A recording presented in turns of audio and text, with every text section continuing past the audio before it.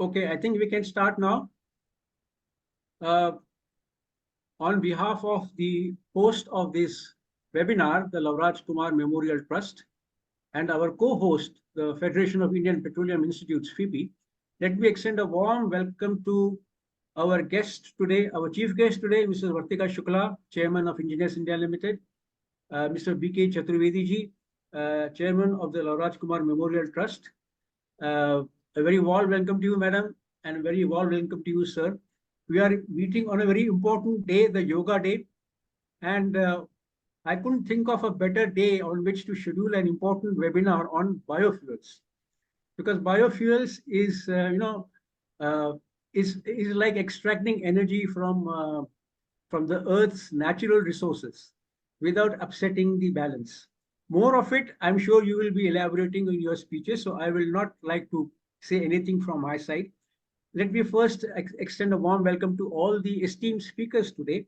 We have a galaxy of speakers representing both the academic institutes, the research bodies, as well as the industry. And I'll be going on introducing them when they take up their presentation before that. We will be giving about 25 minutes for each presentation. This 25 minutes is supposedly also inclusive of a question answer session. Now, I would like to limit the question answer session to only one question after the presentation.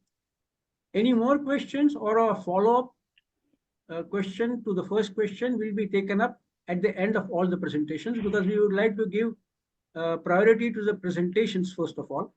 And at the end of it, we may have a discussion in which balanced questions or follow-up questions can be taken up.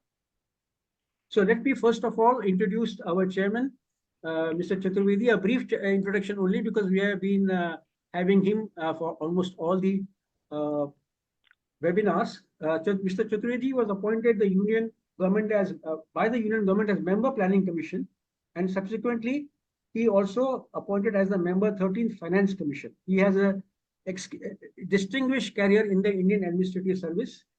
Mr. Chaturvedi's experience is rich in and multifaceted and includes both government and corporate world. He has been secretary to the Government of India in several ministries. I will not go on elaborating them. He is too well known to be really given an introduction, but I'll complete a formality very briefly. He holds a master's degree in physics from Allahabad University. He started his career as an associate professor in the university, and he has traveled very extensively overseas for international negotiations, etc. So, over to you, Chaturvedi ji, for your opening remarks as chairman of the trust before we invite our keynote speaker and chief guest, Mrs. Vartika Shukla, for her keynote address. Mr. Chaturvedi ji. Okay, thank you. Thanks. Thanks a lot. Let me first of all welcome all the distinguished invitees and Madam Vartika Shukla, who is our chief guest today, especially all the persons who have really supporting us in organizing this webinar. I will not take much time because I notice a lot of presentations which are technical in nature, and people would be looking forward to it. I will only say three things in my introductory remarks. First, it is very well known that we are trying for a 1.5 degree increase only in Earth's temperature, and that is getting very, very difficult. So because of that, we are focusing on reducing energy consumption as well as trying to improve, have energy which is carbon neutral or has minimum carbon emissions. Since India is poor, our low per capita consumption of energy is very low, and as our incomes are rising, our consumption will go up. So we have to therefore focus willy-nilly on those sources of energy which are completely carbon neutral or as much carbon neutral as they can be, and improve our energy efficiency. So this is an effort in that direction. I'm glad that the refineries, which at one point of time were busy expanding the capacity, now are thinking of integrating with the biorefineries, because this will give them a new vision and a new direction and a new way to move forward and new way of acceptability in our people. With these few words, I welcome all the distinguished speakers, participants, and I will keenly listen to the presentations. And I'm sure that these presentations will help us, India, in moving forward. I will only say in the last one thing, countries which focus on technology and focus on improving the levels of technology have moved forward in the world. So let India join that movement. With these words, I welcome all the guests and we look forward to the deliberations in the seminar. And thank you for this presentation.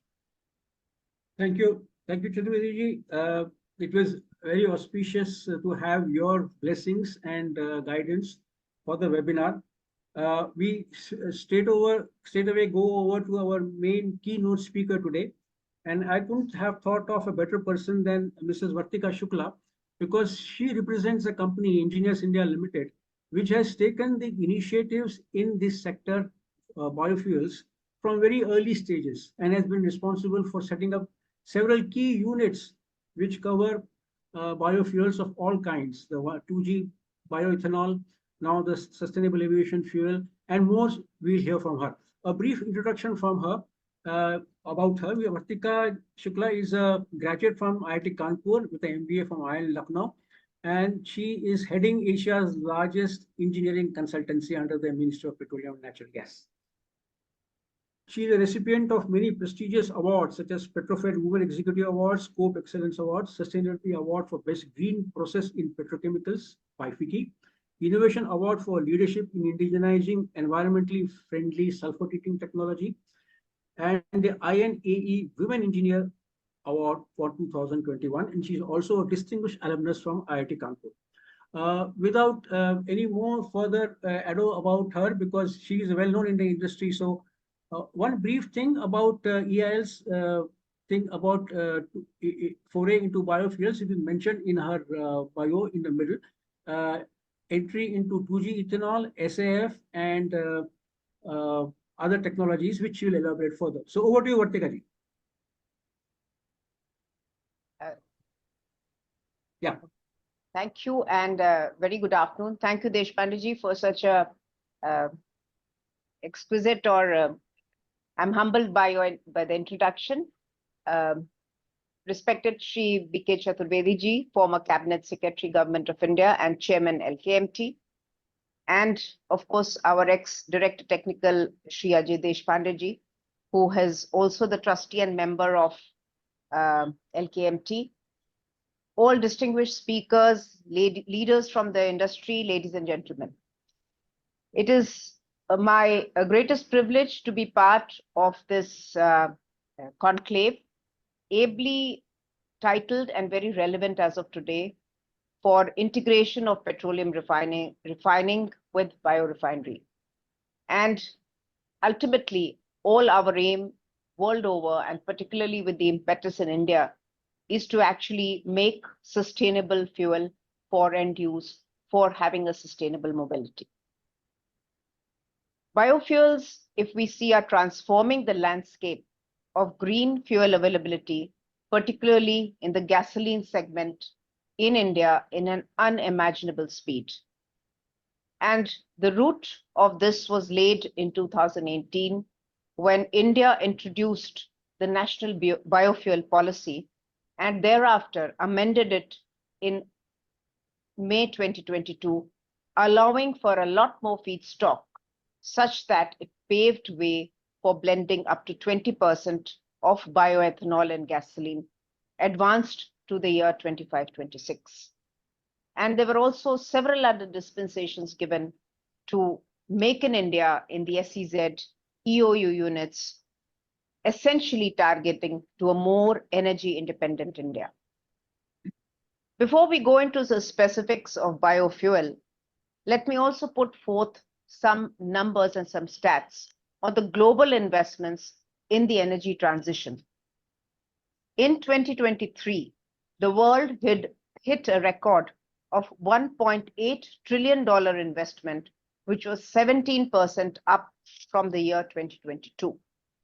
China being the largest market, but Europe saw the fastest growth. India is nowhere behind, and we have units coming up in all the segments of biofuels, be it bioethanol, 1G, 2G, biojet, which is nascent but coming up, Satat, which is the CBG element, and also moving forward, any other intervention in technology to advance the portfolio of biofuels. This $258 billion, which was increase in the energy transition investment, it actually outpaced the fossil fuel supply spending, which was just a mere $100 billion. And most of these projects were driven in the Middle East and Asia Pacific. Now, the role of refining, as we have seen, and most of us have been there for years together in the sector, it is immense in meeting the energy demand across the globe, especially in countries like India, amidst the rising population and ever-increasing urbanization. The petroleum refining industry itself is transforming in the wake of increased petrochemical demand, as also dovetailing energy transition. As we know, refining and petrochemicals share a symbiotic relationship, and feedstocks which go into chemical processes also yield valuable building blocks. This integration is definite in enhancing efficiency, maximizing value creation, both in the production of fuel as well as diverse range of petrochemicals. But how do we see this industry going forward? The energy scenario in India is subject to a lot of transition which is happening at a pace never imagined before. The penetration of EVs in Indian market, particularly in the two-wheeler and three-wheeler segment, to about 30% by 2030 is definite to go on stream. The ethanol blending target, the share of natural gas dovetailed with biomethane in the energy mix is also an area where we need to focus and invest. Enhancing renewable energy capacity to 500 gigawatt by 2030, and low-hanging fruits like energy efficiency studies. CORSIA regulations, complying to them by 2027 is also a mandate which is needing to be adopted by our nation. International Energy Agency, and there is a lot of talk, it is difficult to glaze through the crystal ball, but their prediction of International Energy Agency by the year 2030 has predicted that probably the crude prices are likely to be stable, and maybe there is continued excess capacity in the crude oil production on a global scale. Now, the two reasons which are cited is essentially, of course, one is the electric vehicle mobility, a plugged-in hybrid or hybrids, and also the rollout of renewable energy. Nevertheless, the studies which have been carried out by the oil sector has predicted a growth of refining capacity from 253.9 million as of today to about 427 million by 2047. And this is considering the scenario where India expands its biofuel blending, and the roadmap dovetails this into both the sectors of export as well as domestic consumption. The international market, as we today also cater, will continue to cater to transport fuel exports, and blending of 20% ethanol in 2025, requiring about 1,000 crore liters of ethanol, will again lead to a lot of saving of crude oil to the tune of $4 billion. There is a target of blending biodiesel as well to about 5% from 2030, as also SAF blending in accordance with the CORSIA regulations. Now, if we see the nation today, bioethanol actually has changed the scenario of ethanol blending. We as EIL have been initial first movers to take up the projects for feasibility of a lot of second generation ethanol, as also study the technology and suggest to our clients which is the best technology put on the ground level for investment. Today, we are also in a very advanced stage of almost pre-commissioning activities in the Assam Bio-refinery, which is one of a kind, using bamboo as feedstock, not only producing ethanol, 2G ethanol, but also some other products which are value added.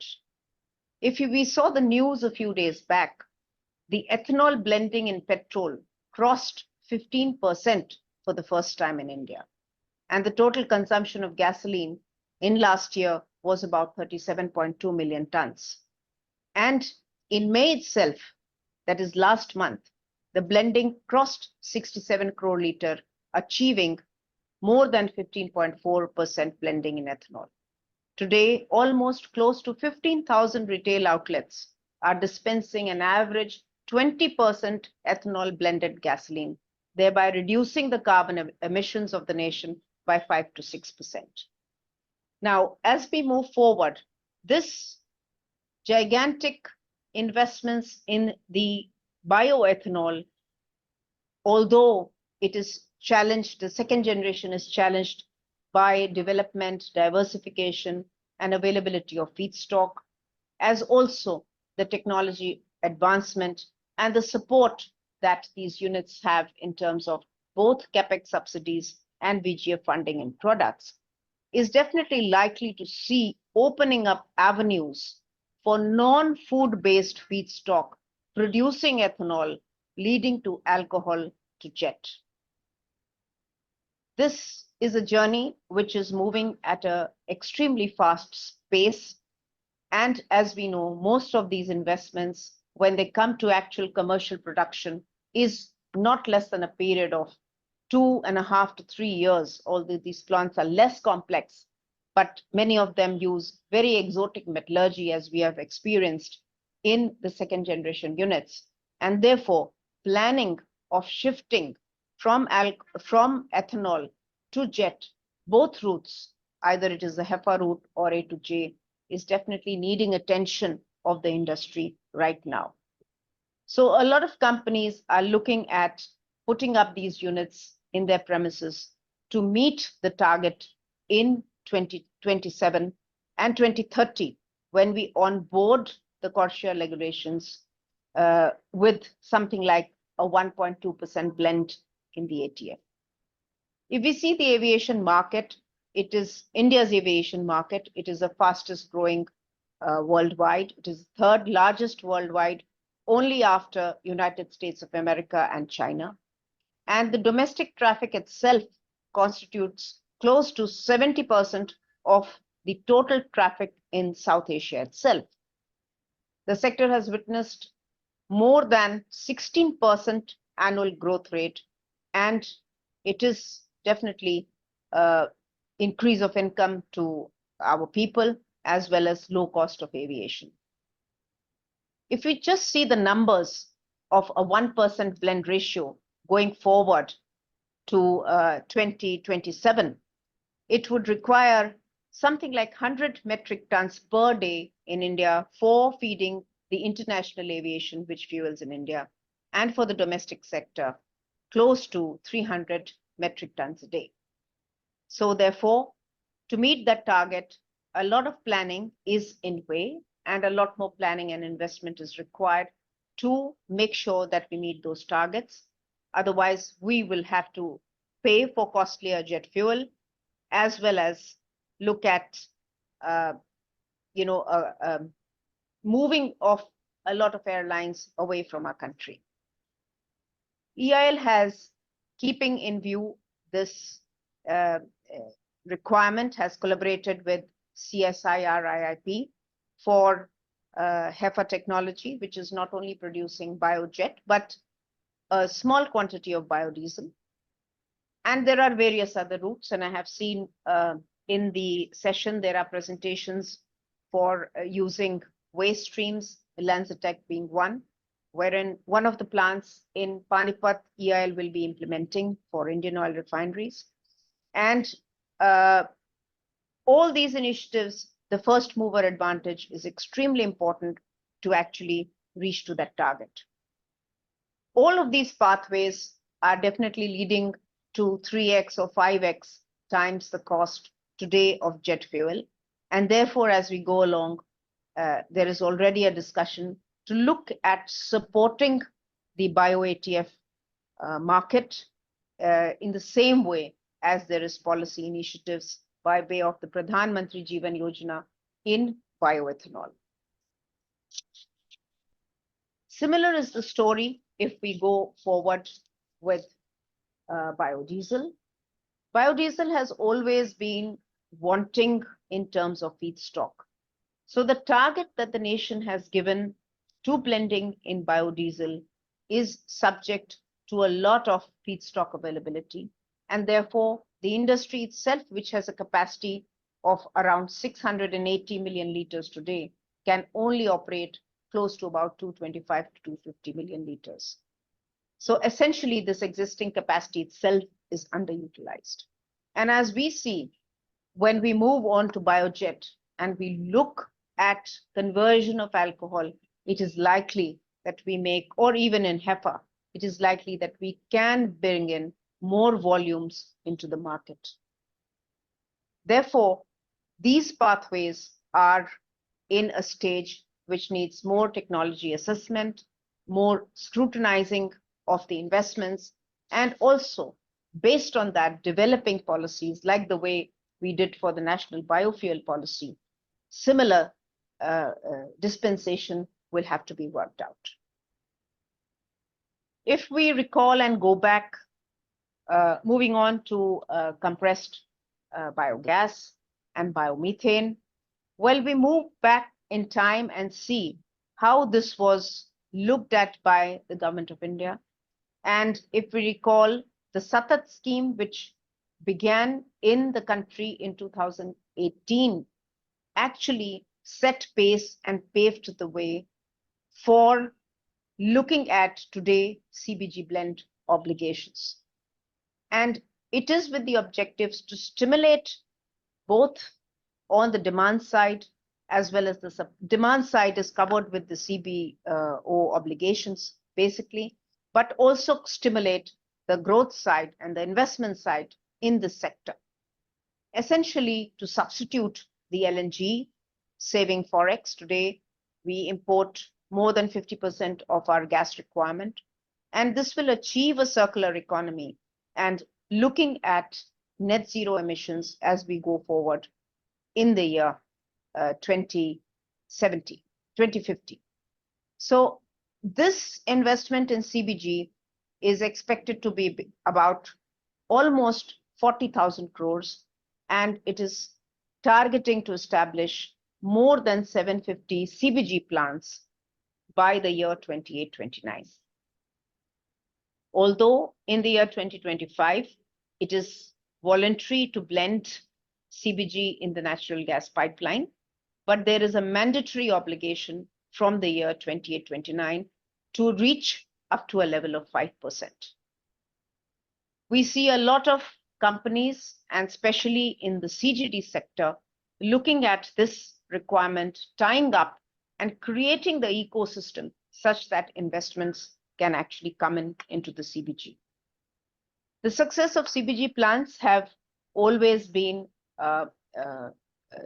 challenging, and in a similar manner of biodiesel, and looking at the feedstock choice, the availability, the price reliability, as well as the right support in pricing of a very important byproduct of CBG, which is the fermented organic manure.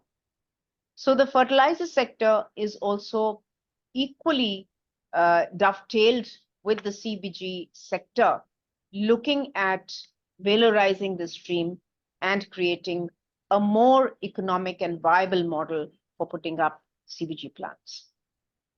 Like in the 2G sector, similarly in the CBG sector, the feedstock also plays a very important role, as is the pricing and the reliability.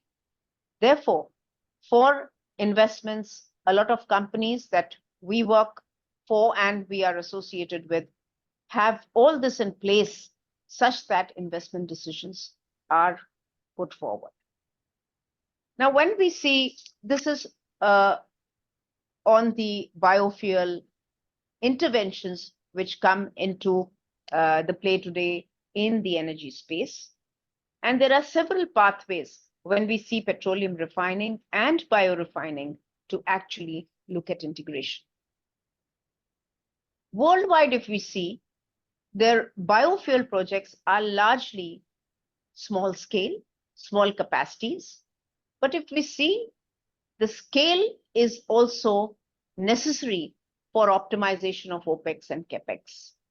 Therefore, intrinsically, biofuel projects are challenged and need suitable policies to prop them up and make sure they come on the ground.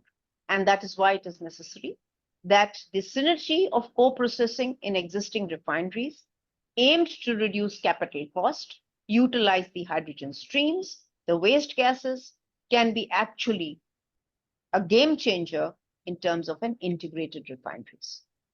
A similar thing has happened when we see the first generation bioethanol units, where a lot of bolt-on facilities have come in for the grain-based ethanol or the molasses-based ethanol, and can also be possible for the second generation bioethanol to bring about the cost reduction in the existing refineries. In the main petroleum refineries, a lot of synergy, as we have seen in Numaligarh unit, and when we implement the biojet unit also, which we are slated to do in MRPL, we'll look at energy efficiency, hydrogen integration, common heat and power systems, common power plants, and therefore reduce the operating expenses. This journey has already been commenced into by the Indian refiners, and the integration in multiple ways and multiple types of biofuels is definitely very significant towards both meeting the green fuel obligations as well as pathways towards net zero. But before we move to the pathways, the primary ethanol is a component, blend component of gasoline or hydroprocessed biomass products being blended in diesel. Products, when we see from catalytic conversion of biomass, can also be co-processed in secondary units of the refinery in the DHDS, or heavier residues maybe going to delayed coker downstream for hydroprocessing. And these technologies definitely standalone have a higher cost of production, but dovetailed with the existing refinery can actually yield a lot of synergy and become viable in as also get leeway towards commercialization. Technology advancements are also seen in the refinery integrations for 3G biofuel pathways, like the conversion of off-gases, which contain CO, CO2, hydrogen, to both fuel-grade ethanol and biojet, and they are soon nearing commercialization. And I also see a lot of these issues being addressed in the conference, both in terms of catalytic conversion of biomass in presence of hydrogen, as well as utilizing of waste streams. And we have also seen in our experience that there is also a lot of room for co-sharing some other streams. And let me give an example. The ABRPL biorefinery actually uses ammonia as a neutralizer in the process. And there is a lot of waste ammonia in waste gases in refinery. So we are engaged with Numaligarh to set up a recovery unit for them, such that this waste, which is actually burnt and produces NOx in the atmosphere, can go back as a pure stream back to the biorefinery. This is one of a case because it's technology specific, but both the byproducts from the biorefinery as well as synergy of many streams from the refinery can bring immense integration. Also, for example, the furfural from the biorefinery in this particular technology can also be converted to furfural alcohol and can get product value several times its base feedstock. I would like to address two very important elements which going forward will see a lot of investments in the petroleum refining. One is utilization of biomass to hydrogen.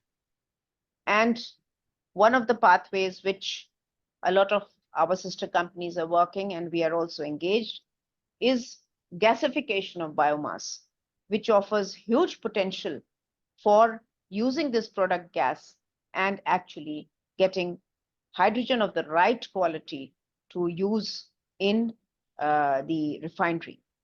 This will be part of the green hydrogen mission, and the specifications of for green hydrogen gas, which is released by MNRE, actually dovetails, and a lot of our industry colleagues have supported these specifications such that the biomass also becomes a feedstock for making biomethane. Two aspects essentially we need to put in place, which is the looking at this hydrogen, the investments, and weighing it against what is required for net zero and the benefits that MNRE or individual states have today offered in terms of the prices, about 40 rupees a kg to green hydrogens to make these investments more viable. And we did a study and we found that if we can just substitute the refinery gaseous fuels by biomethane, a substantial CO2 abatement of close to 30 to 35% can be achieved. So this is a large number when we talk towards a net zero target. And I believe that this story is to unfold. And if we have seen the price point of any of these technologies, even biomethane or bioethanol or biojet, it is similar to the story that we saw of solar PV. When we started, the price point was not close to 12 to 18 rupees at various points of time, and today has reduced just to about 2.3 rupees per unit, which is essentially bringing to market the best technology at the cheapest cost. And that is actually, to my mind, a catch-22 situation. That unless we invest in the green technologies, the backward integration of technology development for supply chain of, let's say, enzymes, supply chain of materials, of development of vendors, development of capabilities, is also going to be moving in the direction only when we have substantial investment happening. So we have seen in our country, there is the stress on biofuels has been very systematically and very ably supported by the policy interventions, which has actually yielded huge results, as we see on ground level in reality of the ethanol story, which is one of a kind in the world. In technology itself as well, while for 2G, 3G, and 4G, when we look at bioethanol, the policy is similar to what is going on in the world. When we look at the US or we look at the European countries, these are all developments of huge policy enablements. And therefore, the reduction of and optimization of production costs is actually going to make a sea change in the virtuous cycle of investments, as is the cycle of investments will also lead to technology development of in multiple sectors and multiple pathways to actually bring this on. And when we see not only the policy, but in India, but last year in the G20 presidency in September 23, India also launched the Global Biofuel Alliance with leaders of several countries. And as of now, we have 22 member countries who are onboarded to the Global Biofuel Alliance and 12 international organizations. Essentially, the purpose is to accelerate the deployment of sustainable biofuels.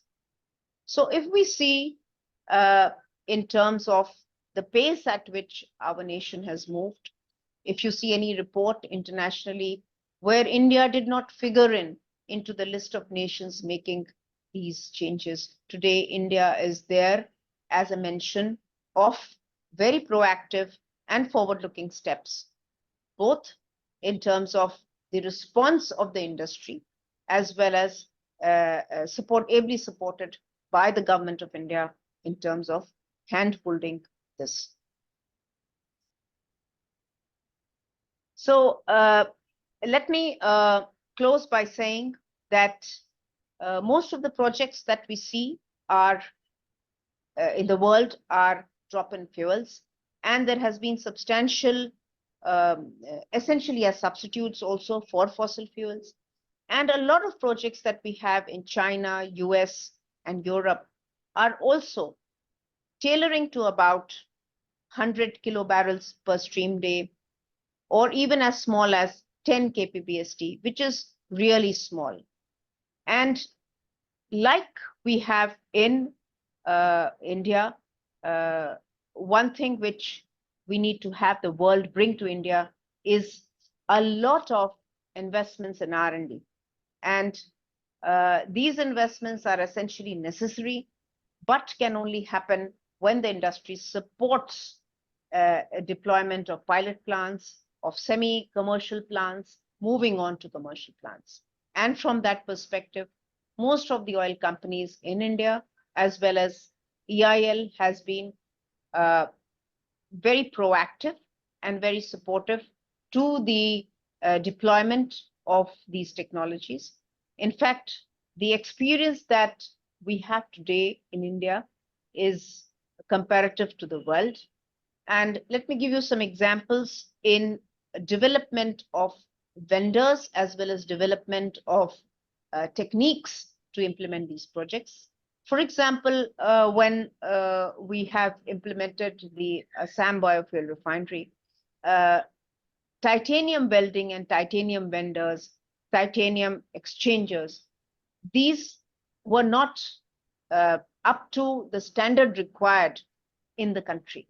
And over the last 2 or 3 years, that capability development has happened. And this capability development actually not only brings capacity in the country, but also in due course of time, when we have more units coming up, will also bring the right scale and bring down the costs. And this is just one example, because we need to actually hit the ground running with all these interventions to ably reach to a point where we meet both the aspirations of the net zero, as well as meet the mandates which kind of put in place a strategy for the company to go for forward investments. So on this note, I would say that it is essential that we realize the biofuel vision. We integrate the biofuels with refineries, with existing refineries, look for benefits of decarbonization, look for self-reliance, which is extremely important. Today, we import more than 87% of our crude, and we need that for our energy security. We also have, with the biofuel economy, a lot of socio-economic benefits to the upstream. especially the farmers and those sections of society which actually are can have a livelihood if the biofuel revolution happens in the way we want to, and also a value chain which is actually giving the impetus for decarbonization. So with this, I leave the audience for a very engaging session in this conclave. And I'm sure the spans of the topics which are there will not only excite innovation, which is the cornerstone of moving technologies up on TRL levels. And EIL as a company has been benefited by such support. And in particular, I would also like to mention that our own company, our R&D, was the vision of none other than late Sri Lovraj Kumar, and who mandated EIL for reverse engineering, as well as mandated EIL for developing technologies which will actually bring the Atmanirbharta before the word was coined in such form to our nation. And as a company, we are committed to continue on that journey of growing and transitioning with the way India grows and moves to the era of energy transition towards our net zero targets. So thank you very much for your attention. Thank you. Thank you very much, Vartika ji, for a very comprehensive roundup of the entire biofuels sector, both at the international level and the domestic level, covering all the initiatives being taken by international companies as well as those which are being taken by our own companies, led by your own esteemed company, Engineers India. In fact, I was a little concerned because the time is exceeded, but I restrained myself because I knew that whatever EIL speaks today is going to be of value for everyone tomorrow. That has been the trend.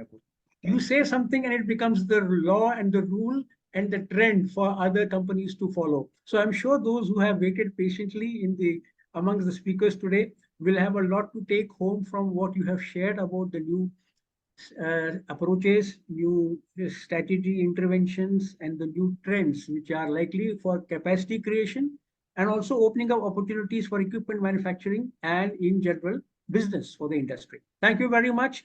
And I will straight away go to the first presenter, Dr. S. Venkata Mohan, a brief introduction about him. Dr. Mohan is currently Chief Scientist at CSIR IICT Hyderabad. He is working in the area of biofuels, chemicals, biorefinery, advanced waste management, environmental surveillance, and circular bioeconomy. He has published about 450 research articles, 60 books, edited 5 books, and has 14 patents, and has supervised about 38 PhDs. He is a Shanti Swarup Bhatnagar Prize awardee from the Government of India, and also INI SERB Abdul Kalam Technology Innovation National Fellow. So over to you, Dr. Venkat Mohan, and you are going to speak on sustainability through biorefinery innovations. As I said in the beginning, you are given 25 minutes in which you will attempt to cover your presentation in about 20 minutes, and we leave about 2 or 3 minutes or whatever left time for any questions that we get in the chat box. Over to you, Dr. Mohan. Yeah, thank you. Thank you. Thank you. So I'm sharing my presentation. Yeah, please. Yeah, are you able to see my presentation right now? Not yet. We'll wait for 1 minute. Yes, we can see that now. Go ahead. Yeah. So thank you very much for a kind introduction. First, I would like to thank LKMT for giving me this opportunity to share some of our work which we are doing on biorefinery.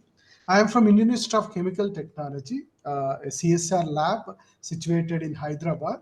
We used to work on various aspects related to environmental biotechnology. Basically, we look waste as a feedstock for production of chemicals as well as fuels. by taking into account biocatalysts such as microalgae, bacteria, as well as plants.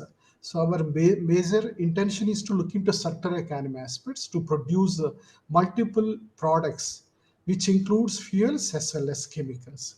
So in this context, my presentation today, I would like to briefly explain about the climate change as well as need for circular economy and looking to waste as a potential feedstock for biorefineries by addressing three technologies: acidogenesis, microbial electrogenesis, as well as photosynthesis, and finally try to integrate some of this process in the name of biorefinery in an excess approach.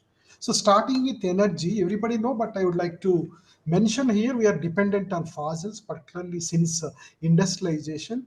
Our requirement for energy increased significantly, as well as our requirement of energy necessitates the use of fossils. So at present, our energy mix has near to 20% of renewables, which needs to be significantly increased. That is the major intention of biofuels.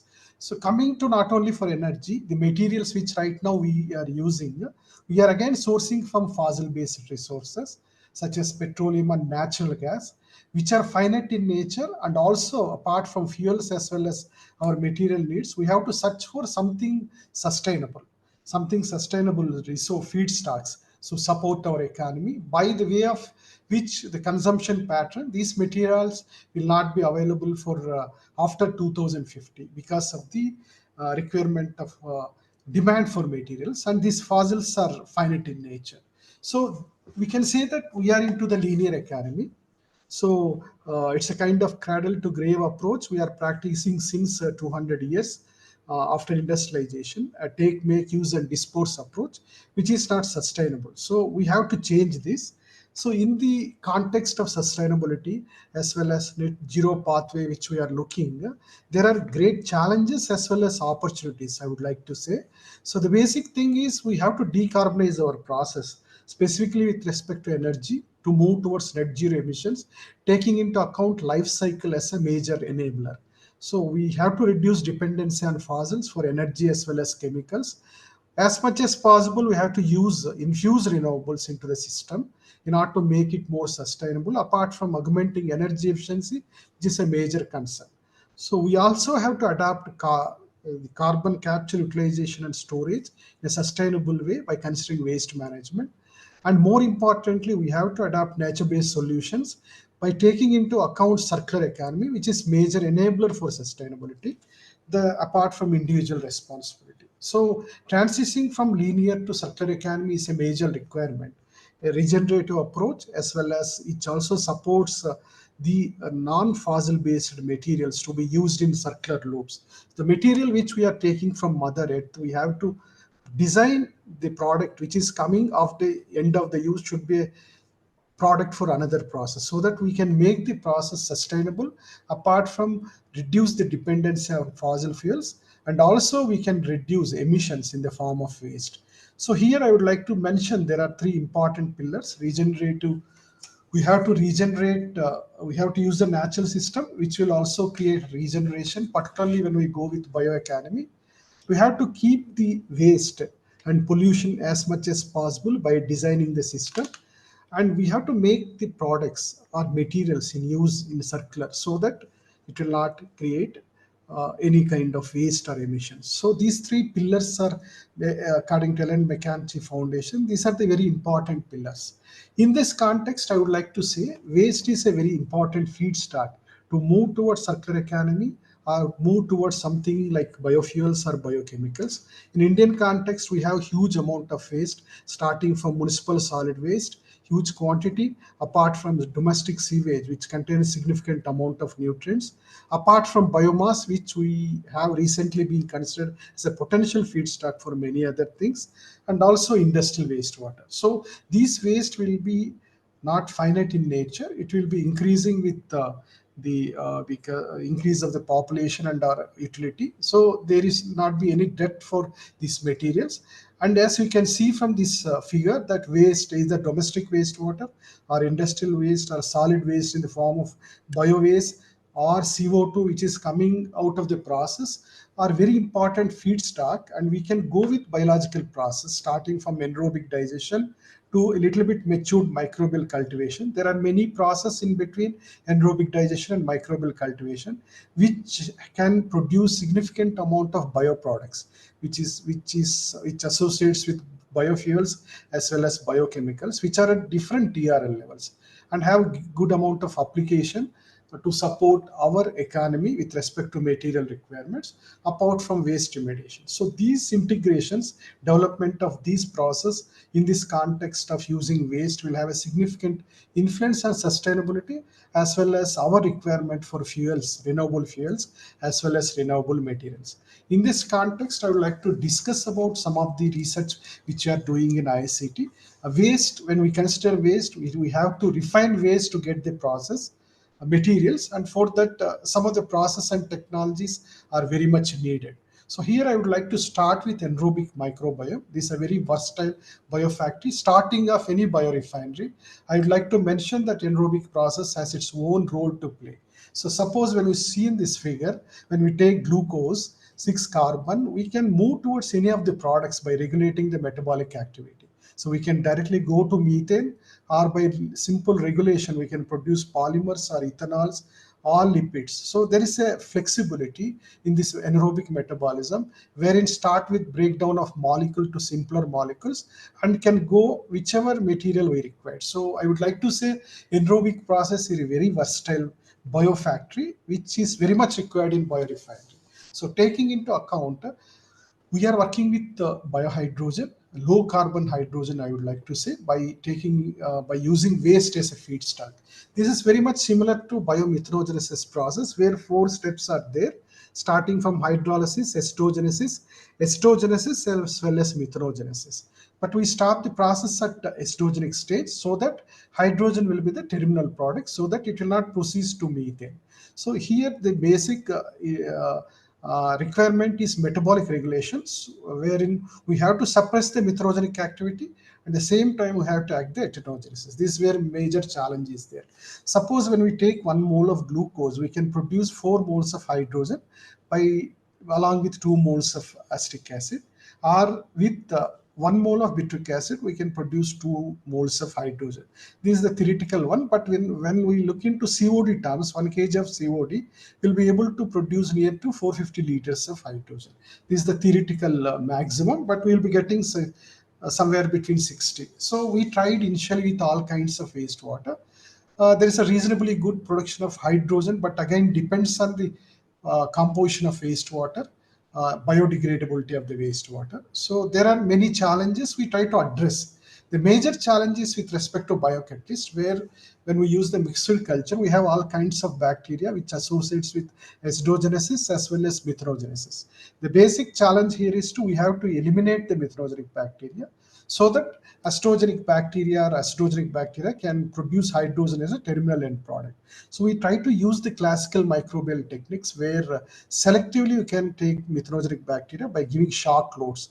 Basically, acidogenic bacteria are spore forming bacteria, but methanogenous are non-spore forming. So we try to take this advantage and try to establish a strategy to come up with a mixed culture that can only produce hydrogen. So based on process optimizations with the funding of Department of Biotechnology and Ministry of New and Renewable Energy, we established a pilot plant with 10 meter cube capacity of reactor volume that can produce 50,000 liters of hydrogen per day by taking into solid waste or food waste. We try to use food waste. This is the diagram, P&I diagram, where the main reactor and other accessories are shown in this figure. So photographs of different accessories, unit operations that can pre-treat wastewater, control buffering, and separate biogas were presented here. We try to use, as I told, with municipal waste, basically food waste, and able to produce 50,000 liters per day, apart from fatty acids, which are important byproducts, and also with 70% of COD removal efficiency. So this has given us a very interesting inputs, even though it's at small scale. And the basic thing is to address, I told that 70% of waste is being used in the production of hydrogen. Apart from that, the wastewater which is coming from hydrogen reactors still contain volatile fatty acids and 30% of carbon. So we looked into side stream valorization as in the framework of biorefinery. Some of the integrations I try to keep in this figure, wherein hydrogen reactor outlet can be used for multiple purpose, starting with simple usage of for organic pharma. The volatile fat acids, when diluted and give to the plant growth, it will have a good feasibility to dissolve phosphates in soil so that we can increase the crop productivity. Or when we give it for bacteria under anoxic condition, this will be able to convert into polyhydroxyalkylate, very important biopolymer. Conventionally, by second stage integration of anaerobic process, we can produce methane, or with algal cultivation, the fatty acids will be converted into lipids. So these are some of the integrations we studied and which are also showed a very important output. So this is another one more important, where integration, as I told, by hydrogen and CH4, will be able to produce compressed natural gas, H compressed natural gas, which can support need to 18 to 20% of hydrogen in methane. So this is as per the gadget. So integration in single stage reactor, we can produce this by little bit increasing the nitrogenic activity in the same reactor, or two-stage integration also we can produce. This graph shows how we can regulate the hydrogen and methane in a single stage reactor. This is very one of the important thing for biohydrogen, which is at present being practiced as HCNG. So second integration, as I told, bioplastics. This is again a very important byproduct which can take 90% of the carbon. Two stage of hydrogen as well as plastic can be produced, as well as phosphate solubilizing agent, as I explained earlier. So here I would like to say one more thing. Apart from using the outlet from hydrogen reactor, we will be able to separate the fatty acids majorly in the form of acetic, butyric and propionic acid. We have potential advantage where we can reduce the cost of hydrogen production. At the same time, we can produce acetic acid by bio routes instead of fossil based routes. So 1 kg of COD, if we are able to remove, we can produce 0.62 kg of VFA along with hydrogen. So we focused our attention to increase fatty acids. At the same time, we can get the additional hydrogen. This is where at present we are trying to look into separation of fatty acids. Before closing acidogenesis, I would like to say, as I told, that anaerobic process is very versatile. At the starting of biorefinery, we have multiple integrations. So you can see the three-stage integration. I try to keep it here. Starting acetogenic bacteria with wastewater, we have multiple products coming out of the system where we can integrate to secondary products or integrated biorefinery products. So here I would like to say that these integrations can be studied and can be looked into resource efficiency for production of bioproducts. A lot of scope is there, I would like to say from this figure. Coming to the second important technology, which has very important role to play in biorefineries, is microbial electrochemical technology, where it started with a microbial fuel cell, where the same reactor where hydrogen produced can be separated and with a proton exchange membrane and kept anode and cathode, we'll be able to extract energy with the bacterial metabolism, which I will not go into deep, but here we have advantage that I want to mention in the concept of biorefinery. Microbial fuel cell as a such extracting energy is versatile, but because of many limitations, it's only able to get 20% of energy recovery. So we worked on that with different kind of fuel cell configurations. We are happy that we are able to produce from different wastewater. But the basic advantage, what we have learned for the last 15 years, this microbial electrochemical systems is a platform technology. Not only for energy production with microbial fuel cell, we can use any kind of wastewater, including gaseous emissions, that can produce power with when microbial fuel cell, or in a BET, bioelectrochemical treatment system, it can take CO2 and produce platform chemicals, or with a BES, it can treat wastewater and produce short chain fatty acids. Many advantages there. So we try to focus on its application to take CO2 and to regulate the metabolic activity so that we can fasten the reaction. So I will try to present some of these results. So in the name of bioelectrochemical system, So one of the advantages is to increase the hydrolysis, pre-treatment of any solid waste, one introduced in the microbial electrochemical system in the first phase. Then it simplifies the substrate, which will be easy amenable for subsequent biological reaction, either for hydrogen production or methane production. You can see from this graph, by this integration, we are able to increase biogas production of hydrogen from 600 liters in control to 1000 liter. A huge increment is there. The second integration, when the outlet of hydrogen reactor, we are able to give in a microbial electrolysis cell with little input of energy of 0.8 volts, we will be able to additionally produce hydrogen. That is one more advantage, so that we can increase the hydrogen productivity. The important thing which we have studied recently, by introducing electrodes in a bacterial system, by putting electrodes, we'll be able to regulate the metabolic activity. Here you can see when we are giving the pyruvate, we studied about 6 genes. So you can see the genes where you can, at different conditions and potential, each of the gene having specific functional activity for bio-based product in E. coli has changed. The pattern of the overexpression levels are very much different.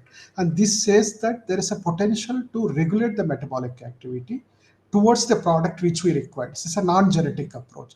In this direction, we try to look into one of the important ABA pathway, where in N-butyl production from Clostridia slow-butyricum, we have studied and tried to understand the metabolic pathway by taking into different genes. Our objective is to increase the butanol production, which is a complex process, ABA pathway. So we are able to get a very significant increment in production of butanol by way of electrode integration. You can see the graph here, metabolic pathway. Basically, when glucose is going towards butanol, there is multiple pathways going towards different products.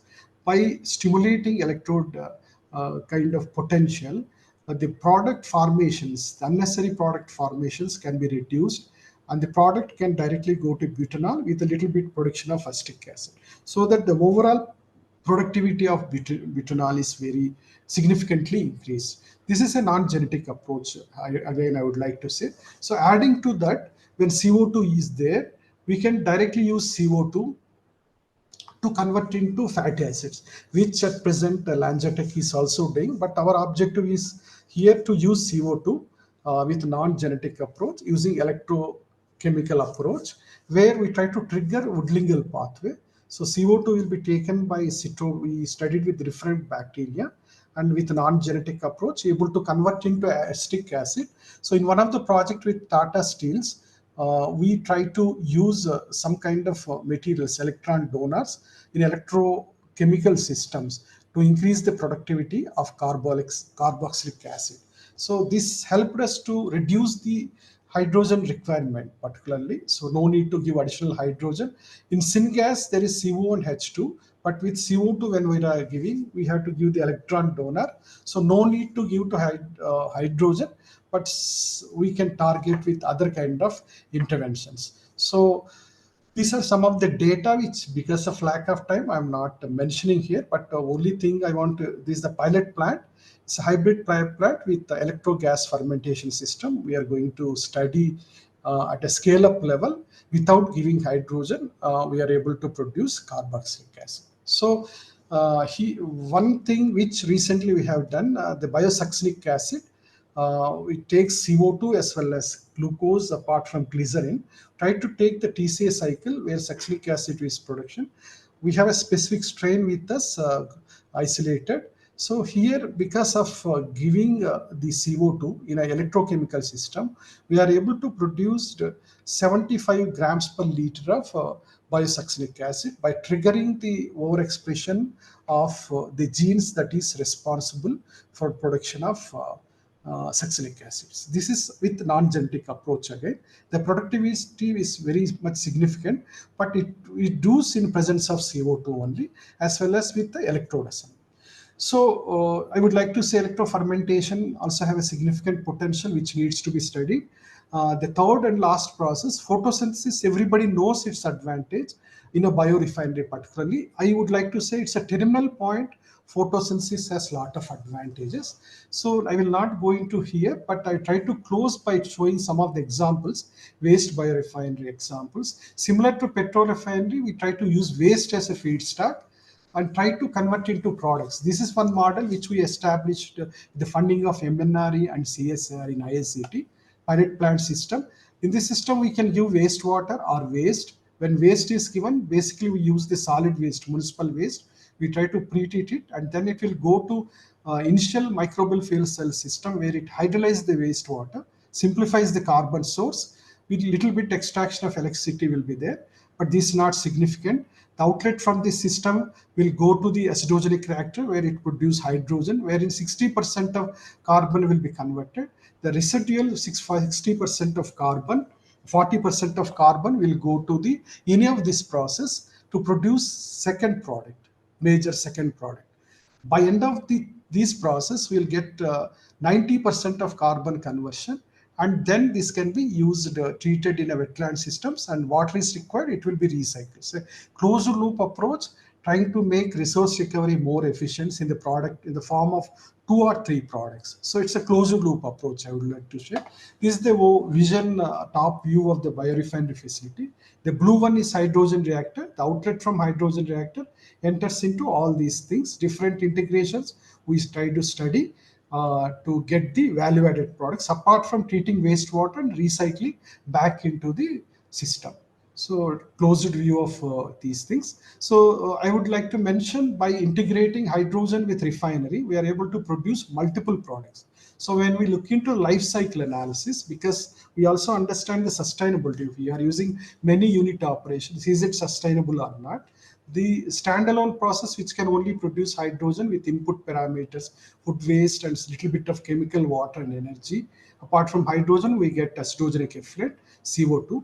But in system boundary, where we use the biorefinery facility, there are multiple process and multiple products coming. System boundary, you can see different products are coming up. So when we do the life cycle analysis, here we can easily see that particularly when we look into the carbon emissions, the standalone process is generating near to 4.21 kg of CO2 equivalents per kg of hydrogen. But when we go with biorefinery, the CO2 emissions significantly reduced, near to 1.203 kg CO2 equivalents per kg of hydrogen. Apart from that, there is significant reduction in other damage categories, impact categories, which I will not go. So I would like to say here, last 1 minute, Dr. Mohan, just 1 minute for you. So this is based on these things, we are establishing a pilot plant with 150 kiloliters day of green hydrogen with integration of 3 modules with multiple products, ZLD approach. This is funding by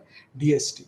Likewise, we can establish different biorefinery models using photosynthesis as well as biomass also. We have worked with biomass for industry challenge project with UK. So before closing, I would like to say, by the figure which I have shown earlier, some of the products we can produce by biorefinery by taking account into waste, so that multiple materials, the requirement of fossils can be reduced for certain period of time, and also same time we can reduce the emissions into the environment, making the process more sustainable. So I would like to conclude that these processes are upcoming but are very important, as we have a lot of waste. We have to venture upon these around the waste, taking into account of biorefinery and developing technologies and process that can be integrated. So a lot to be done, but there are a lot of scope, can give green jobs, also support the economy. So multidisciplinary approach is required. So I would like to thank my students whose work I have presented, and funding from different funding agencies. Thank you very much for your kind attention. Thank you. Thank you, Dr. Mohan. This was indeed very interesting to see how the biorefinery can support itself on its own and produce value-added chemicals and products utilizing waste. There are no questions asked by the delegates, but I have one quick question before we move on to the new speaker. What would be or should be an ideal business model for implementing these solutions? In the sense, facility will need to be created at a commercial scale because there is going to be cost investment involved. You will need to have adequate returns on that investment, and also sustainability of production, which will keep the facility running and continuously producing products as well as paying the dividends for all the costs which are going to be involved, running the plant, maintenance, etc., etc. Yeah, yeah. So taking into account, it's a very important question. By what we understand from our initial pilot plant, we tried to redesign the whole biorefinery platform with 150 kiloliters of hydrogen, where multiple products will come, and rate of returns also we have calculated. So about 5 years of time, we'll be able to get the cost of the capex as well as opex will go on very finely. So that is the model we propose to DST. So you rightly told this is very important thing. So with hydrogen alone, we are not able to go with the economic viability. That's why we looked into other products which have more value than hydrogen. So Okay. This facility will be a batch producing or batch operating facility as and when the feed as waste material becomes available, then it runs. no, Or are you planning a continuous facility, this continuous running facility? facility is a continuous mode operation. Okay. So batch mode operation has its own disadvantage. So continuously is based on municipal solid waste, Okay. biogenic municipal solid waste. Fine, fine. Okay. Thank you. We will Thank have you. many questions, but we will take it up later. We Yeah. now move to It's the just next a speaker, question. Is Dr. it based on a municipal solid waste? Yeah, yeah, municipal solid, biogenic municipal waste. Biogenic municipal solid waste. Yes, municipal solid waste. Okay, we move on to the next speaker, Dr. Ravindra Utkikar. He is Vice President, Corporate Strategy, and the subject of his presentation is Biomobility Reimagining Transportation. Dr. Ravindra is an electronics and telecom engineer with a doctorate in international marketing strategies, has over 3 decades of diverse industry experience, both in the domestic and global markets. He has proven expertise in formulating and implementing business strategies for his company, Prague Industries, and they are doing it very well. He has published technical and management papers in international and domestic journals, and he is presently a member of CII Western Regions Committee on Innovation, Technology, and Digitalization. Over to you, Dr. Ravindra. 25 minutes. You can hear? Yeah, Yeah, I can you hear can you. hear. Yeah, yeah. Okay. Thank you very much, first of all, for the invite. Really appreciate great plenary session by ma'am. I think insightful presentation by the earlier speakers. I would straightway dive into the presentation, which I am happy to share. Just let me know once it's up the screen so that we can get started. Yes, it's there. Go ahead. It's there? Yeah. It's there in the slideshow mode, right? Okay. Yes.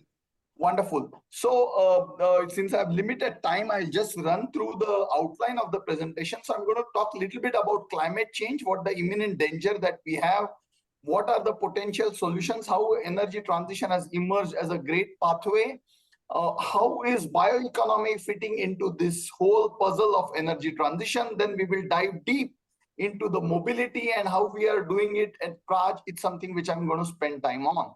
But I think the next slide actually gives you a pictorial view of what a terrible year 2023 has been. No matter which part of the world, there have been climate disasters, and unfortunately, they are on the rise. So clearly, we have a strong signal or amber light saying that the time is running out. We got to do something about it. And then there is a report, recent report I pulled out, which actually captures so many climate calamities that have been reported through the year. And those have obviously resulted in human deaths, people who are impacted have been uprooted, and obviously the economic damages. The researchers have shown that while most of the economic damage was in the Western world, the human life damages, 9 out of 10 was in the developing world. So that's a terrible news. If you look at the next slide, that's even more appalling.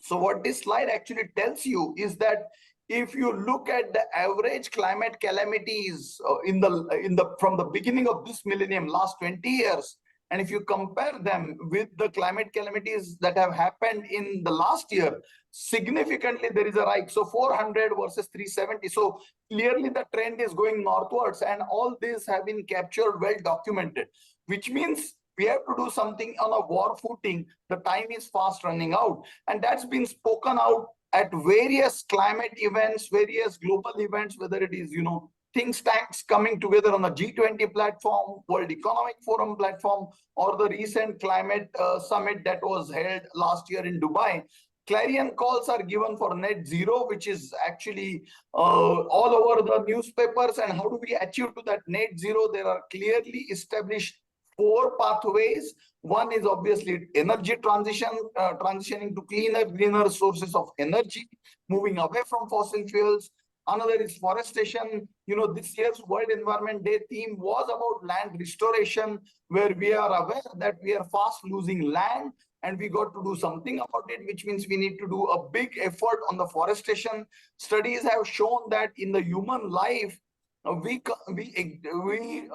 actually consume oxygen and emit carbon dioxide, which is equivalent to 14 trees in their life cycle absorbing carbon dioxide. So we must all have an obligation to plant 14 trees that can actually equate the carbon that we exhale.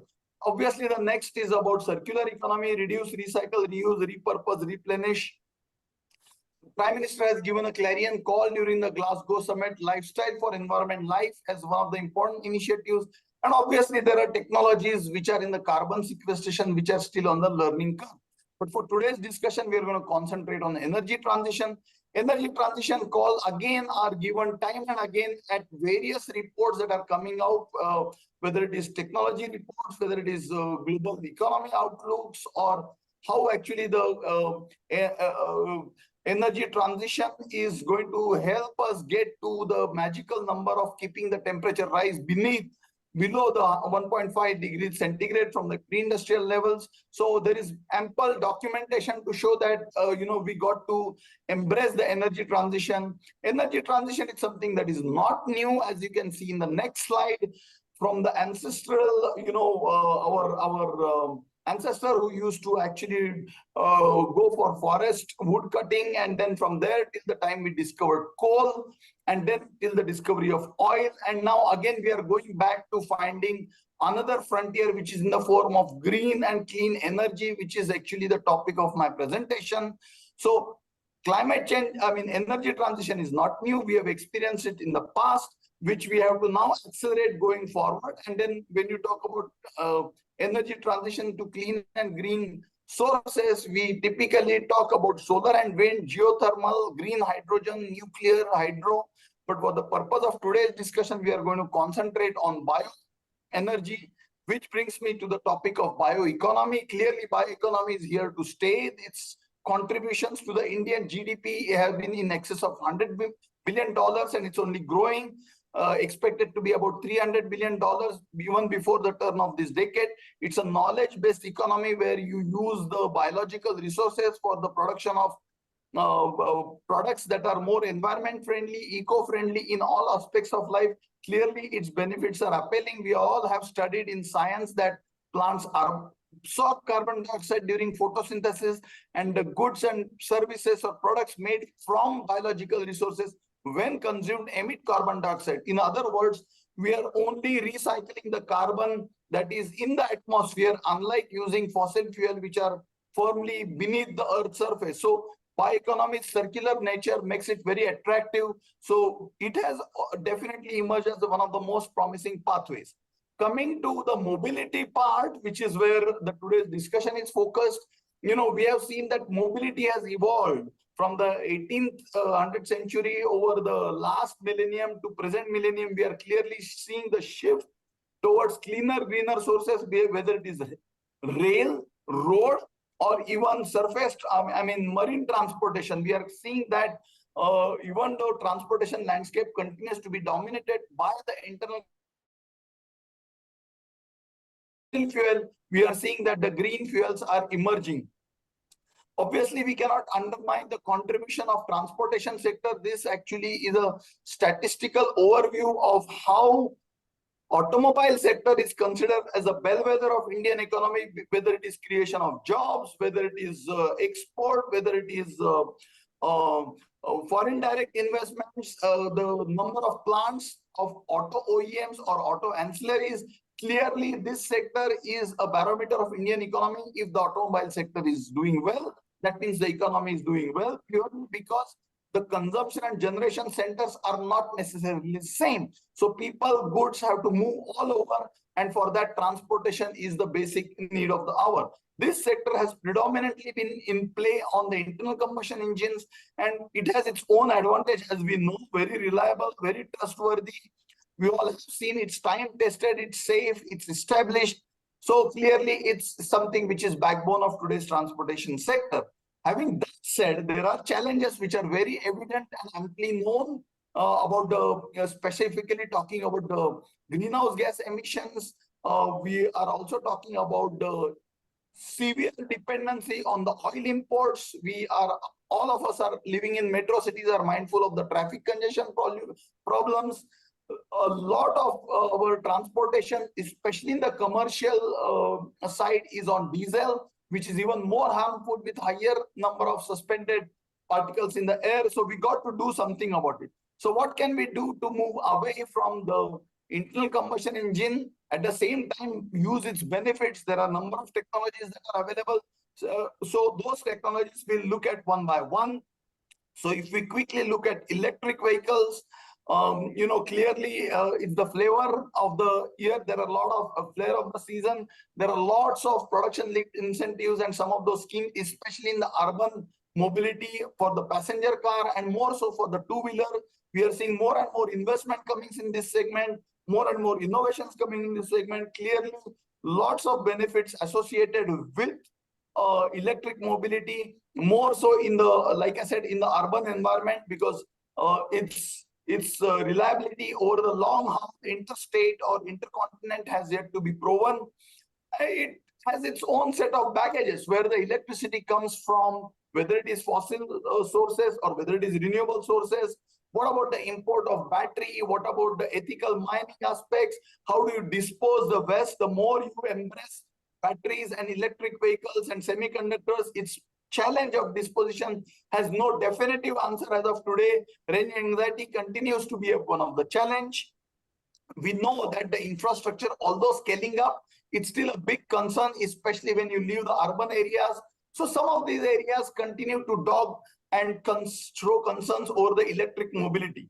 So what we are saying, that we are promoting the bio-mobility concept, which is actually harnessing renewable, low carbon transportation fuels, which actually help recycle the carbon, because these are purely made from agricultural resources.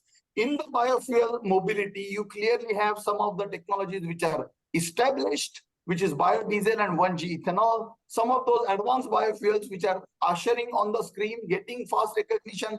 And clearly the next phase of growth is going to come from biohydrogen, biomarine fuel. So whether it is road transportation, air transportation, or marine transportation, biomobility solution of biofuels is playing an important role in sustainable decarbonization across the transportation sector.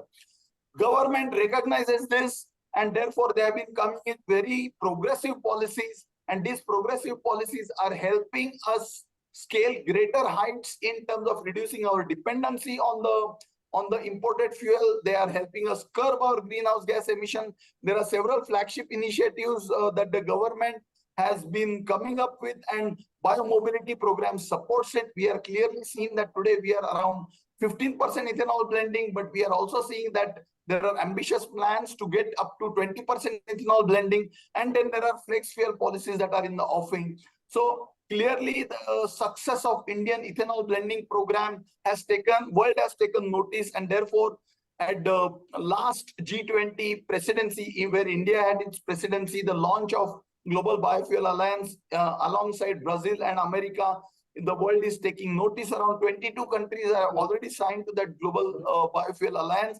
I think ma'am in her plenary address made mention of it. So clearly we see that India can continue to leverage its success of biofuel blending program going forward.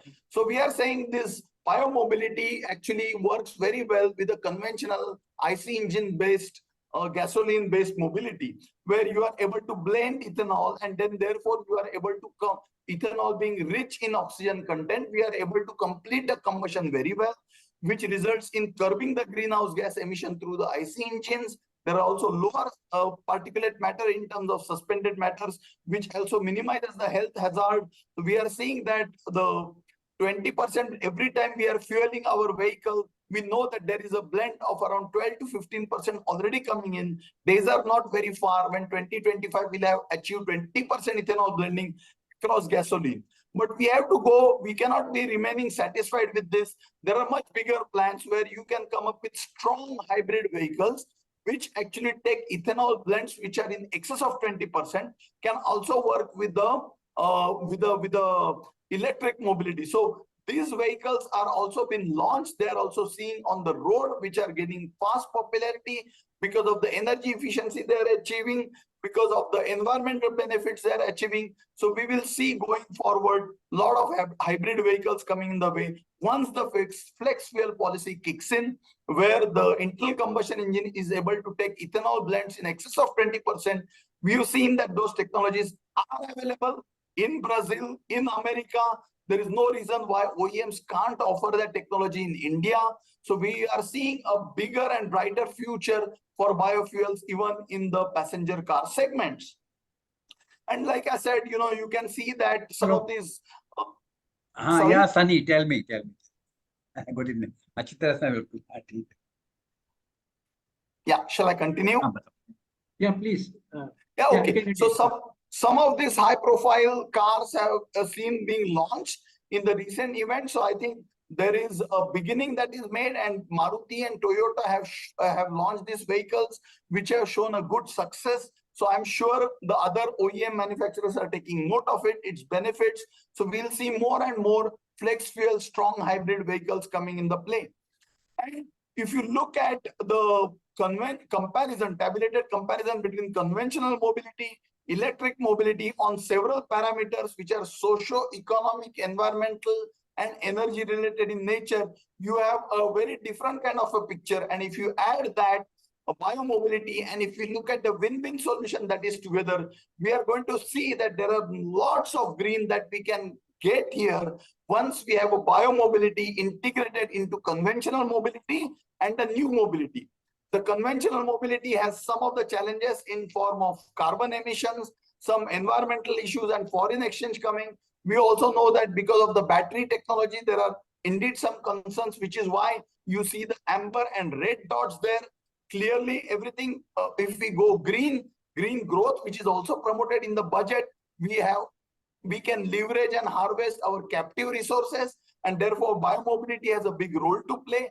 And then eventually we go forward, we see that there are flex fuel vehicles that are going to come in the play, which will have benefits of conventional sturdiness, stability, efficiency of conventional mobility, benefits of battery-based or electric mobility, and more importantly, because sustainability mandates and ESG mandates are going to play a big role, we see that flex fuel hybrid vehicles are able to offer benefits of all sorts of mobility. So this is a very, very demonstrating slide as to how there is a coexistence of different type of technologies there. And then coming to the Praj Industries, the company that I represent, which is a 40-year-old company, the number speaks for themselves, but it is India's best known industrial biotechnology company. Our founder chairman, Dr. Pramod Chaudhary, is a recipient of George Washington Carver Award, first Indian to get so, and also William C. Holmberg Award for his relentless contributions to the bioeconomy and more so in the biofuel space.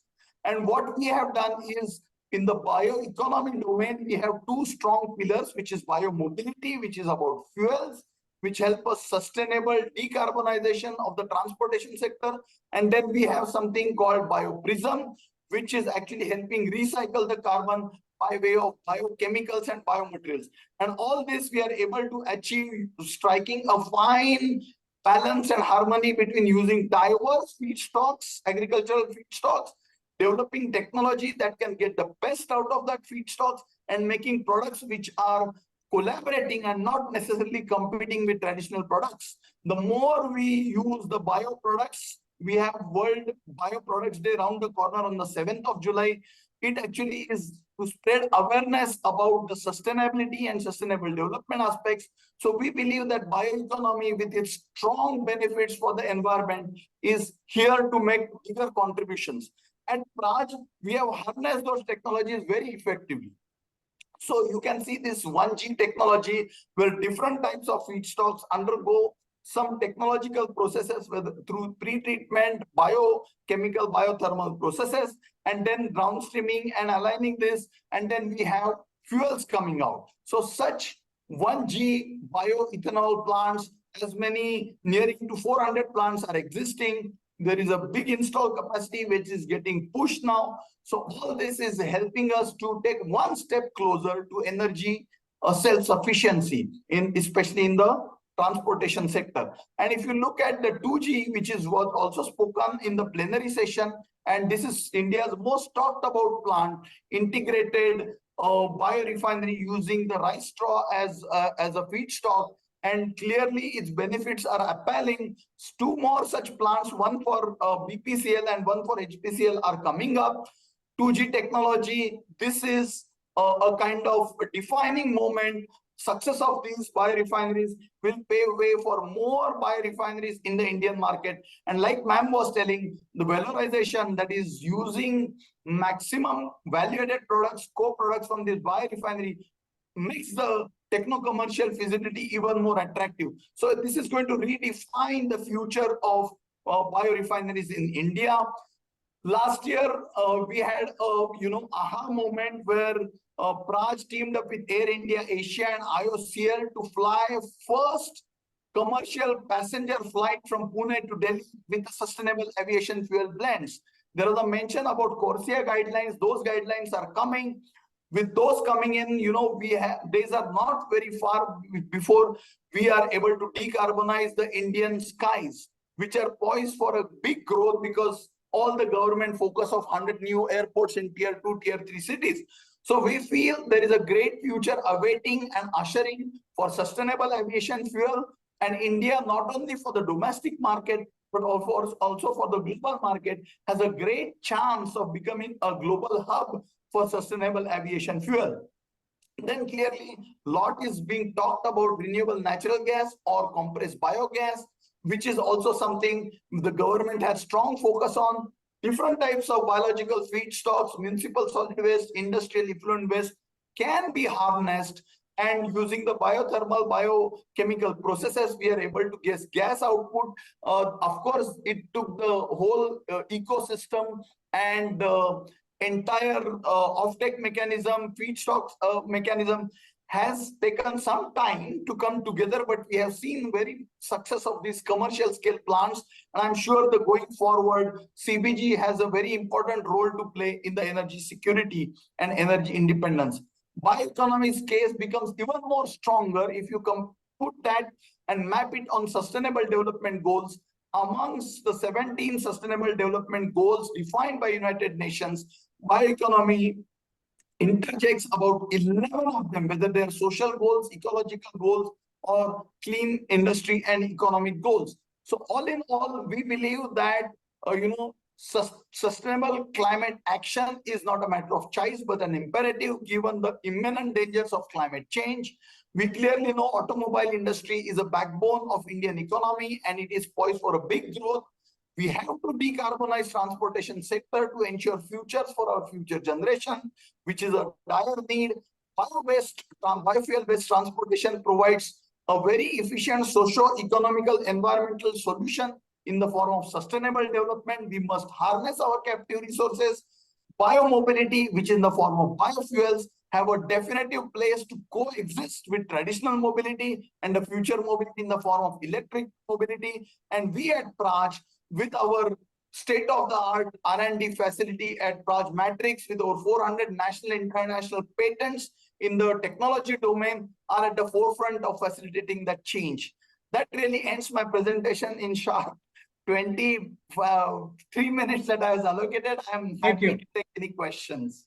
Thank you. Thank you, Ravindran. Well timed and well presented. You have summed up quite well what all the Praj platform has to offer. And there's no doubt that amongst the domestic companies, Praj leads the pack of all the companies in launching different bio solutions and particularly aimed towards bio mobility. Yes. There are no questions right now in the Q&A box, but I remember there was a question at the beginning. Someone has deleted that. The question was very pertinent in the context of what you have presented. No doubt, 1G plants that Praj has offered are very successful. They are proven. They are operating to almost full capacity. The reason being they are based on a captive feedstock from a nearby sugar industry. If you compare that with the other three transport solutions that you presented, one is CBG, the second is 2G ethanol, and lastly, the sustainable aviation fuel. Now, all these three will not have the benefit or the comfort that the 1G plant has. Why? Because the feedstock cannot be considered captive. You cannot base a capacity of a plant based on locally or nearby available feedstock. You need to have augmentation. Otherwise, based on nearby feedstock, which will have zero transportation cost, you will get a plant of a minuscule capacity. Yes. And as Vartikaji said in the keynote address, the main problem that the biofuel plants will have to overcome and successfully is how to ramp up capacities by collecting, augmenting feedstock so that the capacity can go up. So you will need to have a proper feedstock collection arrangement possible. Now, towards this, what is Praj doing to enable this? Wonderful. Wonderful. And that's a great, I would say, analysis of how this industry is moving. Well, the sugar industry has been in existence for decades now, right? So bolt-on model for 1G production attached to sugar mills has been a proven model, right? Compared to that, these technologies have just ushered or they're maturing now, right? So the entire ecosystem, whether it is feedstock supply chain or whether it is offtake arrangements, it's still a work in progress. It is yet to function like a well-oiled machine. But I'm sure at government level, they are taking great initiatives in forming progressive policies.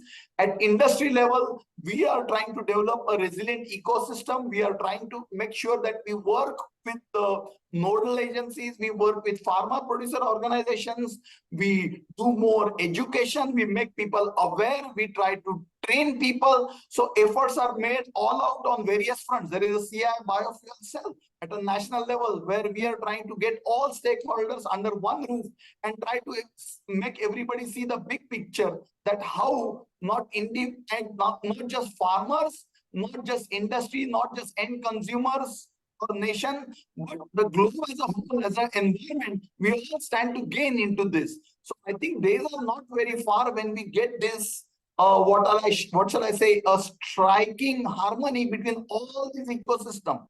And efforts are being made in the form of all thought leadership forums to create awareness, to get stakeholders aboard, to put our own investments on table for newer technologies, continuous research, development, innovation to maximize throughputs, to minimize energy footprints, to create more value-added products, valorization of the streams, to bring energy efficiency, reduce utility and carbon footprint down.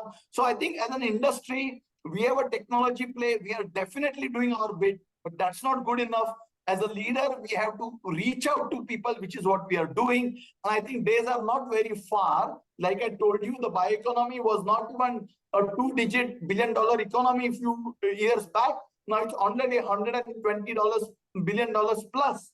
And there is an ambitious growth target. So on a northward trajectory, I think days are not very far. After the success of these 2G plants, after the aviation, sustainable aviation, SAF regulations kick in, we will get even bigger momentum. But I think great analysis. Thank you. Thank you. Thank you. Thank you. In short, it's work in progress, and I'm sure you're looking at all the possible and the best possible solutions for that. Absolutely. Just few questions have come in the Q&A box, but I'll just take up one, which is asking how about using ethanol as a hydrogen carrier.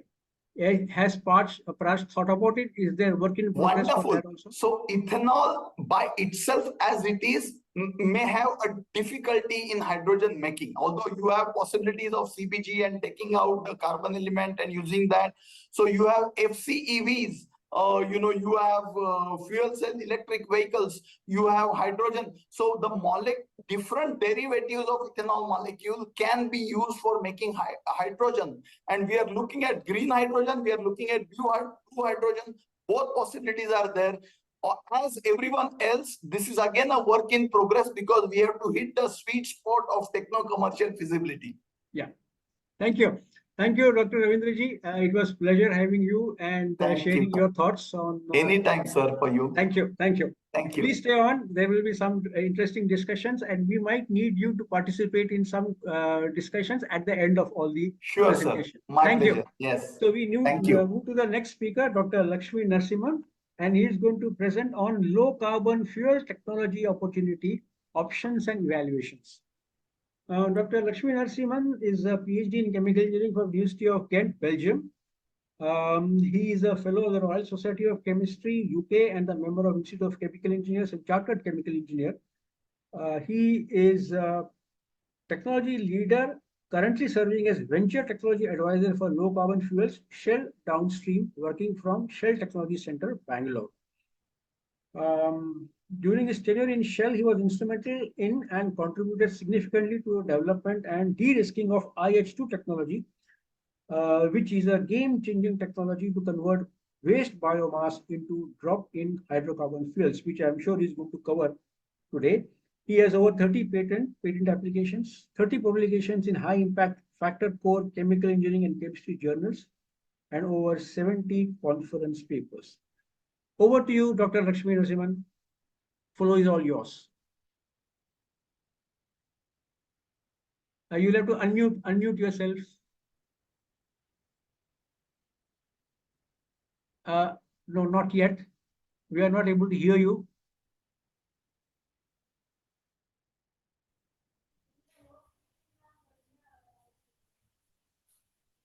Hello? No, you are not yet audible. Okay. Yeah. Okay. Sir, you are audible. Yeah. Okay. You're audible now. Please go ahead. Now audible? Okay, good. Yeah. Thank you. How about now? Yes. Perfect. Go ahead. Okay. So thank you. Thanks for the Lovraj Kumar Memorial Trust to kind of invite me on this forum. And it's a August forum. I've been, very good memories of Lovraj Kumar Memorial Trust conferences when I was in India.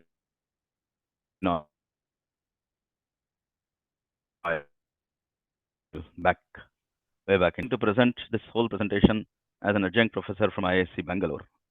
Although I continue to hold my Shell affiliation, yeah, I'm a venture technology advisor in Shell because there are some things that then this allows me to present from a different perspective. Yes.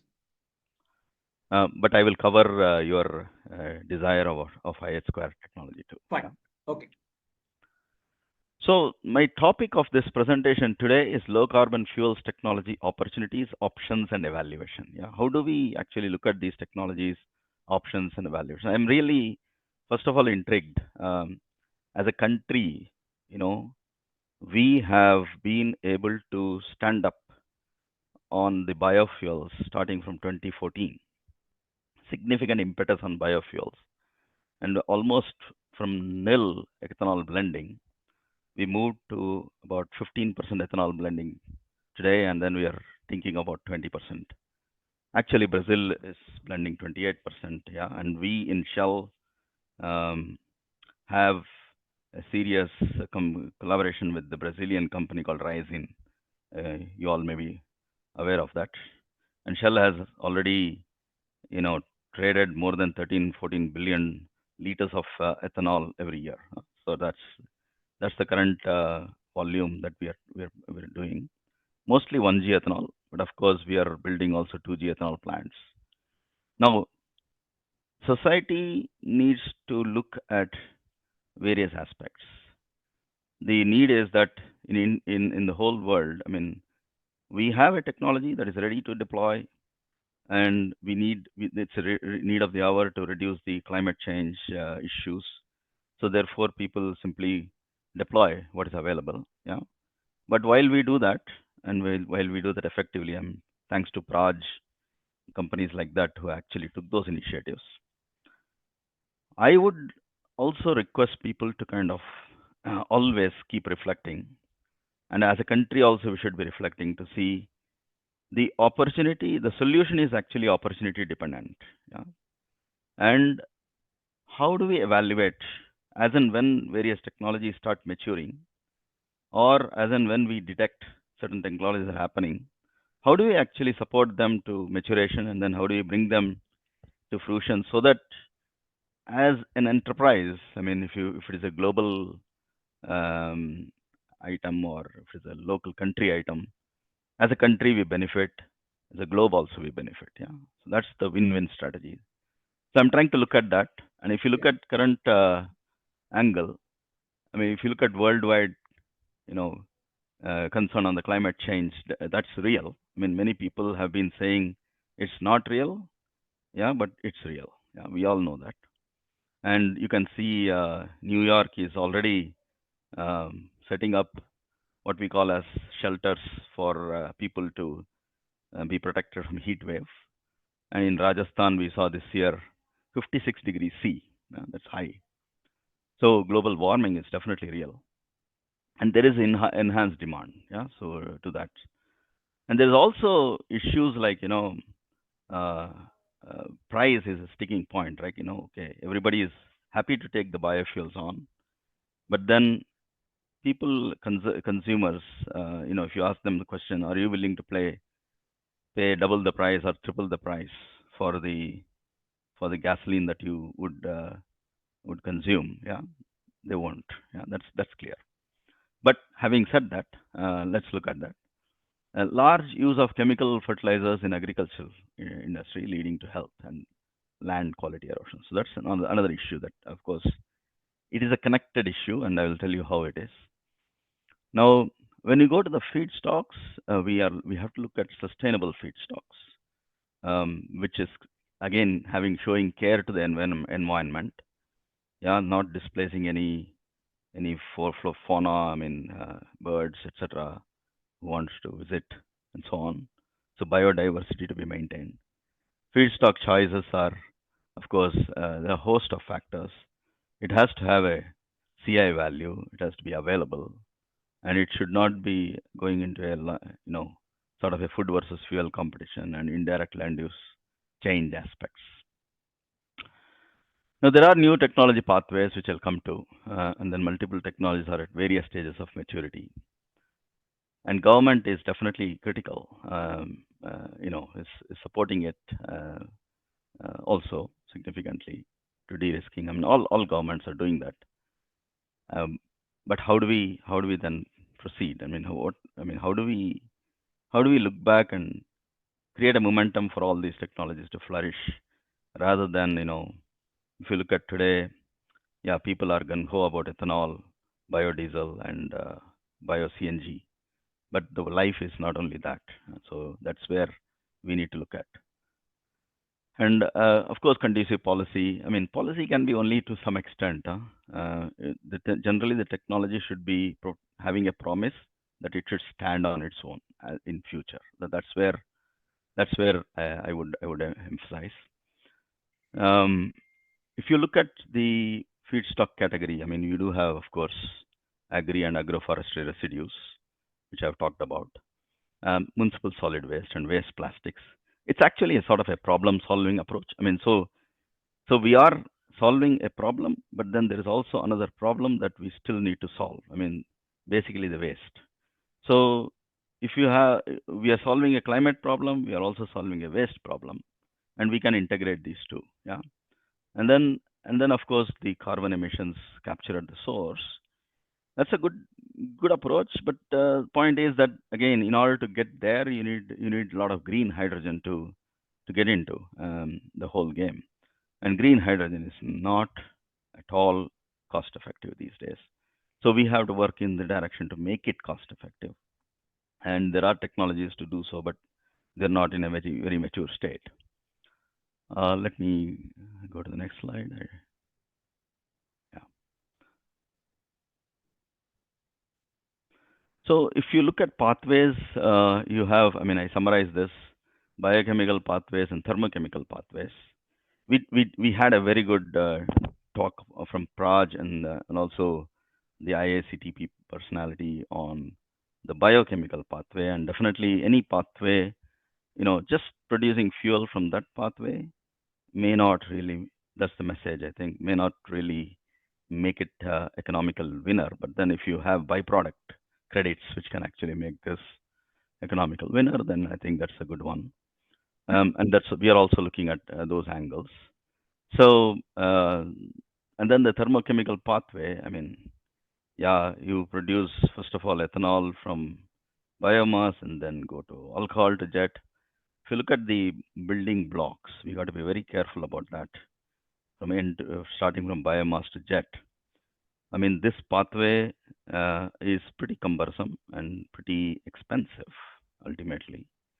So we need to find, I mean, maybe it may be an interim solution. Similarly, HEFA, again, is an interim solution in my opinion, because HEFA, there is no feedstock. I mean, we cannot depend on Malaysians palm oil all the time, and that's also banned these days. So we have to go through palm oil waste. We have to go through waste oil. We can grow jatropha oil, pungamia, etc., but they are all limited to a certain growth levels. So I don't think it will serve the entire hunger of the world. And here we need to look through what other pathways are there. And then comes the thermochemical pathway, which is like gasification, followed by Fischer-Tropsch synthesis. Now, if you look at the pots and pans of gasification and Fischer-Tropsch synthesis, you got to go through torrefaction, pressurized gasification, then cleanup section, which is a very challenging one. On top of it, then you need to have a reverse water gas shift to increase, and then inject hydrogen, green hydrogen into it to maximize the jet fuel production. And that is a serious capital intensive project. And it also makes the jet production pretty expensive. And of course, European Union is coming out in a way for renewable fuels from non-bio origin. To me, again, that's I think that those things will all, in principle, not sustain. Yeah, I mean, so we have to look at how to sustain, and therefore we have this technology called IH square, which we have developed, which is actually a good example of process integration and energy integration, which provides a promise to a pathway from biomass to SAF, yeah, and of course gasoline, diesel, jet, and biochar, which basically can close the loop. I mean, actually, it's not a biochar; it's activated carbon in principle. So it can close the loop with respect to carbon capture, utilization, and then sequestration. Yeah. Of course, this is a very detailed aspect of pathways that I described, so I won't go into details here, but I covered them. What I wanted to put here is the direct air capture, green hydrogen, and then a pathway to reverse water gas shift and Fischer-Tropsch synthesis to produce drop-in fuel. Again, there also, these are all very inceptive at very highly at the inception level.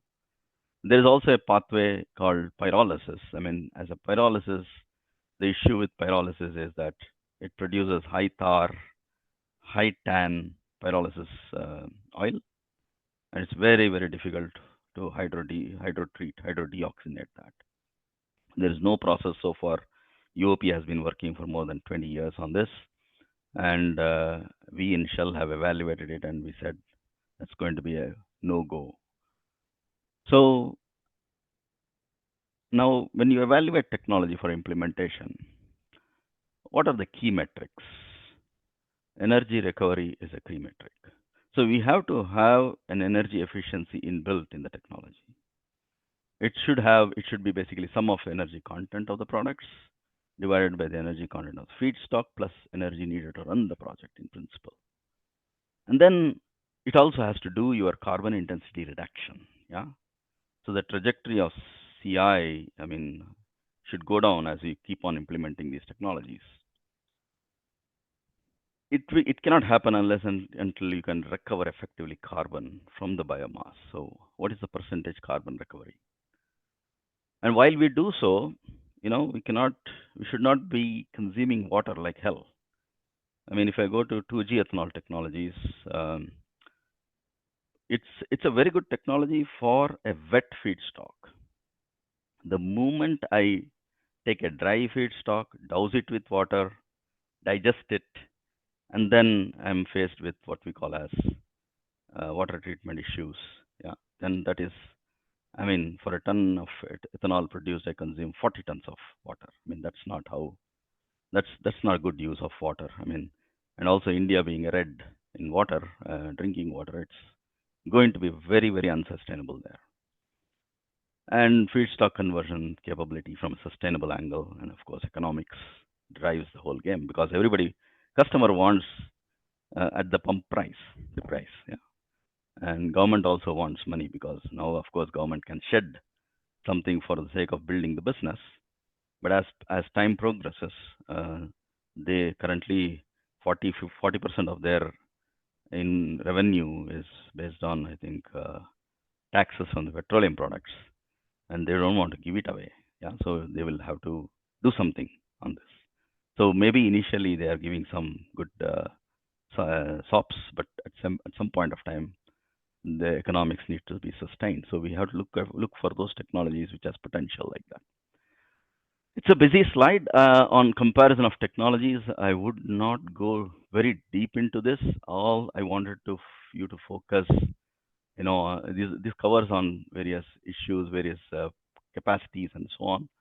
I've compared, catalytic hydropyrolysis is IH square with biomethane, WTE, biomass gasification pathways, drop-in fuel gasification, fish drop synthesis, pyrolysis, etc. And what I'm concluding here is, if you look at the energy recovery, there are pathways which are, the only pathway that has got a very high energy recovery currently happens to be the IH square, because it basically integrates, there's a process integration and energy integration. And greenhouse gas emission reduction also pretty high. And the plant is net water positive. Yeah. So if I compare other technologies, they all consume water. And there are many other advantages plus disadvantages. So the whole conclusion from here is, if you have a wet waste, yeah, then IH square should not be used, because there you will spend a lot of energy in drying that and then taking it to dry. So for that, biochemical processes are the best. On the other hand, if you have a dry waste, yeah, which is like moisture content below 40%, then I think IH square becomes a good use. And if you have a very difficult waste to process in IH square, gasification and fish drop synthesis follow. And of course, Fischer drop synthesis is a separate game, right? I mean, you can integrate that with any technology. I mean, IH square also produces biochar. I can reform that biochar, produce hydrogen, green hydrogen. I can also gasify it and produce more SAF using fish drop synthesis. All these possibilities are there. Carbon recovery pretty much highest in IH square. So what is this? And if I compare that with 2G ethanol, yeah, I can say again it's the same thing. I mean, for 400 tons, 2G ethanol produces about 70 tons of ethanol. Yeah, and the hydrocarbon equivalence is about 50, whereas it produces about 500 tons will produce about 140 tons of petrol, diesel, and also either that or jet gasoline and diesel, and 50 metric tons of biochar. So from an energy recovery perspective, it's very high, and net water positive, and carbon recovery also pretty high. So I won't go into this, and I will also not go into these slides. But what I'll quickly go through is use this opportunity to talk a little bit on IH square. Sorry about the font issues, I think here, but I'll walk you through. This is actually any biomass can be converted into drop-in hydrocarbon fuels. It needs to be basically size reduced about 1.6 millimeters, and then drying up to about, not bone dry, but 10 to 15% moisture, so that it can be fluidized. Then I have a catalyst, which is 4 times denser than the biomass, and hydrogen is the fluidizing medium there. And then, you know, the biomass gets converted. So immediately when the devolatilization happens at around 400 degrees and about 25 bar pressure, the gases, which are basically smaller molecules of carbon, hydrogen, oxygen polymers coming out of biomass, immediately they get chemisorbed in the catalyst, and then you produce directly drop-in hydrocarbon. So what we are trying to do is we are actually playing with the pathway here. If I leave it for pyrolysis, there will be secondary, tertiary, quaternary pyrolysis reaction, and at every step there is decarbonylation. So carbon dioxide goes up. So the moment you make carbon dioxide, then you lost the game. You should not make the carbon dioxide at all. You have to divert that whole thing to fuel.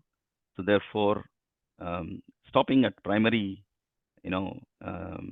what we call devolatilization, and then taking it immediately to hydrodeoxynation in an integrated way is what is the crux of this whole thing.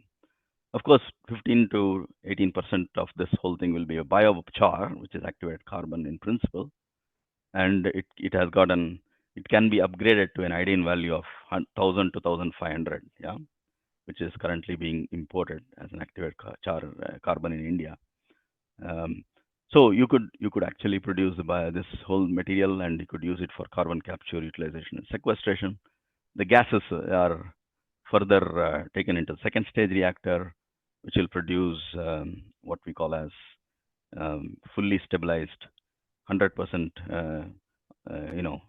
deoxygenated hydrocarbons, which has nil oxygen in it, and you can separate it out in a 3-phase separator. This is the petroleum products. We can distill it, hydrofinish it, and run it in 2 modes: gasoline, diesel, or naphtha, jet, diesel mode. So here, and the jet is basically naphthenic jet, by the way. Diesel is also naphthenic diesel, and the jet has a cold filter plugging point of below detectable limits. So it meets all the specifications. We have gone through round 2 qualification there. And as far as the ASTM qualification, also the ASTM has said we are willing to certify. So as far as the gas is concerned, the gas is taken into a steam methane reformer with water, and the water is used to produce hydrogen, and the hydrogen is the plant is self-sufficient with hydrogen. So this is green hydrogen back into the scheme. So part of the biomass in principle is converted into green hydrogen and then used. That's of course, we have done a lot of experiments with forestry waste, agricultural waste, municipal waste, and then we see 26 to 30% on a moisture and ash-free basis hydrocarbon yield, which is C4+. And of course, 15 to 18% biochar yield. This is the evaluation. I mean, in 2009, we were like 5% when we had a joint development with GTA with our catalyst, 5% blendable. And after that, in India, in Bangalore, we took up this whole thing and de-risked. And by already 2014, we had drop-in fuel, and then we ran. So we were originally licensing, then we took internal strategy to exploit it ourselves. We went to Norway of all the places, tough place where the capital was pretty high and risk versus return was not good. So now we have come back to license this technology in India. So of course, there's a 5 ton per day demonstration plant where we have about 3,000 hours of operating experience in this. I'll stop here and see if there are any questions. Thank you. I hope I stuck to my time. Yes, you are well within time. Thank you very much for that. There are 1 or 2 questions. You may like to see that in the Q&A box and decide whether you would like to answer them, because they pertain to some environmental pledge by Shell, etc., etc. Now, you're coming here as a speaker of IISc Bangalore. So I leave the choice to you whether you would like to take that question or you would like to leave it for the next time. Okay. But in the meantime, one question I had is in your IH2 process, you need hydrogen, right? Yeah, but the hydrogen is not external. It is Internally produced? it is internally produced. Yeah. Okay. So there is no extra. If you provide external hydrogen, okay, then you get additional product slate, which is 14 to 15% C1, C2, C3 product, which is also green. In principle, you know, this is a process which can convert a what we call as a blue or gray hydrogen into green products. Yeah. Okay. So the carbon intensity reduction is more than, you know, we can achieve up to 95%. Okay. So therefore, I mean, European Union regulations or US needs only 60%. So that balance 35%, Okay. you could actually use it here. You see what I mean? Okay. So what would be the next roadmap for launching of IH2 technology on a semi-commercial scale or a commercial scale, or is it feedstock dependent? So How are you at aggregating feedstock to set up a reasonably sized capacity plant? Yeah, over to you. thanks for that question, Ajay. I mean, you know, as Shell, we have evaluated this. We felt that it's not that easy for us as a company, multinational company, to come and aggregate feedstock here. I mean, that's the biggest challenge that we are facing. We have no problem in setting up a plant. We also would not have any problem in, you know, producing the product and distributing it. But the issue is feedstock. So as a result of that, we are looking for localized partners. And at this point of time, since our strategy also has changed, I mean, we have moved away from what we call as, I mean, it's not that we are not investing in biofuels. We are investing in biofuels, but we have a certain limited investment, and those investments have already happened. Yeah, we have invested in HEFA, we have invested in alcohol to jet, we are invested in Ryzen, so all that. So as a result of that, you know, we have no intention to invest in this per se, but we are willing to license this technology. So we're discussing with almost all the national oil companies here to see if they would be interested to license this and then make it happen. It was the previous model that we were, but and at that point of time, your high-level committee recommended this, and national oil companies were also interested. Dharmendra Pradhanji visited twice our place, and then there was I mean, he took a fantastic initiative to modify the biofuels policy, etc., etc.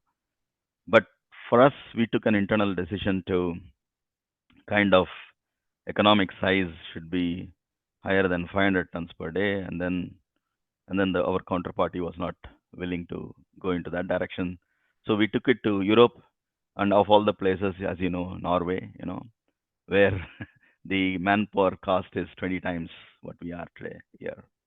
So it was very difficult to get a small capacity mini refinery run there, and make a profitable venture there. Therefore, we came back and said this will be a profitable venture here in India, because India is a low cost.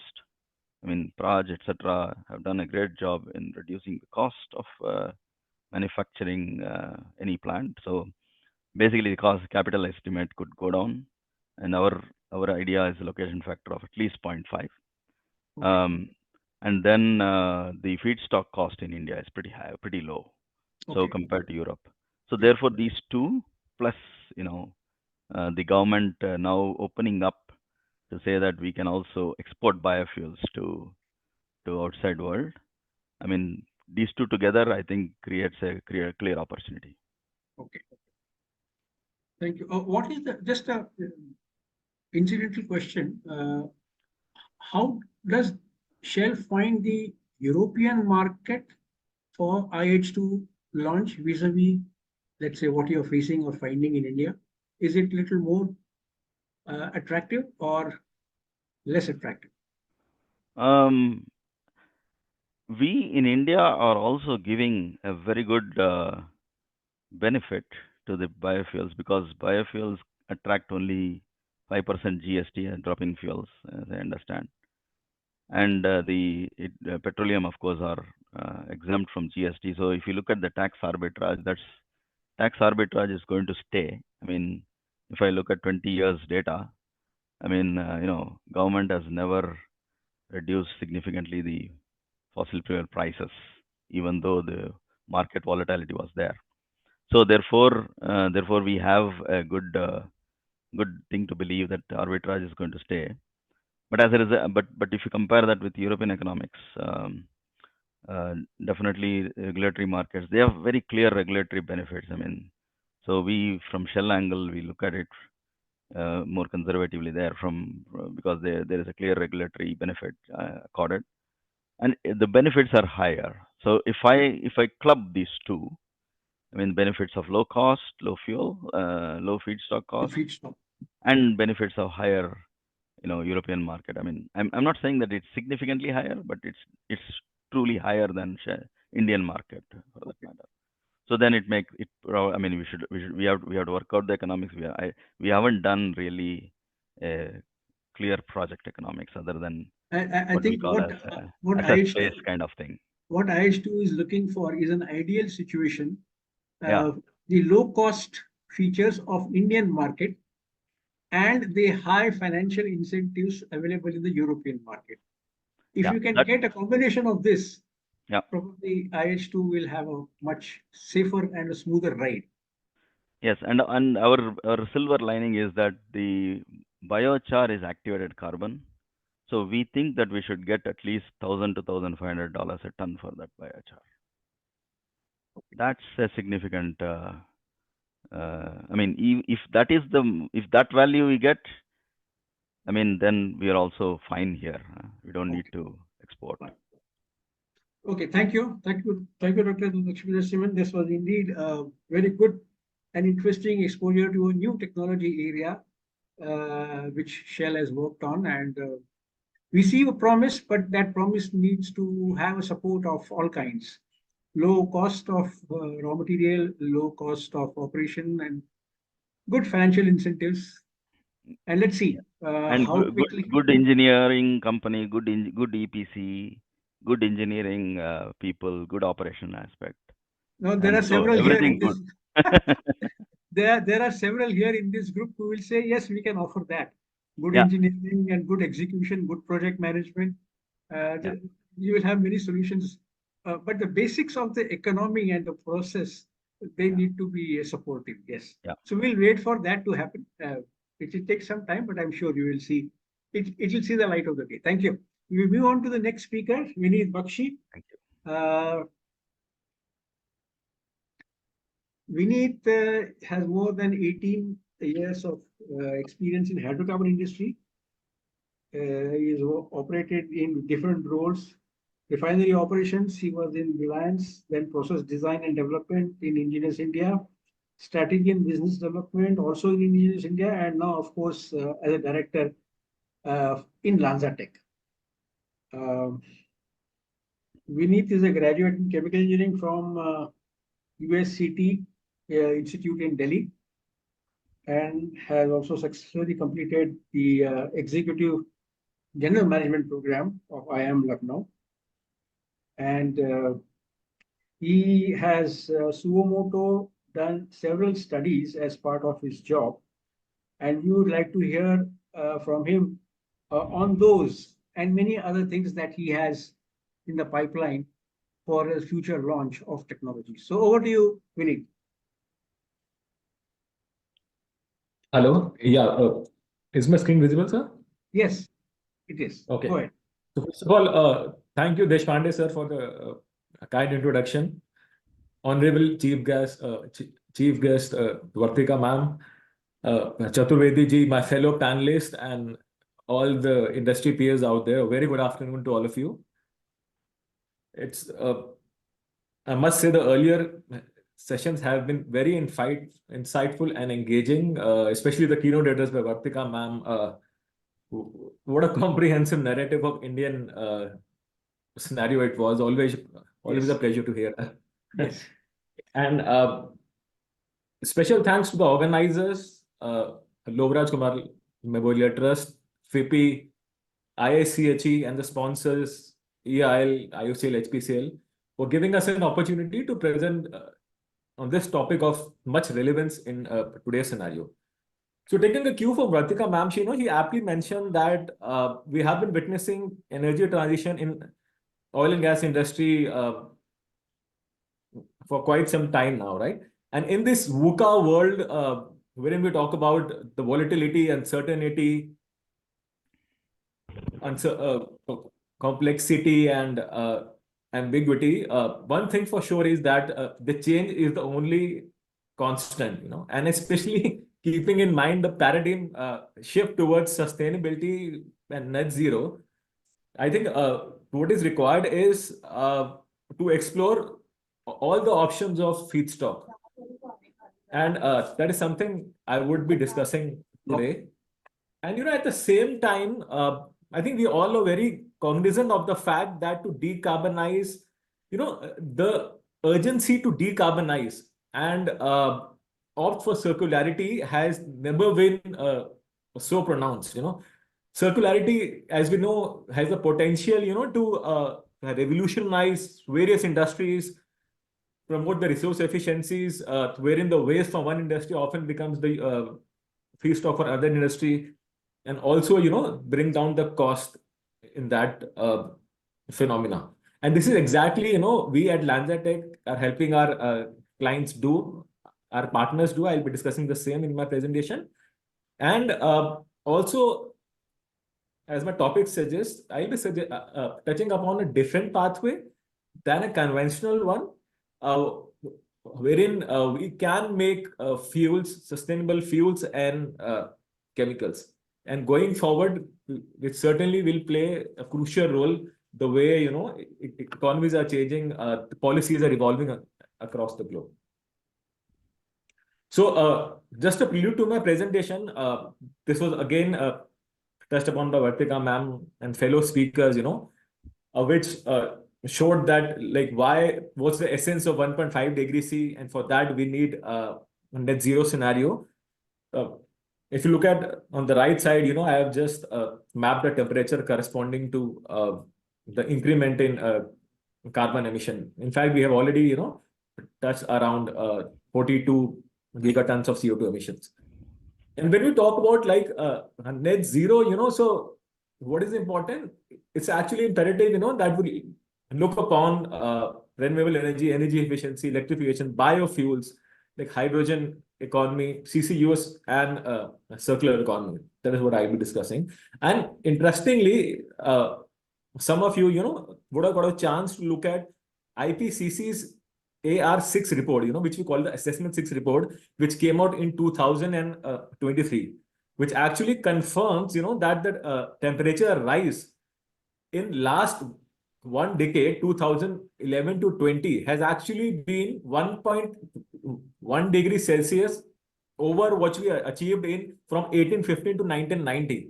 I mean, just imagine 150 साल का जो I think temperature rise था, that has been achieved in one decade, So that's why, we say to limit now less than 1.5 degree or 2 degrees Celsius, we actually need very rapid, deep, and immediate greenhouse reduction.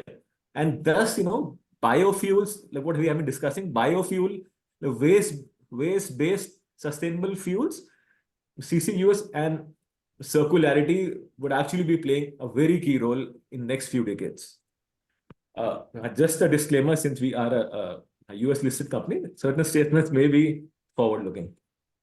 And so if you look at on the brown side, I have just mapped it the conventional route of making fuels and chemicals. And I think we all know over here, an integrated refinery, petchem complex, or the steam cracker, which two have been the more prevalent routes. And then off late, we have the on-purpose facilities like the PDH, the BDH, which have been coming. And then, of course, also coal gasification and MTO, which have been coming in China and other part of the world. But if you look at the last one, that's actually the sustainable route, and When I talked about sustainable route, so this includes bio-based chemicals, waste-based chemical, waste gas to chemicals, CO2 to chemicals, and then green hydrogen derivative.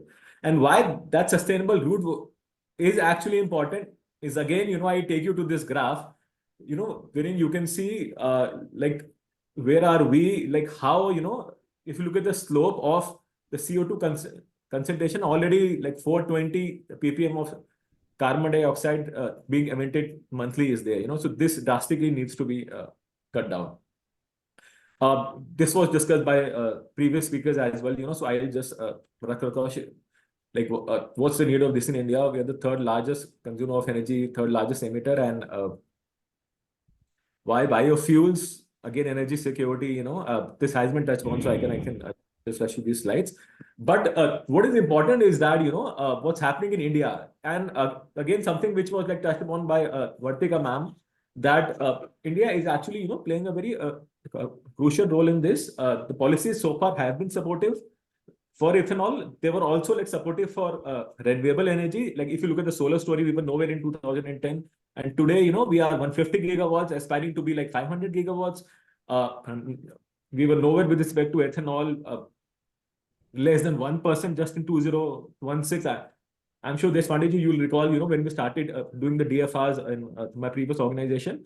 And now today, 12% we achieved by 2022. And today, like what ma'am mentioned, 15.4%, was the figure of ethanol blending in bio. That has been, why? Because the policies have been supporting. And going forward, we hope that similar support would be given to SAF and other like advanced biofuels also. Because earlier there was also promise, as in my previous presentation, the fellow panelist mentioned that a premium price will also come for advanced biofuel, which actually never came. So we hope so that will come, and policy interventions would be given to SAF also, which is very much needed. And then like what are the needs, this has been covered, I move so. So, coming to the crux of it, see, we at LanzaTech very firmly believe that my power can be carbon free, but carbon is the basic foundation of the world, right? Every material, the surfactants you use, the clothes you wear, the shoes you wear, the equipments you use, the planes you fly, everything needs carbon. And we, what our aim is that, and what we like kind of practice is that, and that the world has enough carbon over the ground. Simply, what we need to do, we need to reduce the carbon emission and power the circular economy. And that is what we have been doing. This is actually a photo of one of our plants, which is running in China for past 6 years, a commercial operating plant, from wherein we are taking steel mill emissions and we are converting it to ethanol. And that ethanol, mind you, has been certified by RSB. Now, RSB, for those of you know, is actually the gold standards of certification. It's an RSB and ISCC plus certified. So what we believe is actually in recycling and transforming the carbon molecule. And that's why 2023, last year, LanzaTech was named among 100 most influential companies making extraordinary impact around the world. And we are even glad to inform, like in this year's list, which came out last week, our sister company like LanzaJet, in which LanzaTech has 36% stake, that has been named like this in 100 most innovative company.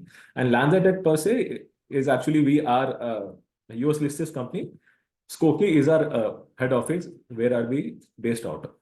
So if you look at our process, this is the crux of our technology. Any industrial waste gas, it could be steel mill emission gas, my ferroalloy gas or refinery off gas, I take that. And if the gas is not a pressurized gas, we take that gas, we clean that up, and then we have a fermentation reactor. So the heart of our process is actually, this bioreactor, and wherein we have microbes. They are naturally existing microbes, not the bag full of catalysts like any conventional plant or something, just a handful of microbe we need, which inoculate themselves and grow.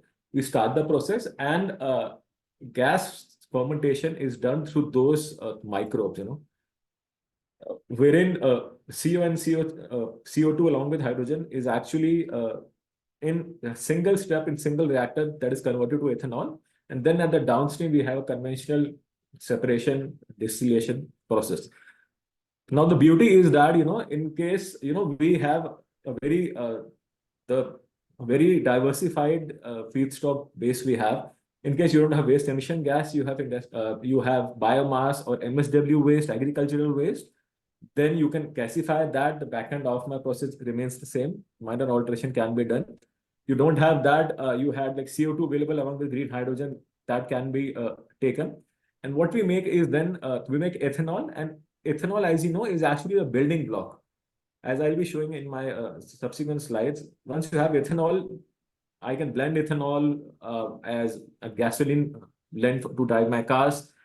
I can make SAF from ethanol. I can rehydrate ethanol into ethylene, and then you can make MEG and combine it with PTA, and then you make a lot of paraxylene plus MEG combined. You make like PTA, and then you can actually make clothes, synthetic fibers like packaging material, and I'll be showing again in subsequent slide what all we are doing. And best part is, the waste microbe, because there's a bleeds. My microbe is actually a natural existing organism, so which keeps on growing on its own. So there's a bleed which needs to be taken out, and even that bleed is sold as a very high animal protein. So that also fetches a value. So in true sense, this is like what we call a true circular economy and a process. You take the feedstock, and then you either bind this thing in the clothes, or you take the emissions, and again, you keep it doing so. A very strong technology-based company. We have over 1,500 like patents have been granted, and close to 600 patents are pending for grant. And I'll just be touching upon the stoichiometry. In case you have a steel mill gas, so this is how it works. And then MSW, biomass, refinery gas, and in case you have a CO2 and green hydrogen available, so you can look at the carbon efficiency is actually like 100%, because you don't make any CO2 when it goes out. Now, it's been close to 18 years, and I always say this, the proof of pudding is actually in eating. We have grown, we have evolved from lab scale to pilot to demo, and today, there are 4 fully operating plants, and there are like 2 plants which got commissioned late last year or early this year and are still in stabilization mode. And if you see, when all the 6 facilities would be running, we would have abated more than 500,000 tons of CO2. As of now, the number stands around 370 or 380. And what are we doing from that? We are using that as fuels in making chemicals or daily use and products. And this is what I was saying. I was saying, if you look at the plant, the first plant which came up in China is based on steel mill emission. Then next subsequent plants, those were based on my ferroalloy plants, waste streams. And then in Panipat, we came up with world's first 3G plant, which is making ethanol from refinery fuel gas. The plant is under stabilization as of now. And also, late last year, we commissioned Astral Mittal Steel plant as Astral Mittal Steel facility, which was 64 KTA plant, and based on steel mills. And this is what I said. So in once the plant achieves the full throughput, so there would be close to like 60 KT of CO2, which will be annually abated over here, and 125 in Astral Mittal's facilities. So this is the pic of our plant in IFCL Panipat, which is, as I said, world's first refinery off gas to ethanol plant. Now, there are ways, since the intention and theme of the seminar is actually, like how can I increase or make more sustainable fuels, so there are other ways also if you want to like boost the production of my sustainable fuels. One such way was, wherein we did a case study for one of the refiners, and you can actually integrate my biomass syngas after gasifying. In this case, it was soybean stock and which we gasified, and then also you can augment your ethanol made from the refinery, because like what you need is actually like CO-rich gases. So instead of biomass, if you also have MSW, that also can be gasified. We have worked in India, partners have been developed, like Ankur Gasifier is one of the partners, Ankur Scientific, who have extensively like worked on various biomass gasification, and plus is also an Indian vendor which supports you. And by doing so, what we found out, and just to tell you, making ethanol from this route is actually very, very competitive compared to any conventional like 2G process, or like, of course, like 1G is the most economical route, but then somewhere close to around like 45 rupees per liter, we can make ethanol, once you use your PSA off gases for making ethanol. And we saw in case, you want to augment the plant or the capacity of your ethanol plant for getting economies of scale. So then, you can see there's a reduction of like around a 22% increment on your capacity of ethanol plant, and which further reduce the cost of production by 15%. With obviously, since you're including gasify section for biomass, so there was a 12% increase in your capital cost as well. And then there was again a study, which was done a few years back for an integrated complex, which is again a valuable proposition for anyone. You take PSA off gases from refinery, you make ethanol, and as you look at the cash cost of production, it was around 45. And in case you have an integrated complex, then what you can also do is you can keep a cap on your gasoline pool, the naphtha which gets liberated, that can be cracked in a cracker. And we did see that by doing so, the overall incremental gain in our IRR could be 3 to 5%, like more than a standalone ethanol plant. And we also saw that the incremental GRM was close to 0.6 to 0.7 USD per barrel. And interestingly, there was also a case study which was done by a very known, very renowned and one of the leading consultants in this part of the world for this technology. And the paper is available on open domain as well. And something again, which we are looking at and evolving, as there is more and more thrust on sustainability. Recently, US Department of Energy, we received a grant of 200 million, for looking at how can we, reduce my emissions for crackers, and wherein along with Technip, we'll be jointly carrying out this study. They'll be capturing the carbon from the stacks of cracker. Then through LanzaTech's gas fermentation process, we'll be converting that into ethanol. And then, of course, ethanol to ethylene, Technip has a technology through which we'll be utilizing that. Around 50 KT of ethanol would be made, and which would further make around 30 KT of ethylene. And why this is important? Because today, if you look at like crackers, it's a 200 billion market, and there are, more than 370 ethylene producing like crackers there. And if you look at like how much emission is being made annually, a whopping 553 million, so if a solution, something like that comes up, it's really going to help the industry. And also like ethylene is a precursor for making like either sustainable fuel or any packaging, textile or any materials. And then, as I said, ethanol is actually a building block. Plethora of products can be made. Like once you dehydrate that, you make ethylene.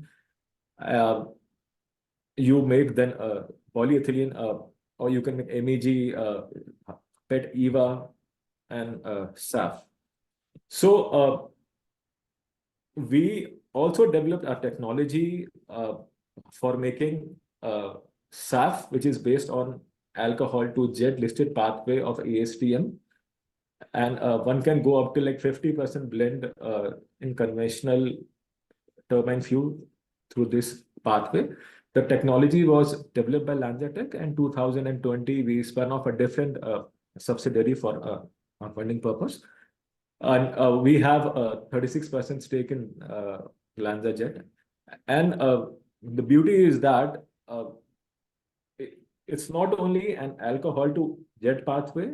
You can either take ethanol from a third party and convert that into SAF, or what you can also do is from any waste-based feedstock, you can make ethanol. So when you combine LanzaJet and LanzaTech, you can actually make sustainable fuel, which can be from any pathway, industrial gas, even like CO2 and biogas. Yeah. We need just 2 And, minutes to wrap up. Yeah, sir. And the SAF which you made is actually very high on quality. The tests were done through NRC Canada, 95% reduction in contrails and soot particles.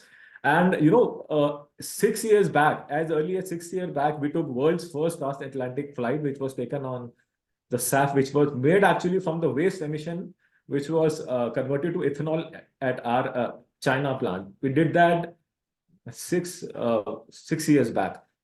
It was a flight from Orlando to London, and then again 2019 we took a transatlantic flight with ANA, and it has been an incredible journey of making like SAF.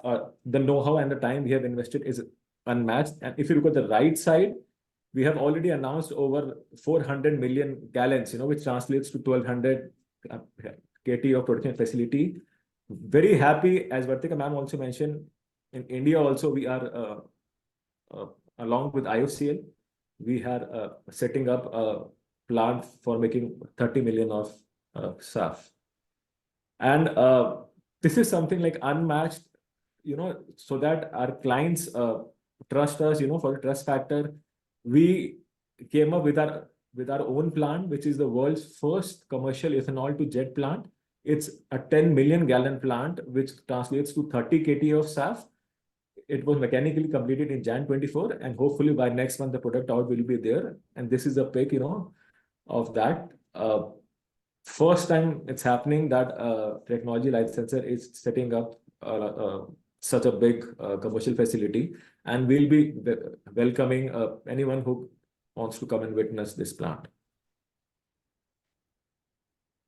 I think all of us know what's the demand of SAF. I think you have. And just last one.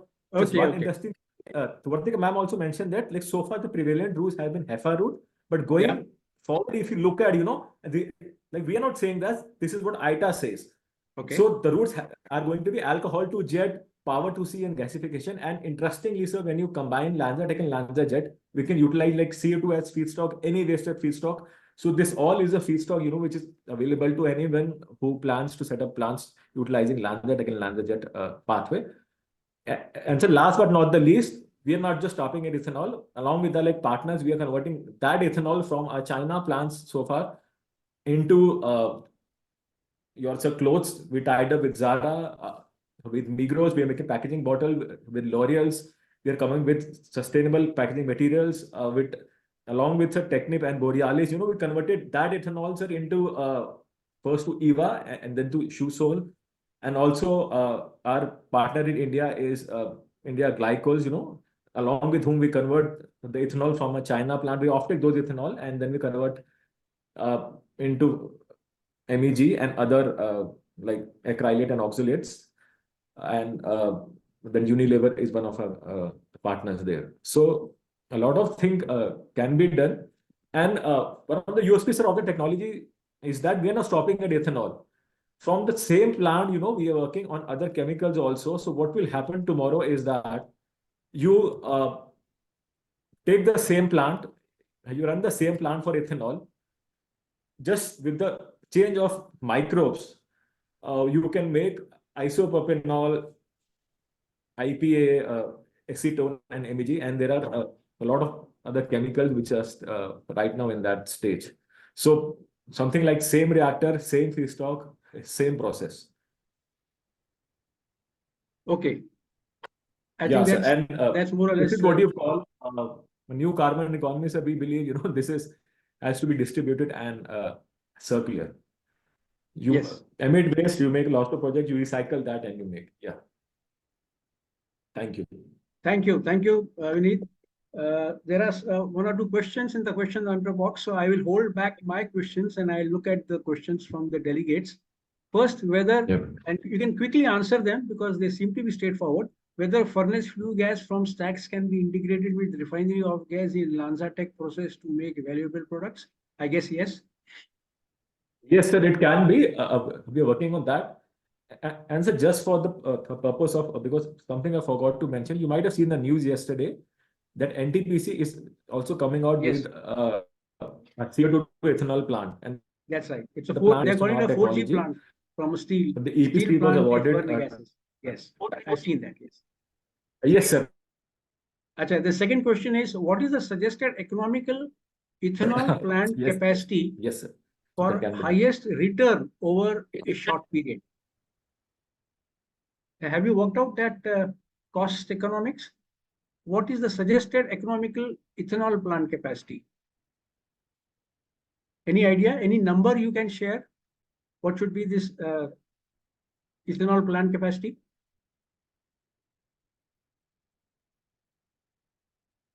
Sorry, Vineet, you are there? No, sir, he's not there. What happened? You lost connection? Yes, sir, okay. I think, okay, fine. Let him come back and then we'll put the question to him. I'll move to the next speaker because we are running short of time. Mr. Satish Pillai is going to present on sustainable fuels powering a green future. So Satish Pillai is the Managing Director of Fluorodanel India Private Limited. In his role, he is responsible for the operations of Fluor in India.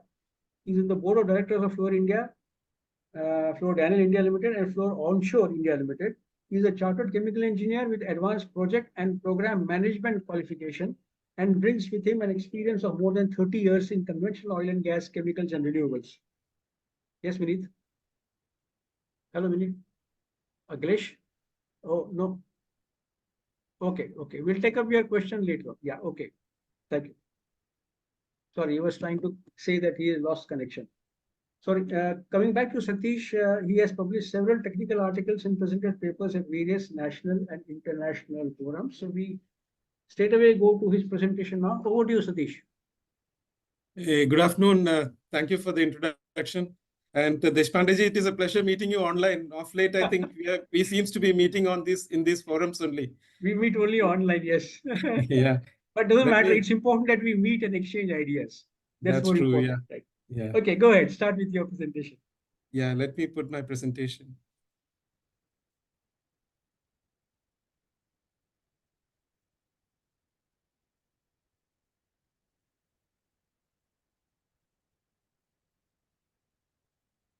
Can you see my slide now? Yes, I can see that. You put in the presentation mode so that becomes clear. Yeah, is it clear now? Yeah, it's clear now. Go ahead. Okay, so first of all, thank you for inviting me to LKMT Conclave 2024, which is focused on the theme integration of petroleum refineries with bio-refineries for enhanced sustainable enhancement of sustainable fuel production. So it's indeed an honor to be a part of this prestigious forum in presence of esteemed dignitaries and fellow speakers. Over the last, I think, couple of hours, we have seen interesting and insightful topics presented by various speakers. So it's personally very enriching for me. Fluor is actively engaged in energy transition during the last many years. Globally, we are working on multiple projects involving green hydrogen, renewables, carbon capture. So in this presentation, I'll share our experience over the years in this field. Okay. Yeah, so this slide gives the presentation contents, starting with some background on energy transition and options. Emphasis is more on biofuels, integration of bio-refineries, and fluor capability in this area. I'll try to stick to the time frame. I also have a hard stop, Deshpandeji, have a board meeting. I understand. Yes. Yeah. Please, So, try to do the best in your available time. Yeah, Fluor has a long history of technology development and implementation, including technologies that are key to energy transition. So I would give an overview of what we are doing in these areas. We contribute to energy transition via carbon capture as licenses.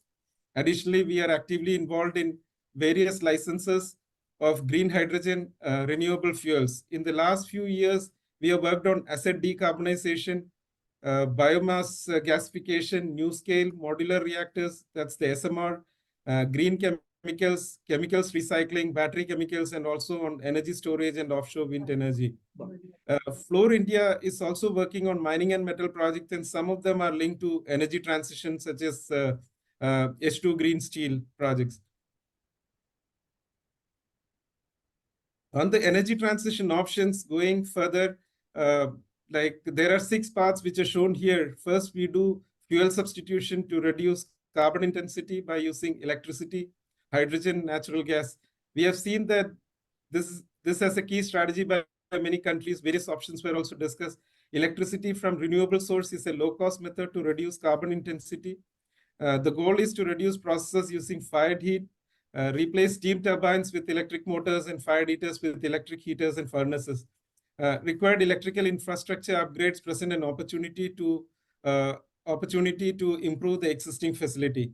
Secondly, we opt for feedstock substitution, which again we heard from the various speakers, like biomass, vegetable oil, recycled materials, natural gas, which is the topic of interest today.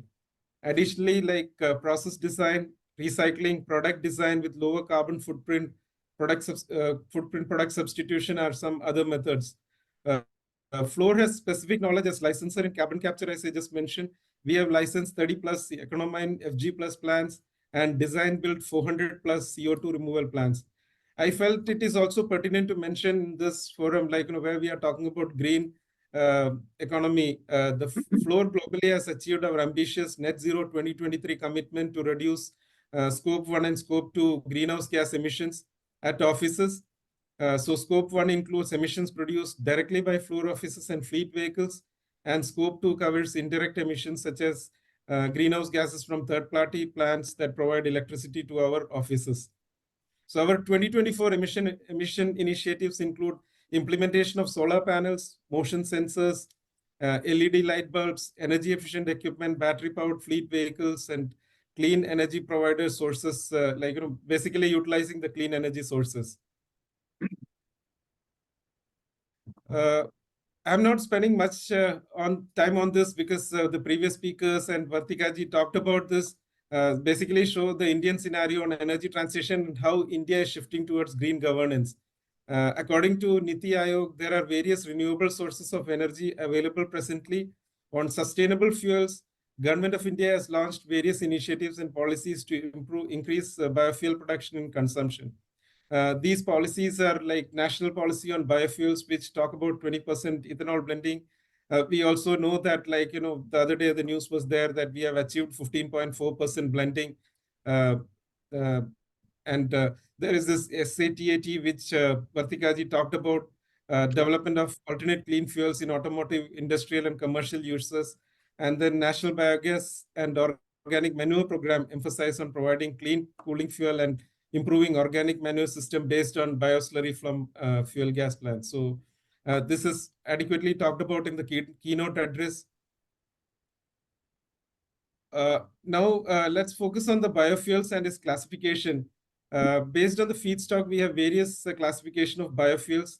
There is another classification, we call it conventional. The previous speaker talked about it, the professor talked about it, which is known as the biofuels, and drop-in, which are the renewable fuels. Yes.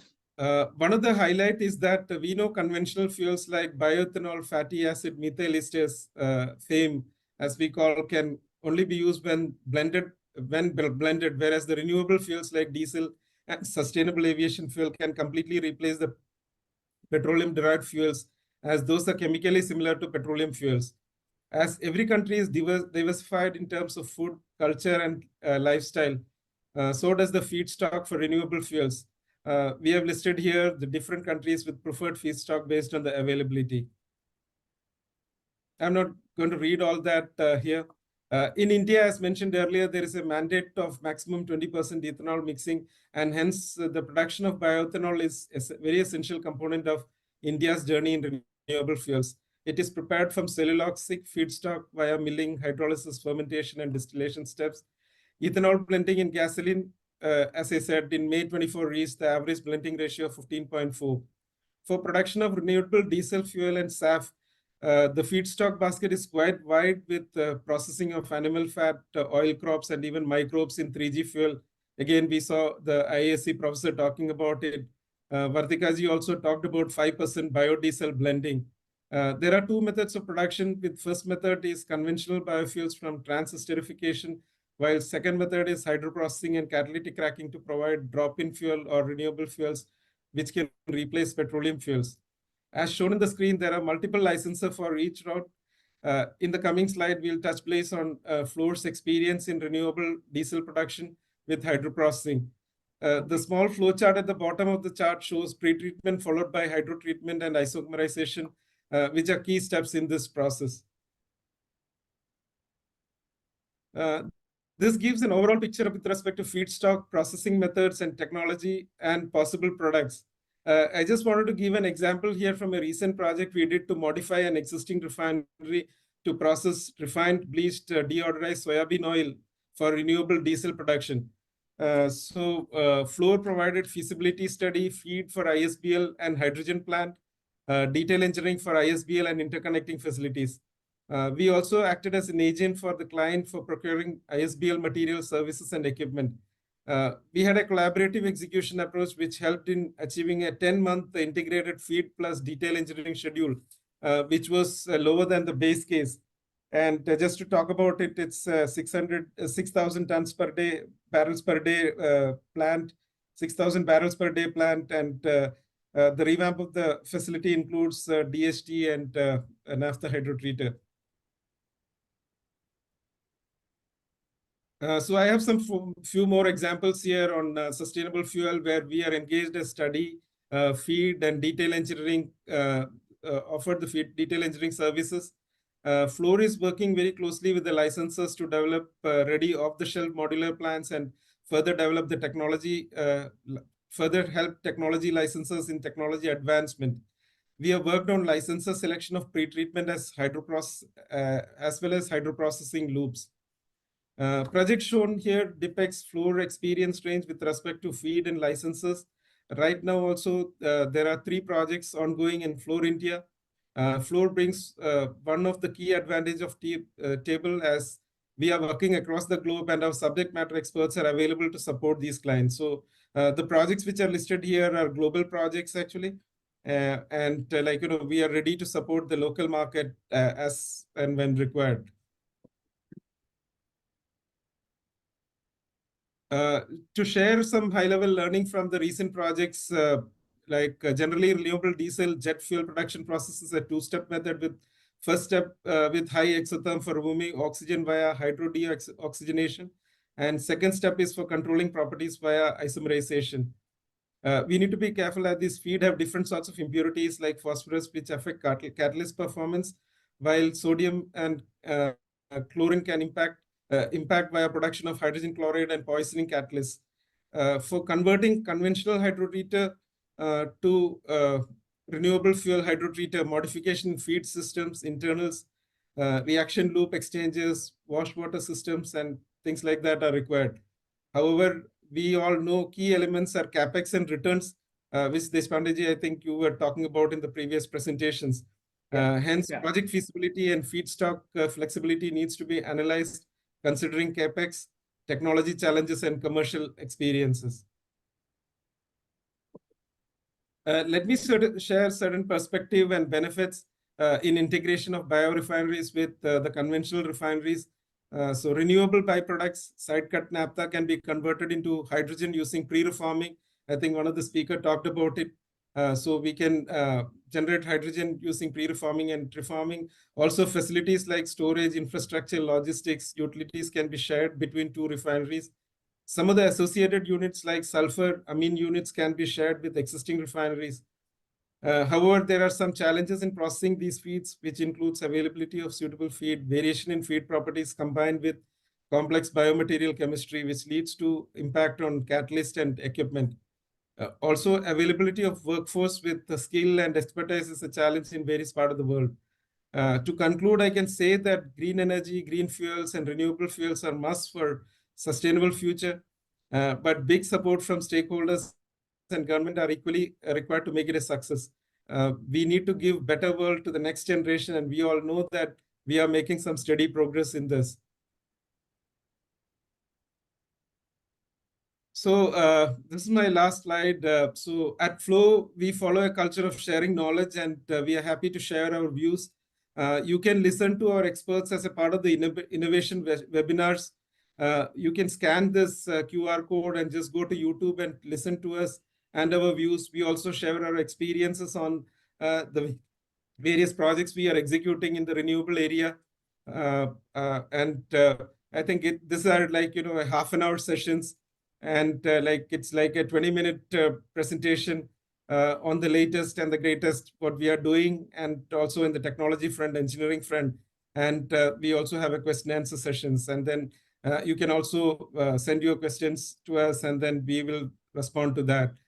And before I end, Deshpandeji, I wanted to thank the conference organization for bringing us all on this important topic. And it was really interesting because the professors talked about the granularity with respect to the research and development happening. The industry talked about what they are doing to scale it up. And then we also talked about the EVs and then the transportation and logistic aspect also. So it's really fantastic. And I think thanks to you and the organization for putting this together and then aligning with various stakeholders in this conference. So thank you so much. And back to you. Thank you. Thank you, Satish. Let me thank you also, because the very purpose of inviting you from Flow, Daniel, was with a view that you will be able to share, and which you did, the references of plants where you have done modifications of existing refinery units and changing them to biorefinery. For example, you cited NHT and a DHT unit in a refinery, where you have done the modification to handle the I think vegetable oils as an alternate feedstock for hydroprocessing to generate renewable diesel. Now, my question is, can such an idea about what you have done overseas not be shared with the Indian refineries with a view to assess if some of their existing units could also be considered for a changeover? Yeah, definitely. Deshpandeji, I think these are the sort of forums I think where we can discuss, and we can get together with some of the operating companies and sit together and discuss, and we share our experiences, and we can definitely do that. And there are some large projects also we have done. The one which I talked about was 6,000 barrels per day. We have done another one which was 25,000 barrels per day, and then it had that UOP eco-fining unit. And then the feedstock used were like the cooking oils and the animal fats and things like that, So a lot of experience, I think we can see where the economics take us, and then, what's the sort of time and effort required for doing that, and then, of course, as I said, that we can collaborate with some of our partners or the industries, and the companies like IOCL, EALs have their own R&Ds also, so each of us can contribute something to that to make it happen in the country, Okay. Thank you. Thank you. I think I've opened up a possibility of a dialogue between you and some refineries who may like to think of changing over their old units or redundant units into units for biofuels production. And that was the whole motto of this conference, that we look at those possibilities where such integration between what a biorefinery needs to have and what a petroleum refinery is having, the assets could be made use of for producing sustainable fuels. So thank you. Thank you very much. Absolutely. And Deshpandeji, just wanted to tell you that our association started 21 years back, I remember. And then this is that entrepreneurial spirit of you, which is what brings me closer to these forums, Thank you. No, I'm glad that we have kept in touch. And whenever I ask you to give a presentation, you are the first one to reply in 5 minutes. Yes, I will give the presentation. And I thank you for that. And let's look at some real possibilities. I mean, LanzaTech, Vineet Bakshi has presented so many brilliant, in fact, everyone has presented brilliant ideas. Vineet Bakshi has presented from LanzaTech what all is possible to be done. And it throws up many opportunities about what can be done. So we'll come back to him with a question which he was not able to answer because his internet failed. But I think just to mention, Deshpandeji, sorry, just to mention that Fluor and LanzaTech has a wide association, and with respect to our Amsterdam office, recently we are doing a study in India, Fluor India office actually, so okay. Yeah, Vineet is like again a partner for us, Good. So let me go back to Vineet, because I have to give him a fair chance of answering a question. So Vineet, you said you are not able to see the question. Let me repeat that question for you. Yeah, can you repeat the question that you are unable to answer? Sure. First question is, what is the suggested economical ethanol plant capacity for the highest return? I think it would be in the context of either the 3G, that is either a refinery gas-based ethanol plant or maybe a steel mill-based ethanol plant. You can take either of them. That is the first question. And the second question addressed to you is, capturing these off gases and converting the valuable chemicals seems circular and promising, but it involves huge capex and huge land area. How much is the willingness of huge corporates to incorporate this technology? What are the challenges you anticipate and or face currently about your technology adoption? Yeah, over to you. Sure. Sir, I'll take the second question first. Okay. Because because there was a long one and very fresh in my mind. Sir, just to answer it, see, very rightly asked, and this was something, which I think Vartika ji also mentioned in the first session, that, it's actually a catch-22 situation. When you look at sustainable fuel, it's not for only for our technology, it's for any sustainable fuel technology. See, you cannot expect, the returns which you have on a conventional, the fossil-based petrochemical plants and all that. But having said that, just as an indicator, because to get into more details, a lot of I think NDA needs to be done and all that.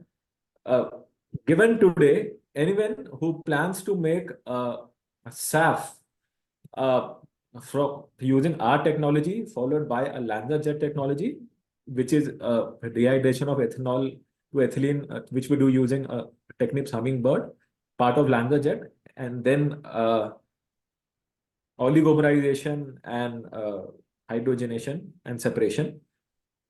If we combine LanzaTech and LanzaJet, and you try making it from a waste-based feedstock using our technology, say from refinery fuel gas, you can make it at least a premium of anywhere between 20 to 35%, given the current price of SAF. Given the current price of SAF, right? Okay. That's a rider, right? Because SAF, as we all know, the SAF is trading at a price of anywhere around, if you look at FOB Singapore price, it's around $2,870. Rotterdam price is again $2,700, right? So taking that as a benchmark,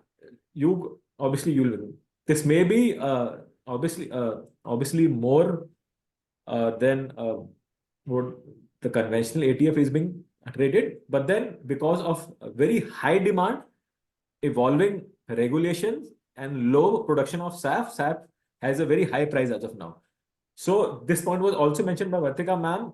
Anyone who sets up the plant and takes the early mover advantage is going to gain all the premium on SAF.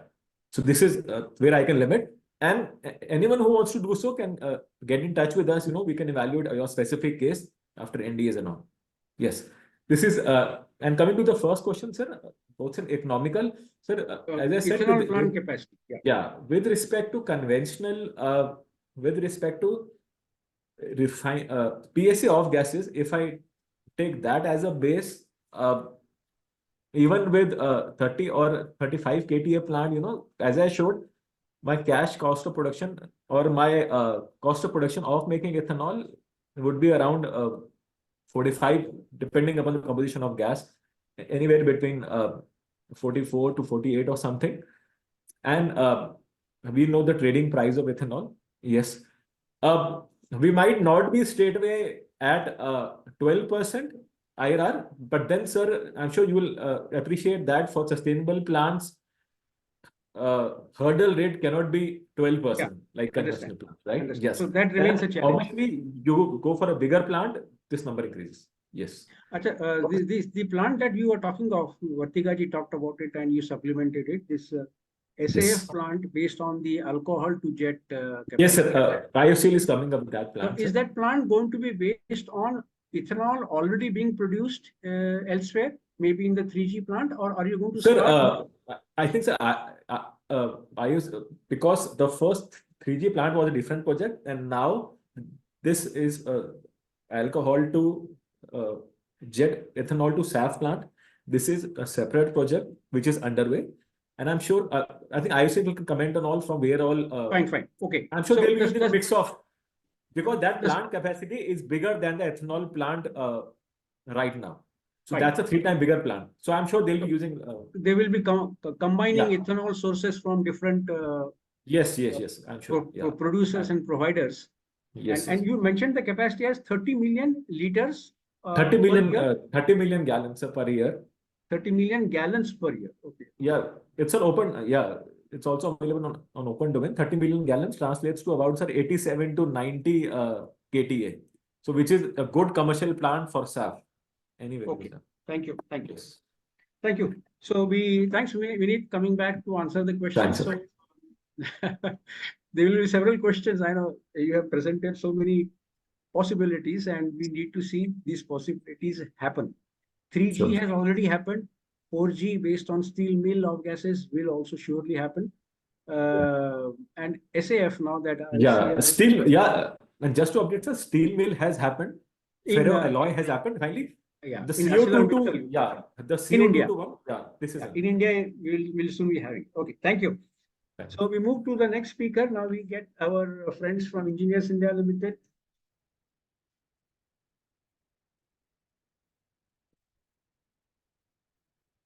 Yeah, Amarjit Kaur is there are going to be 3 speakers. We have divided the presentation from Engineers India into 3 sections. One presentation will be given by Amarjit on the topic experience of setting up a 2G ethanol plant. The second section will be by Ravikant Gupta, decarbonizing aviation sector by converting edible oil to SAF. And the third section will be by Dr. Amarjit Rajwangshi from Assam Bio-refineries. He will talk on conversion of bamboo biomass to ethanol and platform chemicals. Can we go? Okay, I will introduce as the slide goes. Or you can begin with Amarjit maybe. Can you present the slide for Amarjit? Amarjit Kaur. Okay, I'll begin with Amarjit Rajwangshi. Thank you. Just let's let it remain here. Okay. Amarjit is BTech in chemical engineering, has over 28 years of experience in process-related work in the area of refineries, and now has in the biorefinery segment also. and she's presently working for the bamboo-based refinery for the Assam Bio-refineries. Of course, she has a very strong refinery background, which has covered crude and vacuum distillation units, GHDT, hydrocracker, MS block, which comprises the ISOM and HTCCR units, and has experience of doing feasibility studies, licenses selection, basic design, etc., etc. So next slide, let me introduce Ravikant.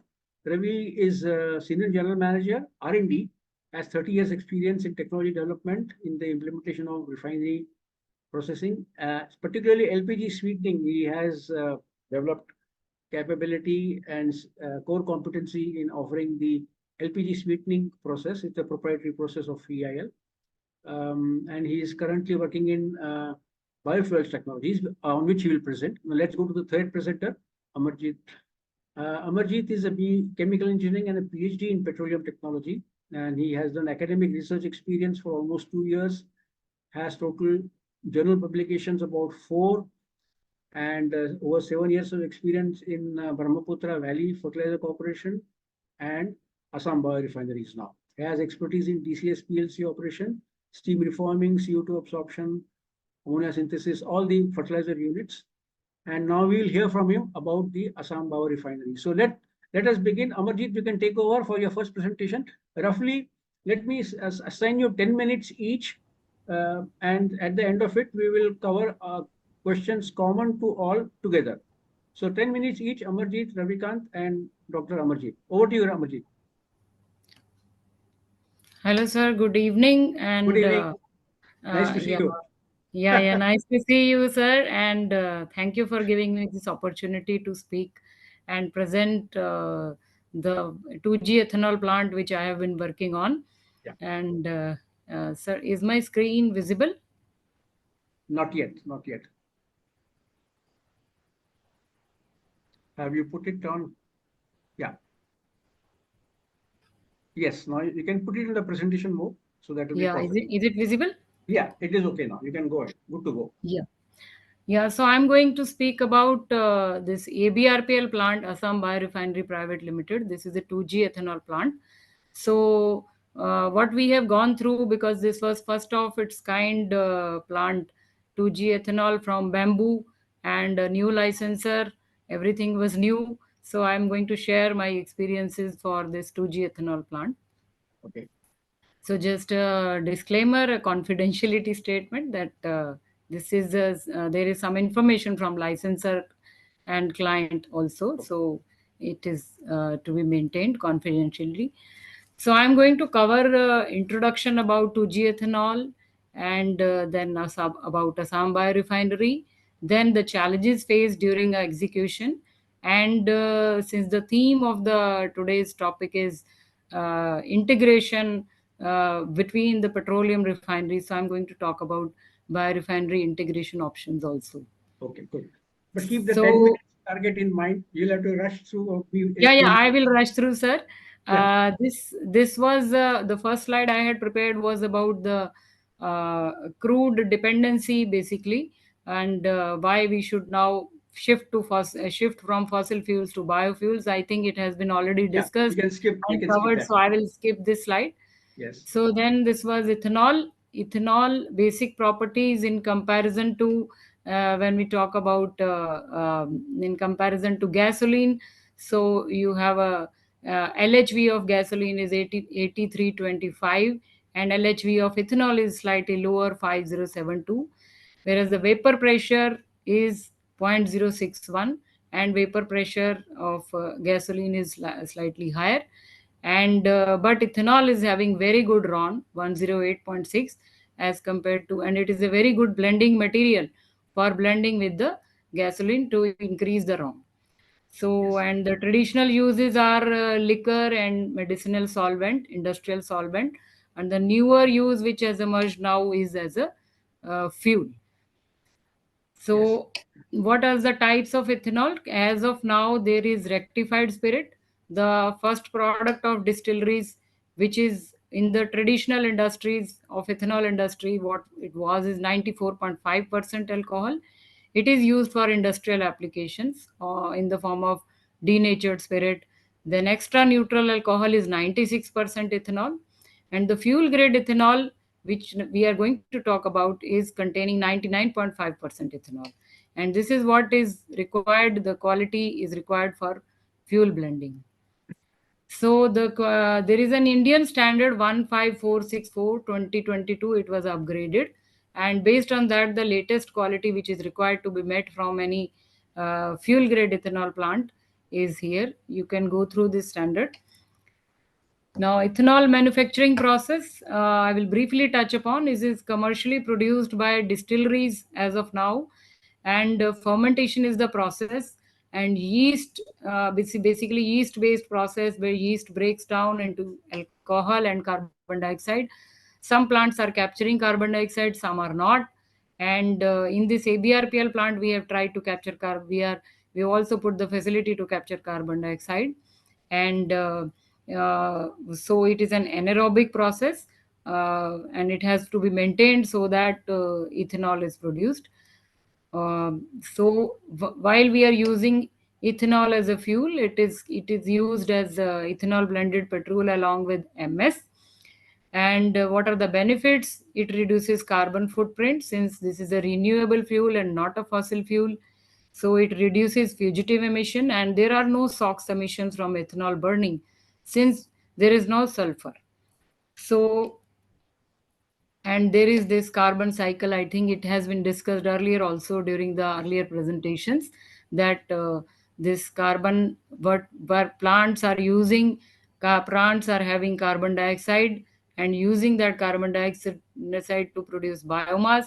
Then biomass you make fuel. Then fuel is combusted and carbon dioxide is released. And then plants are again using this carbon dioxide. So there is no excess generation of carbon dioxide like in fossil fuels. So 2G ethanol, basically before this 2G ethanol concept came, there was this 1G ethanol, first generation ethanol, which is generally made from sugarcane juice, molasses, and grain crops.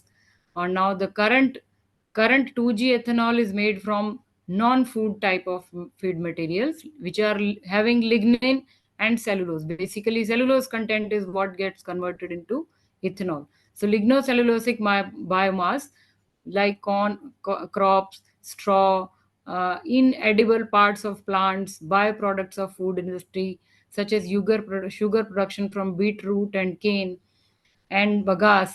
So these are the basically raw materials for the production of 2G.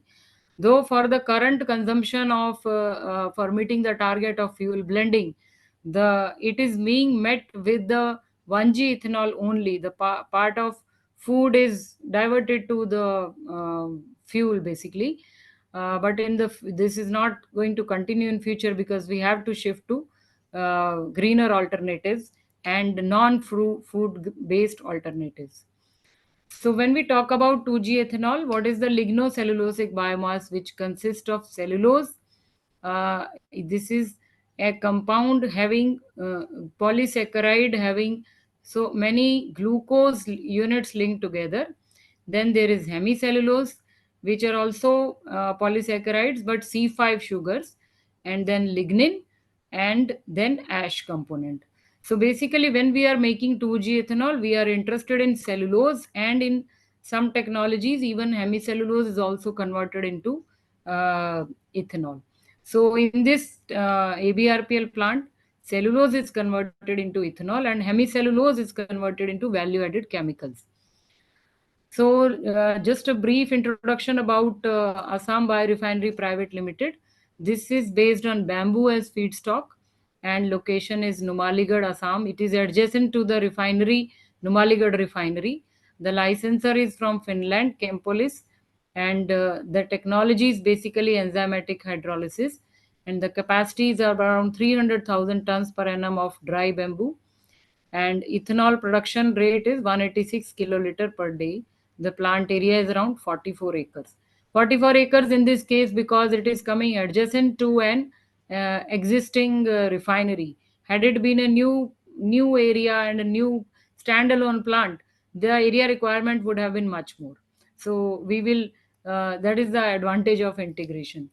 So block flow diagram for the ABRPL refinery.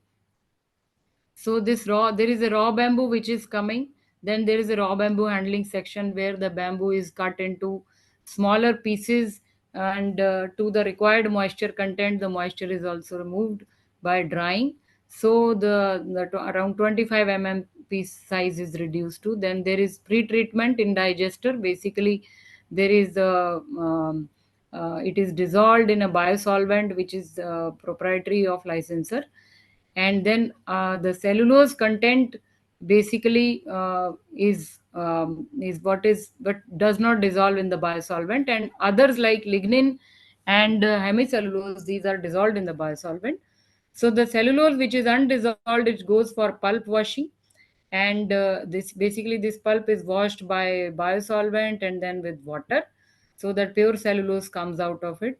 Then this cellulose which is containing C6 sugars is hydrolyzed along in the presence of enzyme, and then this hydrolysis makes it into glucose units, and in the glucose unit basically goes for fermentation process, which is basically traditionally in 1G industry you are having this fermentation step, and the glucose from the 1G food grades directly goes into fermentation. So this is the difference. The additional steps of raw bamboo handling, pre-treatment, pulp washing, hydrolysis are additional in 2G ethanol plant. So fermentation, this glucose is converted into ethanol, and this ethanol and carbon dioxide are also produced.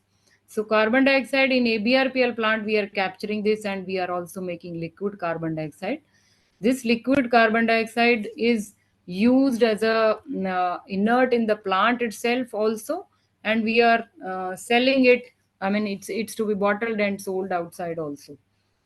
So the ethanol which is produced from the fermentation is not is very low purity ethanol. It has a lot of water and other components. So it is separate. Ethanol is separated by distillation and drying, and pure ethanol is produced. Now, in the digesters, we had this dissolved the lignin and hemicellulose content. This goes for evaporation, and then there's a chemical distillation section where acetic acid and furfural alcohol. In fact, these are in fact, it is wrongly written furfural alcohol over here. It's furfural. So pre-treatment step, in the pre-treatment step, acetic acid and furfural is produced, and furfural and acetic acid is separated by this chemical distillation. Furfural alcohol actually is a future thing. If in case client wants to go for to make another plant of furfural to furfural alcohol, it will give added price advantage because furfural alcohol sells at a higher price than furfural. So it is the future. So then this evaporation, what a lignin component basically goes for biocoal drying and handling. And the lignin component gets converted into biocoal. And this biocoal is combusted in the power plant. And this power plant is generating steam and power for the consumption of biorefinery. Now the steam and power is used in the biorefinery, and in case there is excess power available, it will be exported to the grid. So this is basically Chempolis technology, and in the biosolvent there is formic acid and acetic acid and water. Though exact composition is proprietary to the licensor. Then enzyme is a big consumer in this technology, and yeast is a small consumption in fermentation, and there are other utilities like water and other utilities. So capacity of commercial ABRPL plant is to process 37.5 tons per hour of dry bamboo. So this is the product slate. So from 37.5 tons per hour, you can see that most part is biocoal, which is 19 tons per hour. And then next is ethanol, which is 6.2, which is our desired product. Then furfural 2.3 tons per hour and acetic acid 1.2 tons per hour are byproducts. Though if these are valuable byproducts, and furfural is having a lot of price. I mean, so it makes the plant very viable when you have these value-added chemicals. So there are other byproducts also like stillage syrup and stillage cake, which are produced from the ethanol distillation. So these are small quantities, but these are also combusted in the power plant. And then 4.57 tons per hour of liquid CO2 is also produced. So out of these, ethanol, furfural, and acetic acid are directly gone for sales, and biocoal, stillage syrup, stillage cake, these are going for the power plant, and liquid CO2 is partly used inside the biorefinery, and the balance liquid CO2 is sold. So the next is the challenging phase during execution. Since this was first licensor's first plant, licensor had a pilot plant in Finland, and from the pilot plant, this was first commercial plant. So lot of teething issues, and with licensor also and vendors also. So lot of support given to licensor for plugging in the information, since there is a lot of engineering information required, but it was not available from licensor. So we did lot of VC discussions, and this was all happening during COVID times. So everything was happening. So we whatever incomplete information, this we supplemented a lot of information, and we prepared many data sheets also for licensor, though we got it verified from him, but so that the work doesn't stop and we could feed the engineering and vendors. So then there was various packages, like for example, this fermentation package or ethanol package or evaporation packages. There are 7 evaporation packages in this plant. So if for making the scope of these packages, also a lot of discussion had gone this, since there is no precedence of this plant, and a lot of input has gone for making these packages also. The PSV outlets, there was no system made in this case, and there was no flare possible. So then we designed a PSV disposal system with the scrubber and vent stack, which we developed for this particular plant. And we then disposed of the gas after dispersion analysis. So all these activities were performed by us. Then there are a lot of gases generated in the digestion. The dissolution is happening in the biosolvent of this bamboo feedstock. So there are having rich CO content and lean CO content gases are there. So there was no system in place, because licensor had concentrated on the main ethanol production only, and these auxiliary systems had to be developed along with licensor.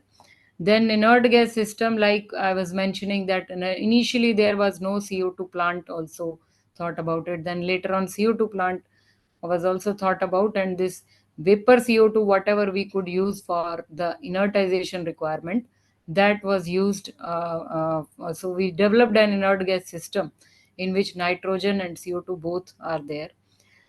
Then all these equipment which are having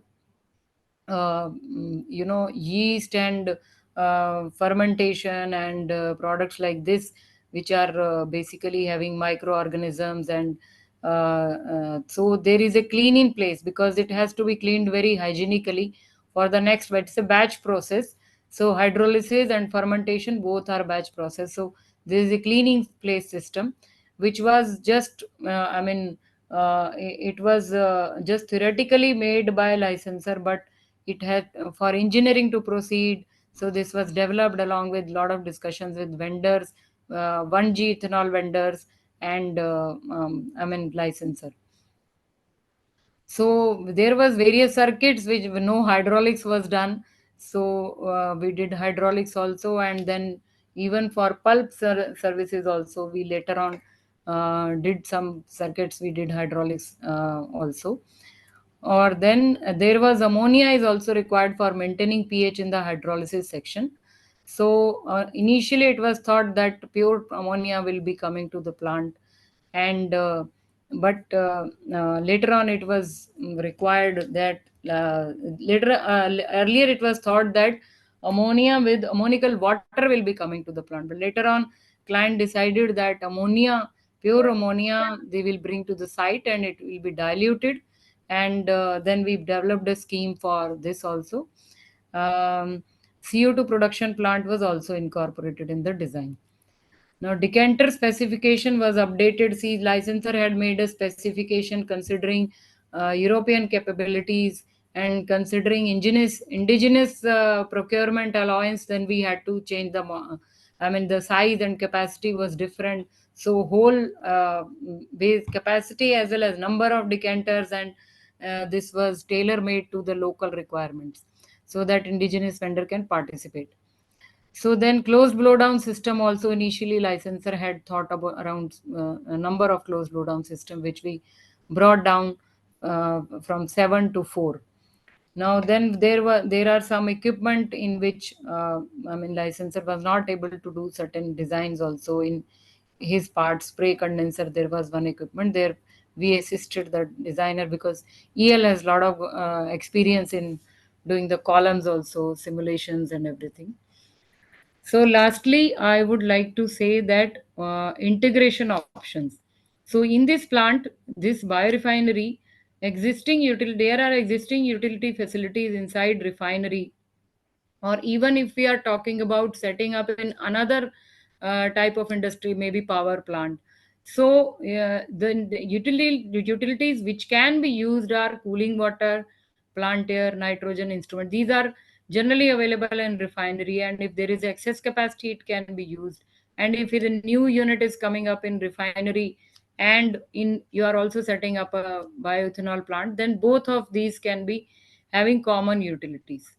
So then there is, if there is a power plant, then power plant also, for in this case in ABRPL, we had made a new power plant because the existing power plant was not having enough capacity to generate the power required, and steam was also required for biorefinery. So we made a new power plant. However, in case the new power plant is being conceptualized, at that stage in the refinery, the common power plant can be made, and it can be made suitable so that the biocoal generated stillage cake, stillage syrup can be then used in that power plant, and then raw water and steam can be sorry, not raw water, the steam can be made from the power plant, and boiler feed water also requirement whatever for the biorefinery can be taken, and power generated from the power plant can be used within the biorefinery. So in addition, the raw water and DM water can be taken as utilities from the existing refinery, or in case it is not available, then a new system can be thought of. So the ethanol in existing plant, otherwise if you make a new plant, you have to make an arrangement for selling it to petroleum producer, MS producer, or refinery. But in case of existing refinery, it can be directly blended there itself. In the refinery itself, a blended petrol can be going out of the refinery. So that's Okay, all about yeah. I think I will, what I will do now is I will ask Dr. Amarjeet Rajvanshi to present in continuation, because it is the same subject. Yes, sir. Ravikant, if you permit me, I will give you a slot, a separate slot later. Okay, Ravi? Okay, sir. Fine. Don't Absolutely worry, fine. you will get an exclusive slot, but you will get it after Mr. Ravi Gupta of IOCL. Okay, so you will have to wait till Ravi Gupta of IOCL presents. Then you are the last speaker, because I want to hear you out on your SAF proposal thoroughly. So right now, Mr. Dr. Amarjeet Rajvanshi, you can take over and continue from where Amarjeet has left. One thing, Dr. Amarjeet, can we go to Ravi Gupta from IOCL, let him start and complete his presentation, and then I'll come back to you and Ravikant, okay? Okay, sir. Okay, sir. Yeah. Okay, Ravi, you have had a long and patient wait. So let me hand over the floor to you after I introduce you.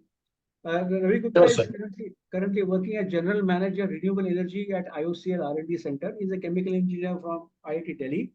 Has 26 years experience in the area of technology development, assessment, and commercialization of R&D technologies. He's heading the renewable energy group and involved in development, scale-up, and commercialization of 2G ethanol, biomaterials, CBG, carbon capture, utilization, sequestration, and solar and batteries research.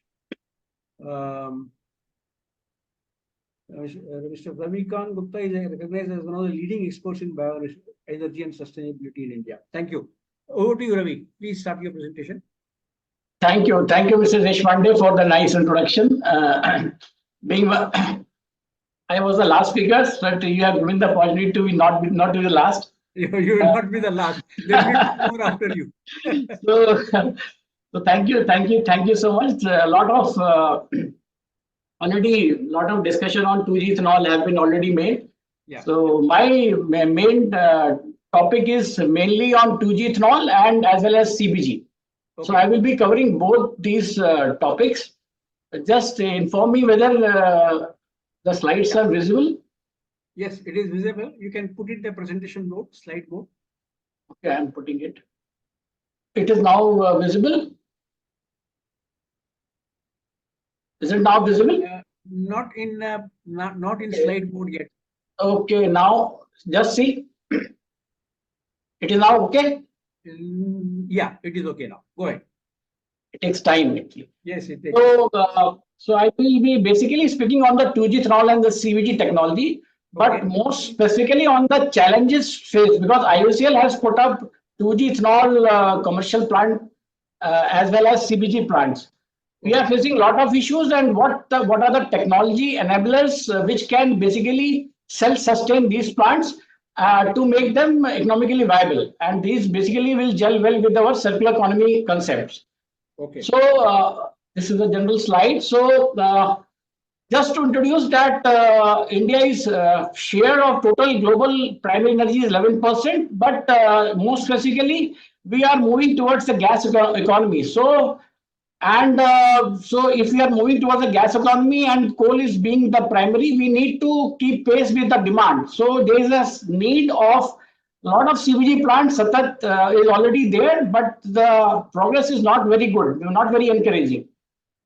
Government of India had a target to reduce 10% imports.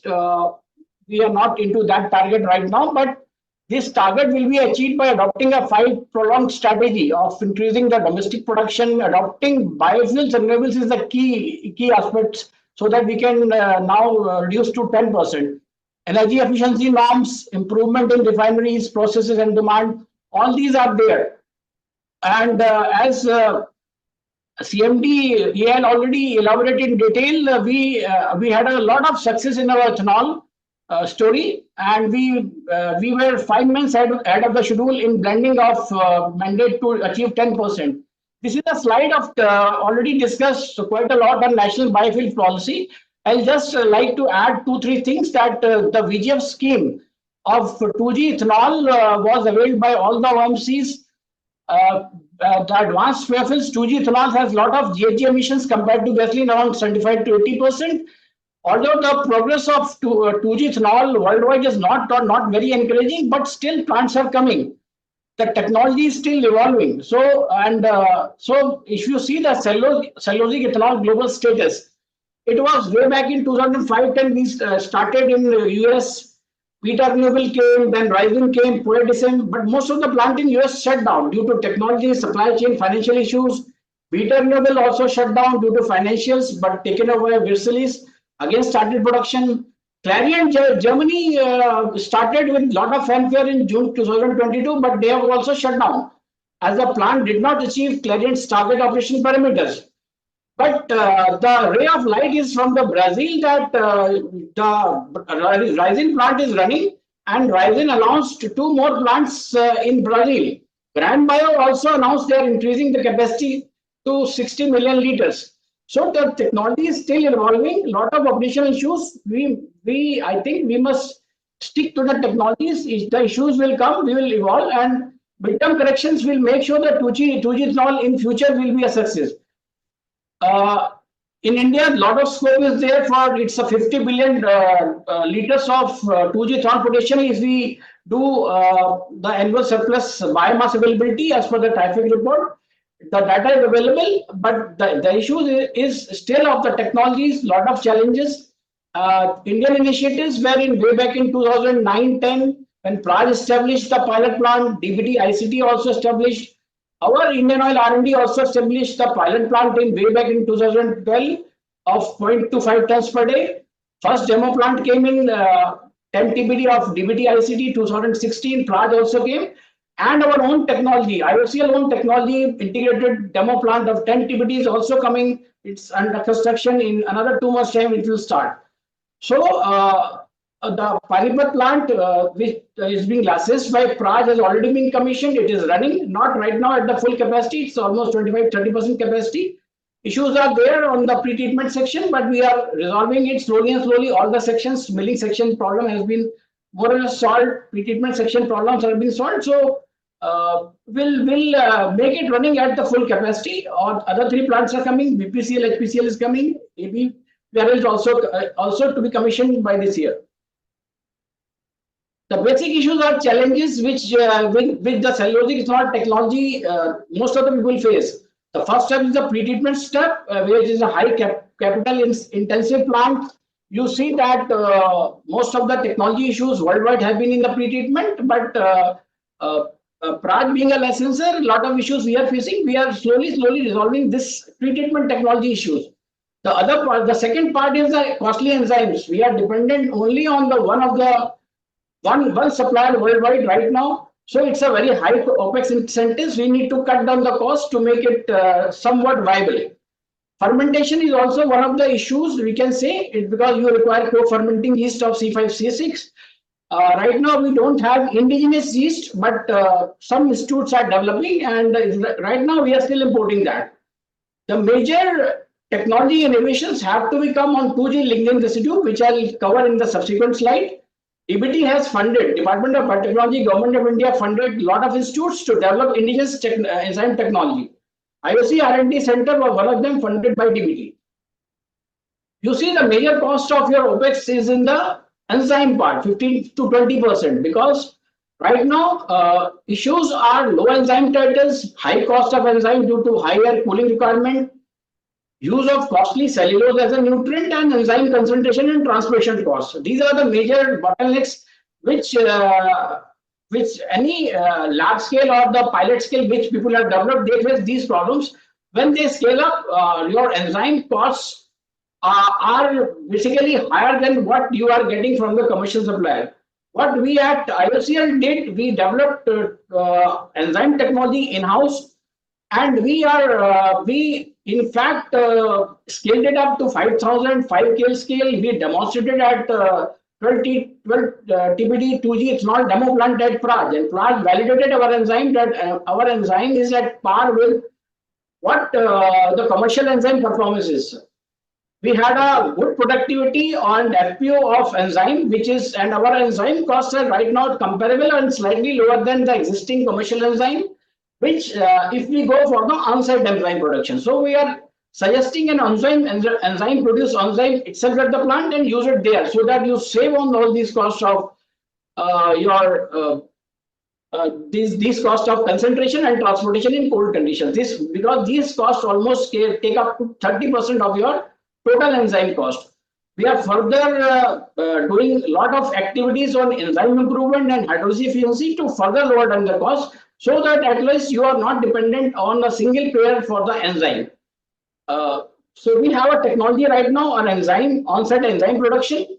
This already we have a technology, IOCL has already developed a technology of 2G ethanol, which is somewhat unique, in which we have our own indigenous enzyme, which will be used on-site, so that our enzyme cost will be significantly lower than the enzyme cost. Another salient feature is we have combined saccharification and fermentation step in our process to lower the time, which is around 120 hours to 72 hours, so that our total efficiency is quite good compared to the existing technologies. So these are some pictures of our 2G ethanol demo plant. It's under construction. In 2 months' time, it will start. Now coming to the challenges, because the 2G ethanol all said and is right now not viable. The reason is you from 1 ton of biomass you generate 200 kg of ethanol and around 600 kg of 2G lignin residue. This is the basis of a dry basis, and rest is a CO2, which is a biogenic CO2. So it goes back to the plant. And we'll produce almost 1 million metric tons of 2G residue. So what you will do with that residue? The option is to burn it in the boiler, But that is not a very good viable option, because this option will not make your plant self-sustainable. As Dr. Narasimhan clearly told in his presentation, your plant has to be self-sustainable. It should not depend upon the government grants. So if we can generate value out of all these lignin-rich residue, which people are trying right now at lab scale and pilot scale, but still not much success worldwide has been into that. If we can sustain the value of the lignin can be converted into aromatics, adipic acid, biomaterials, even SAF. The research papers are there in which it can be converted into SAF. The sugary part which is left not converted into ethanol, it can be converted into levenic acid and lactic acid. The issue is, make these will these biochemicals will be cost competitive compared to the fossil based chemicals?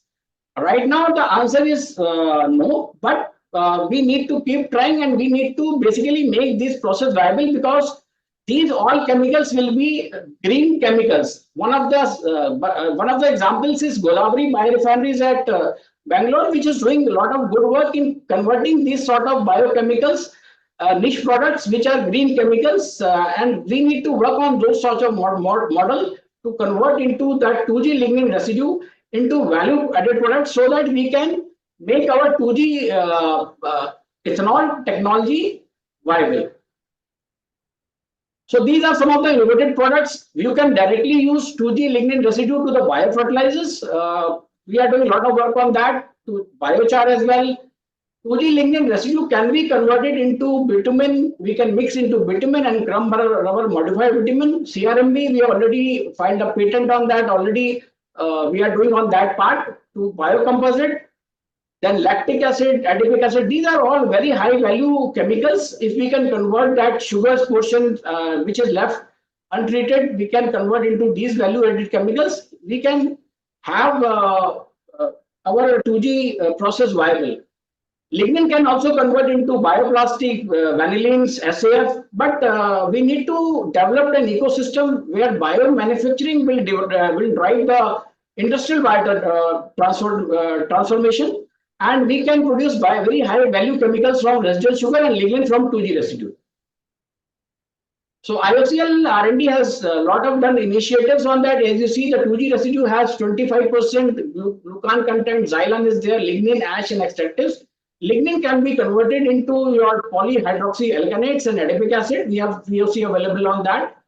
Xylane can be converted into a xylitol, which is a sugar-free, and 2G lignin can be directly converted into CRMB. We have already POC and trials are going on.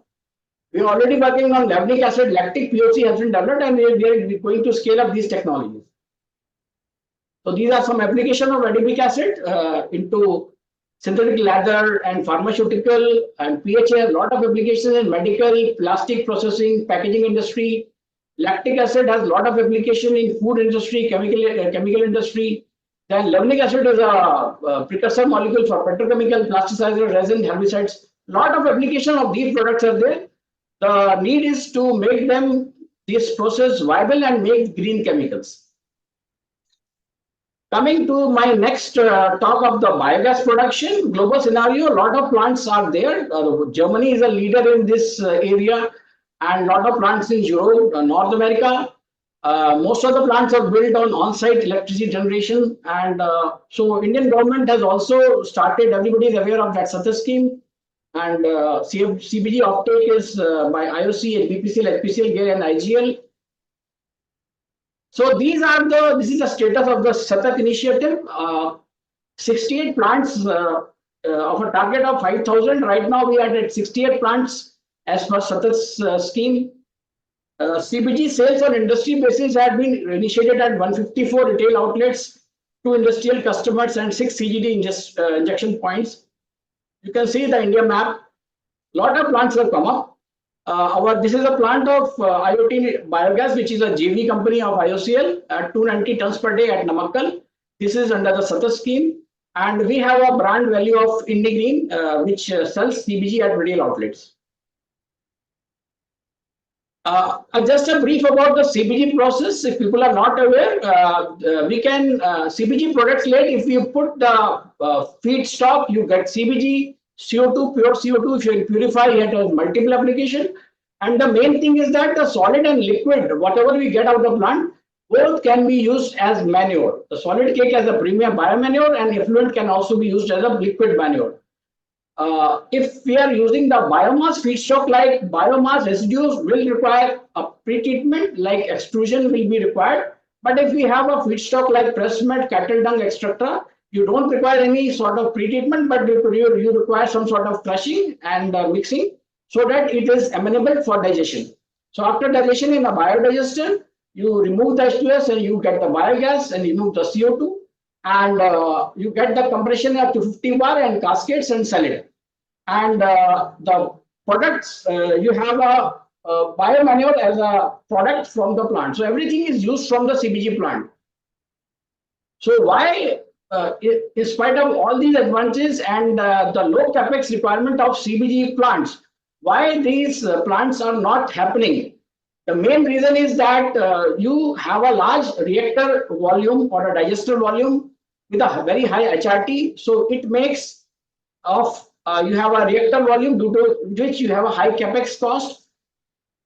You need, if you have a low methane content in the raw biogas, your purification cost goes up. The purification cost is almost 30% of your net cost. You have a, if you have a low yield of biogas, say around 50%, if you can increase to 60, 65%, 70%, lot of people are not using the inoculum. They are still using traditional inoculums, which give you low yields of biogas. And the main, the most important is the low value of FOM, LFOM. Right now, the most of the plants which produce FOM especially, these they barely meet the fertilizer control order form, that is FCO norms of the Fertilizer Control Act of Ministry of Fertilizers. So they have a very limited reach. So right now the biotech interventions are required in this area of FOM, LFOM. So, and another issue is a lot of talk about the availability of feedstock. Feedstock, especially the agriculture residue, are not available round the clocks. You have a wide variation in solid content, that total solids, and the organic fraction, that is a volatile solids. You have a wide variation, due to which your biogas production is inconsistent. You do not get the desired yields. The solution are, you need to design the plants based on the multi-feed technology to mitigate supply and seasonal constraint. The pre-processing, pre-treatment need of the biomass feedstock. So right now we don't have much this sort of equipments available which can handle the agriculture residues like paddy straw, which has very high silica content. People are facing a lot of issues right now in processing rice straw with a large silica content. The equipment failure is very frequent. And the solid and liquid manure, if we can upgrade then we can improve the economics of CBG plants significantly. So these are the solutions for the CBG plants. If we can tackle these solutions, our CBG plants in the southern scheme will be much more, which we don't have right now. So IOC R&D started, in fact, the CBG technology way back in 2014. When there was no Satar, we already started working. We had a plant at 50 kg in R&D. Then we went to PR, Panipat Refinery, Varanasi. EOD, we demonstrated at different capacity scale. And we had demonstrated our inoculum at Namakkal. Then Jaipur, we have a running plant at 100 TPD. We have a plant commission right now, under commissioning at Gorakhpur at 200 tons per day. And one plant is coming at 100 TPD. So the main the proprietary inoculum which we have developed, it fetches you a very high biogas yield, with a high, that is more important. You get a high methane content, and it is feedstock agnostic. So it works on variety of feedstocks. We have a single stage technology for cellulosic as well as non-cellulose feedstock, and we provide a biotech intervention which is unique to make all those non-compliant of FCO norms to organic manure, which is FCO compliant. So this is just a brief of our technology: shredding followed by extrusion if agricultural residues are there, feedstock slurry preparation. and then followed by digestion, solid liquid separation. Liquid is recycled back and we get a solid manure. We purify the gas, then we get the CBG.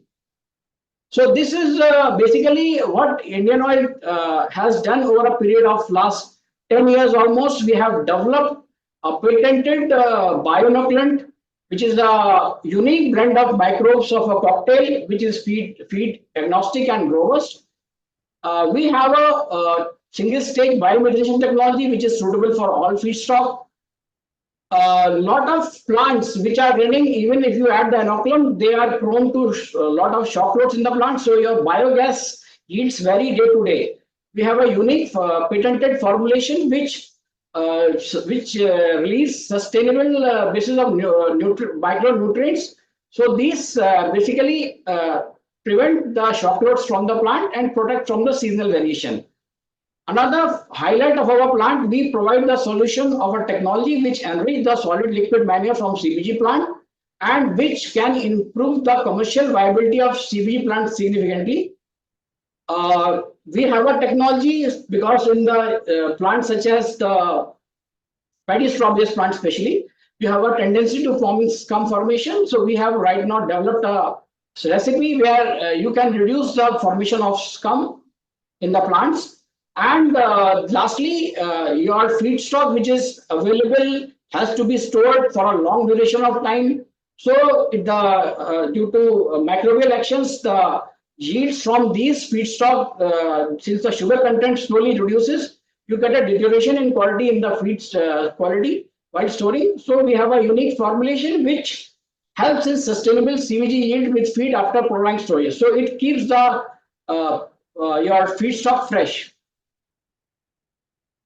This I was talking about the AgriLite technology. It's a unique technology which is a proprietary selected microbes which makes the nutrient contents to crop available. The NPK content of the fermented organic manure increases substantially through this. It stabilizes the FOM from 7 to 8 weeks, it stabilizes to 4 to 5 weeks. Increases CNPK content and a lot of other plant growth bacteria are there which enhances the plant growth. We have tested this at a third party at GB Panch University, Agriculture University, and the results have been fantastic. We get 25% if we replace, then we get enhanced yield of 22% over the base FM. Even the LOFM, which we have enriched, it gives 5% increment in grain yield by enriching FM over the base case. So these are the unique features of AgriLite technology which IOC R&D has developed, and these are being implemented in IOCL plants. So these are some of the initiatives earlier. We have a 5 tons per day plant at near R&D. We tested our inoculum only at Varanasi and at Namakkal. We get 50% increment of biogas in Varanasi, and at Namakkal, we got 20% increase in biogas without doing any hardware changes. Only the inoculum was so effective, it increased the yield. So these are the few plants which I was talking about. The IBG Plus plant at Jaipur, 100 tons per day or cattle dung. It is already commissioned and running. And IBG Plus plant at Gorakhpur, 200 tons per day, right now under commissioning, and commissioning is underway. Another plant is coming at Gwalior under construction of 100 tons per day. So in the summary, just to highlight 2 points that a lot of issues in the 2G ethanol technology, but due to high OPEX costs and unutilization of 2G residue. So if we can focus on the biomanufacturing part of the bio-based chemicals, these will fetch value and it will make 2G ethanol technology at least some sort of viability will be there. And to improve the economics bottom lines of CB plants, if we can add value to solid and liquid manure, it can boost the economics of CBG plants. So thank you so much. Thank you, Raviji. I think there are no questions from the delegates as such. So just one query I had. This 2G ethanol plant that has been set up at Panipat based on Praj technology, has it been running to its required capacity? No, sir. Right now it is running only at around 20-25% capacity. Because it is a first such plant, we were initially facing problems in the milling section. It was although it was designed for processing around 425 tons per day paddy straw, but it was the milling section was not appropriate. So it was running only at the capacity of say around 50 to 100 tons per day. So those issues have been solved. Right now we have some sort of issues in the pre-treatment section. We are solving these issues along with Praj Industries. Okay. So the new enzyme that you have developed, you will get an opportunity to try it out in this plant. Are you planning to? Yes. We have a plan that we have actually the demo plant already coming in 2 months. We'll first try that technology in our own plant. It's a fairly large scale. So if that is successful, then we'll put up a 2G enzyme plant right at the 2G ethanol plant. So we'll produce enzyme there and we will put it there. So we'll not be dependent on one player. Okay, good. We have already plans for that. Okay, good. Thank you. I think there will be many queries and other things, but for the present, we'll limit ourselves to only this much. And thank you very much for a patient wait for all the presentations to be complete. But now, after you, we still have 2 more presentations. So let's switch over to the other 2 speakers who are waiting for us. Dr. Amarjeet, have you been able to solve the problem? Yes, sir. Yes, sir. Okay, good. Fine, good, excellent. Okay, sir. Go ahead. I apologize what has happened, sir. Okay, no problem. Go ahead, Technical problem, sir. Only thing is, don't repeat what Amarjeet Kaur has already said. You can only go to those slides which are unique to your this thing. Okay, sir. Okay, sir.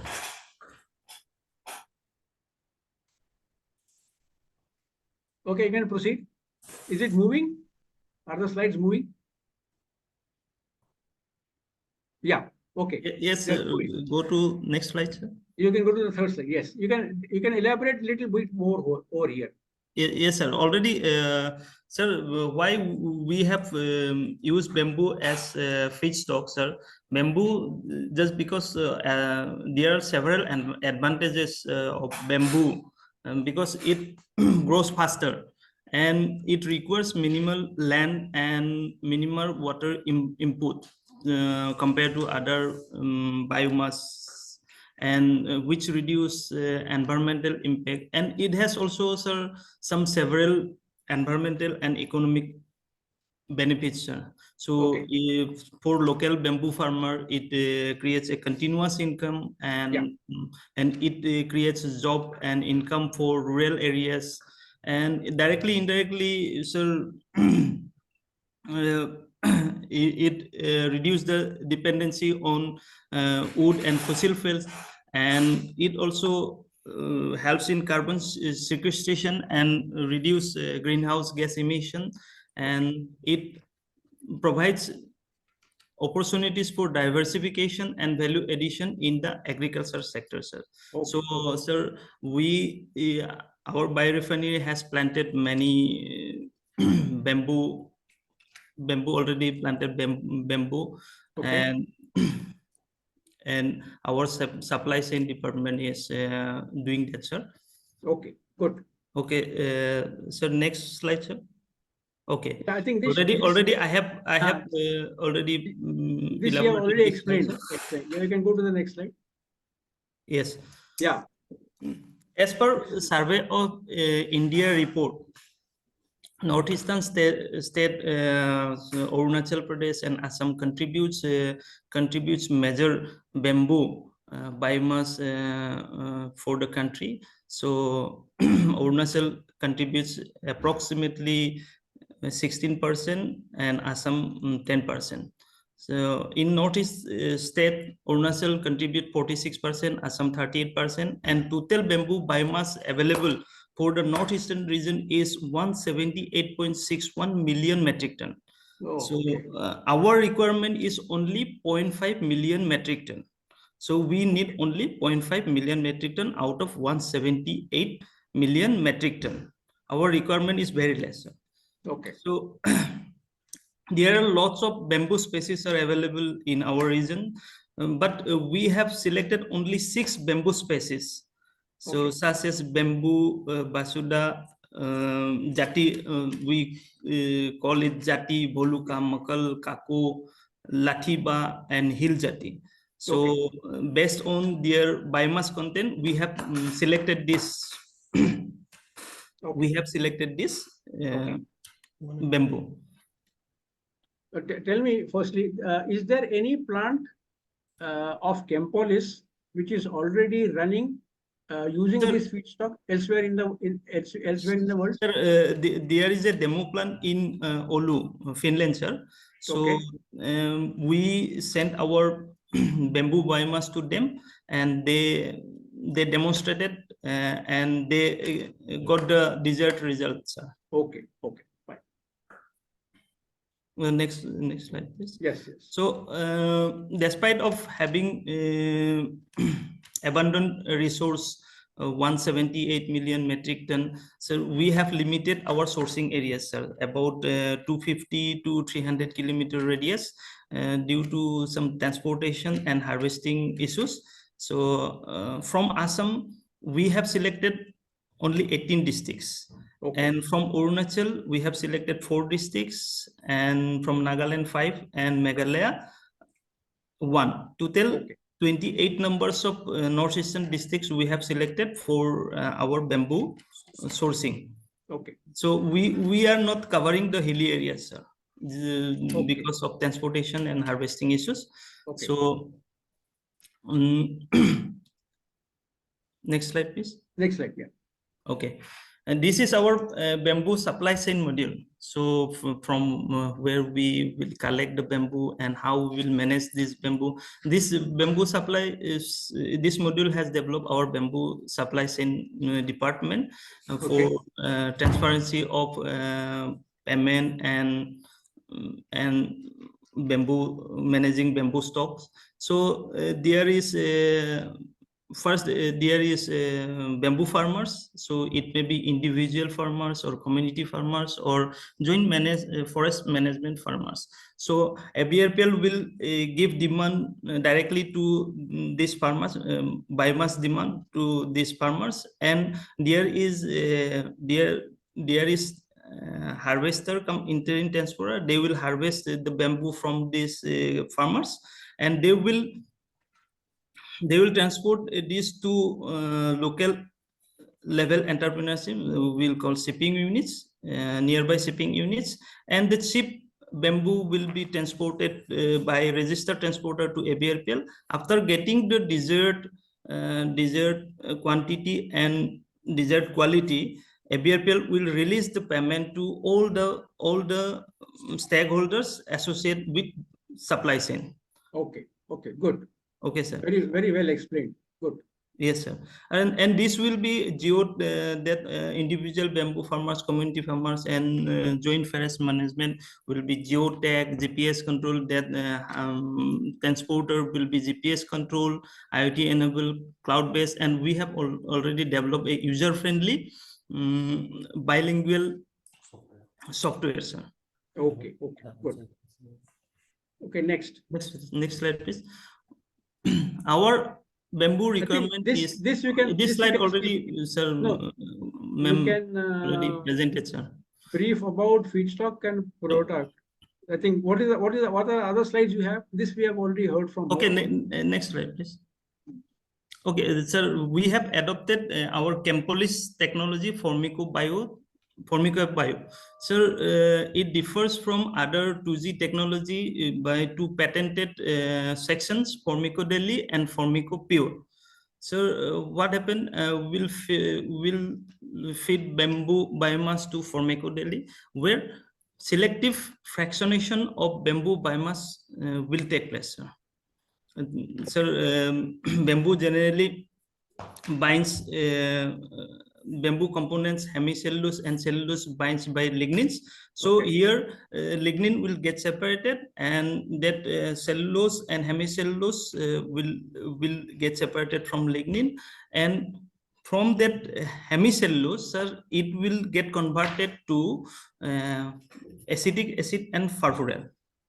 What do you plan to do with this acetic acid and furfural? Can you elaborate? That's the only thing we want to know now. Yes, sir. Sir, this with the help of biosolvent, we will do this, sir. It is a mixture of acids, sir. And from this acetic acid, we will use in fractionation, sir. We'll use as it bisolvent, sir. Already I have mentioned we'll use for selective fractionation. It is a mixture of acid, so it will be a self-sufficient. So are you planning a captive use of acetic acid? No, no, sir. Actually, actually, we'll use first during our normal operation, first trial run, we'll source acetic acid from outside. But after that, sir, will generate itself. Yeah, but where will you sell it? Who's the buyer?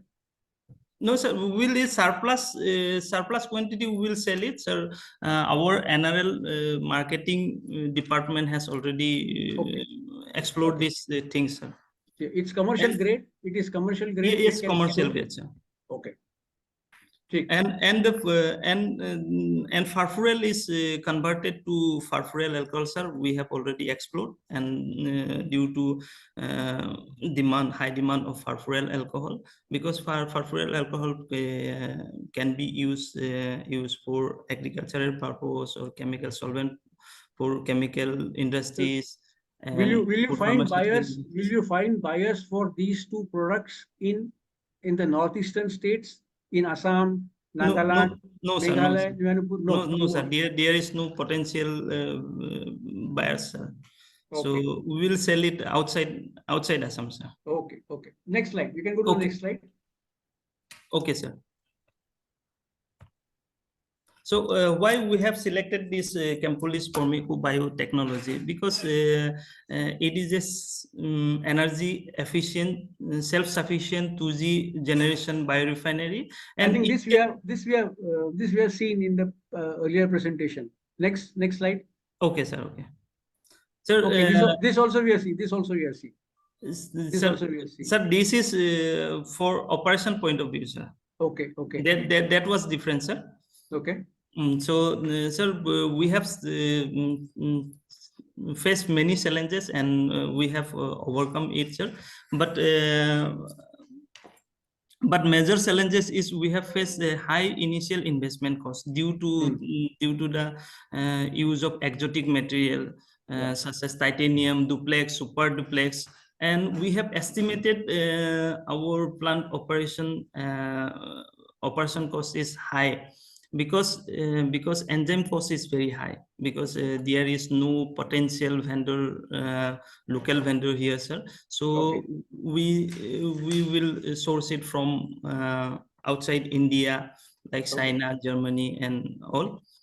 And we have faced some, already ma'am has said, engineering related issues. We have already faced to improving our bamboo supply chain management and logistic management. So we have already overcome it, and we have why don't you develop some enzyme locally? Sir, we are exploring, sir. We are exploring with local vendors. They will set up a plant here, sir. Set up a plant here, and they will supply this through pipeline, sir. So why don't you ask IOCL to help you? They have already developing an enzyme for their own 2G plant. They will be very glad to develop. We are in touch with them, sir. Okay, good. Okay, sir. Also, sir, we have a research project with CISR NIST Jorhat, sir. So for developing for customizing a enzyme, sir, 2G enzyme. Okay. So hopefully we will able to reduce this cost, sir. Okay. Next. So, sir, there are lots of opportunities. So this is the last slide. You have some more slides. There are more, 2 more slides, sir.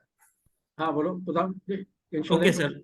Okay, sir. We can partnership for long-term supply for operation chemicals such as enzyme. Already I told you.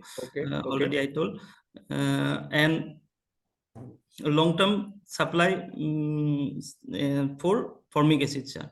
So already I mentioned the end use of platform chemicals, furfural and acetic acid. So furfural can be converted to furfural alcohol, and it has several demands in various sectors. Similarly, for acetic acid also, it can be used for chemical industry, textile industry, Okay. agriculture, pharmaceutical, etc. Okay. Good. Good. Have you identified any specific buyers for furfural alcohol by name? Those who would need it? Sir, actually, yes, sir. NRL has explored, sir. Okay, fine. Already Good. explored, sir, and we have one project with sir IIT Guwahati. They will convert furfural to bio-based, sir. Okay. Already they have developed, sir. So, sir, here there will be some waste generated here, sir, during operation and handling. So there will be dust generation during bamboo handling. So approximately 16,000 metric ton per annum bamboo dust will be generated. So, sir, we have added some value to this dust. So we'll convert this dust to bio, sir. We have a project with IIT Guwahati, and they are in line with that, sir. And we can also convert this dust to, sir, producer gas, sir. Okay. Good. And knots will be generated during operation, sir. Knots are generally uncooked pulp. So these knots can be used for power generation. And there will be some fly ash during biocoal burning. So that fly ash can be converted to can be supplied to cement industry and can be converted to bio bricks, etc., sir. Okay. And sir, lastly, we can extract lignin from bamboo biocoal, sir, because lignin has also some value. So it can be used as binding chemicals, or it can be used in polymer industry. So, sir, we are also in line for extraction of lignin from biocoal. Okay, sir. That's it, sir. Thank you. I think this was very informative, because thank you, sir. These slides were not covered by Amarjit. And this is what we wanted to know. Yes, how sir. is this whole plant of bamboo-based ethanol production? How is it going to support itself?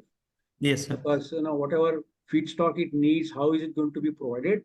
And whatever products he is making, you are going to make, how are they going to be sold?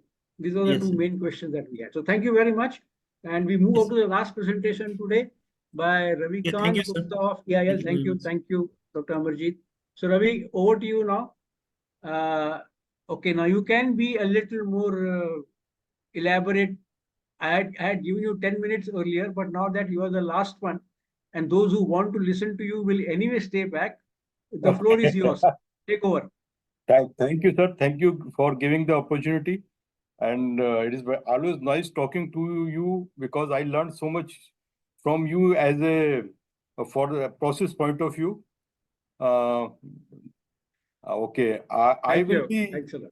Yeah, sir, I will be, because lot have been talked about, so I will be just skipping some of the slides, like I prepared this, like EIL in biofuel and why SAF, then demand and forecast of ATF, then our technology with IIP, and what is in the summary. You put your slides on the presentation mode. It's right now.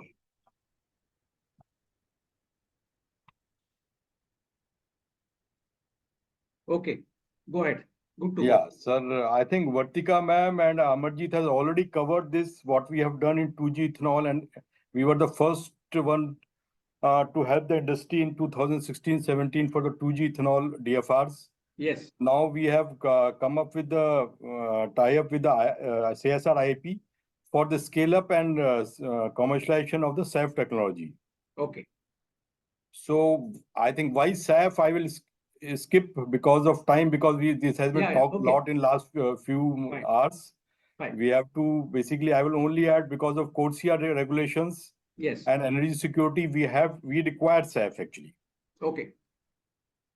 So this is the current demand of the SAF is of ATF is around 8.6 MMTPA. So even for if we require from 10% blending, we require around 0.6 MMTPA of SAF, and I Yes. think currently we have none. Yes. So a lot of questions are there. Is the feed availability? Yeah. So although this is little old data, but there is certain amount of TBO and the UCO available in the country, which can produce around 1.5 to 2 MMTPA of SAF actually. Okay. Coming to the technology, we have collaborated with CSRIP, which is a technology is based on the HIFA process. Yeah. It is a single-step catalytic process. Yeah. And the major steps are basically a very important one is feed treatment, because all these feeds, UCOs and TBOs, are coming from different sources and contains a lot of things which harms catalyst. Yeah. That is followed by the hydroprocessing, and then it is a routine product recovery section. Feedstocks here are basically TBO and UCO, and couple of them are not mentioned here is the palm steering and PAFD actually. Okay. Along with the SAF, we are able to, in this process, we can produce green diesel. Some naphtha also is there, and then the basically lightened fuel gas come out. Okay. So total hydrocarbon recovery is around 70%. Okay. Yield is. Now, coming to these feedstocks, used cooking oil will have to be recovered from users, and there has to be a mechanism for recovering that. But the other ones, pre-born oil from soya, jatropha, and karanja, they are available in the market, or will you be needing to cultivate these or tie up with the cultivators and form some kind of a organization and a group to supply you this feedstock? Sir, actually this TBO normally in India, it is available mostly in area near to Chhattisgarh actually. Okay. There it is available. I think this Chhattisgarh biofuel board is there. They are working a lot on this actually. Okay. They have developed some ecosystem there. Okay. Apart from that, I mentioned one of the major feed which is being targeted is palm steering actually. Okay. So which is targeted from the cooking oil makers industry basically. Yeah. So that is available in southern India, particularly near Mangalore, where we plant MRPL is planning to set up the plant. Actually. Okay. Okay. Okay. Fine. So this is the sort of simple flow diagram you required with pre-treatment, and then there is a hydrotreating process, which is the deoxygenation and selective cracking and isomerization. Yeah. So again, this main product is SAF, and then the green diesel comes out of it actually. Here I would just like to mention, normally as mentioned earlier also by our colleague in the floor, is a two-step process normally. But our process, which it is a single-step process, it is all the steps are done in a single reactor actually. Okay. Okay. It is difficult to control of the exothermicity and other things, but IIP has done a lot of good work in that, and they are in their pilot plant to basically have a single step process. Okay. Okay. This is to talk about the integration, how we can integrate with the refinery or existing plant actually. Yeah. It can be a standalone plant. That is not a question. With refinery, it is almost like, except the feed, it is almost like a hydrotreating or a hydroprocessing unit of a refinery. Okay. All the utilities are same, what is required in the hydrotreating process. And basically, all the processes are the same. Even the as you know, the products are mainly naphtha, SAF and basically diesel, which can be easily blended with their products. Okay. So it is a very seamless integration with that, as it was talked earlier also by the floor people. Basically, from an existing hydrotreater unit, it can be also converted to a this HIFA process SAF plant. Okay. Okay. So this is some of the basically timelines which IIP has started this experimentation somewhere in 2008 and 9. Okay. They have two pilot plants which are producing the SAF which meets the IA specifications, and that is being used by the Indian Air Force, whatever they are producing. Okay. It meets the ASTM D7566 specifications also. And diesel basically meets the BS6 specifications. Okay. And the specialty about this diesel is this C10 number is somewhere between 70 to 100. Okay. So this is also a premium product basically when it comes to the, although nobody is giving the premium on that, but it could be a premium price product actually. Okay. So these are some of the photographs of the flights that have taken off by using the SAF produced in the IIP pilot plant. So these are the pilot pictures of the pilot plant which are installed in IIP. There is a total run of around now is 12,000 hours of run. They have produced much more than 10,000 liters of SAF, which has been mostly taken by the Indian Air Force for their jet testing. Okay. So, and they are also tested many feeds actually, Jatropha, PFD, UCO, palm stearing, Flaminga oil, and alone and also in the combinations. All the feed has been tested by them. So what is the scale up that you are going to do now? From what throughput in the pilot plant are you going to go for the new plant that you are setting up in MRPL? Yes, sir. Actually, throughput scale up is a big number. Is in the range of say 100 times. So, are you confident that you will have a good? You will be able to do a. Yeah, sir. Actually, the only scale up issue was actually a reactor with the high exothermicity. But with the experience we had of EIL experience and our R&D experience of designing the DSGT reactor and the hydrotreating reactors, I think we are totally confident of meeting that actually. So you'll go for a trickle bed reactor kind of configuration? Right now we are going with a trickle bed, but we have a plan for other one also. Okay, okay. Yeah. Good. That's a good sign. And so, what is the stage of this project now? You are completing the basic engineering package, and will it be taken up for implementation, or will there be some intermediate due diligence still required? No, sir. Actually, no intermediate diligence. We have completed the BTEP some 3-4 months ago, along with the detailed feasibility report. It has been cleared by the board, actually, MRPL board. So they have also started the pre-project activities also, actually. And in fact, long lead items MR has been are supposed to be issued within this week, actually. Achha, what is the capacity of SAF in this plant? How much SAF will be produced? Sir, actually, it is basically nameplate capacity is 20 KLPD. 20 KLPD, Yeah. kiloliters per day.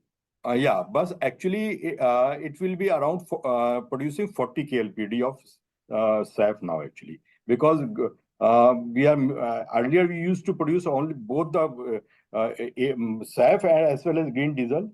Now we have improved the things and only targeting SAF to be produced actually. So that will be 30 then. If you are targeting only SAF, it will be 30. It will be around 40, sir. 40. Okay. Oh yeah. Okay, good. So coming to the challenges, I would say we have there were challenges when we were using the basic engineering package and when we scale up. But ultimately, what we could understand is that it is a normal or little severe, I would say, not normal, severe hydroprocessing plant only. So we could able to overcome all the challenges. The only challenge, in my opinion, is left. We maybe more feeds will come as we go along. So that need to be tested probably in our IIP pilot plant. Maybe that is the only thing, because with a new technology, or every day we have to add some sort of feed. We are getting more list of feeds from the suppliers as well as from MRPL. Yes. I know this plant will have to be flexible for feeds, because you are not assured of any feed on a continuous basis. Yeah. So that actually, so that part is still a little bit of challenge. So we have to keep our pilot plant in operation continuously to test those feeds, so that we have to, whatever we have to modify the operating parameters, we can do that. Okay. Okay. Good. I think rest of the things we should remain as a know-how with EIL. So I will not ask those questions to you. Okay, thank you. Anything else you have to show? Yeah. Yeah, so just this is the model we have we have shown in IEW and also ETM actually. Yeah. So we plan to, but basically rather I would say MRPL plans to, this plant should be operational before 27, the CORSIA regulation comes. So, and this plant should look like this. So. Actually, you already have a 3D model ready. Yeah, sir. We have showcased in IEW actually. Okay, IEW. Okay. So this is what I think everybody is waiting. Have a long evening, so let me finish off. Okay.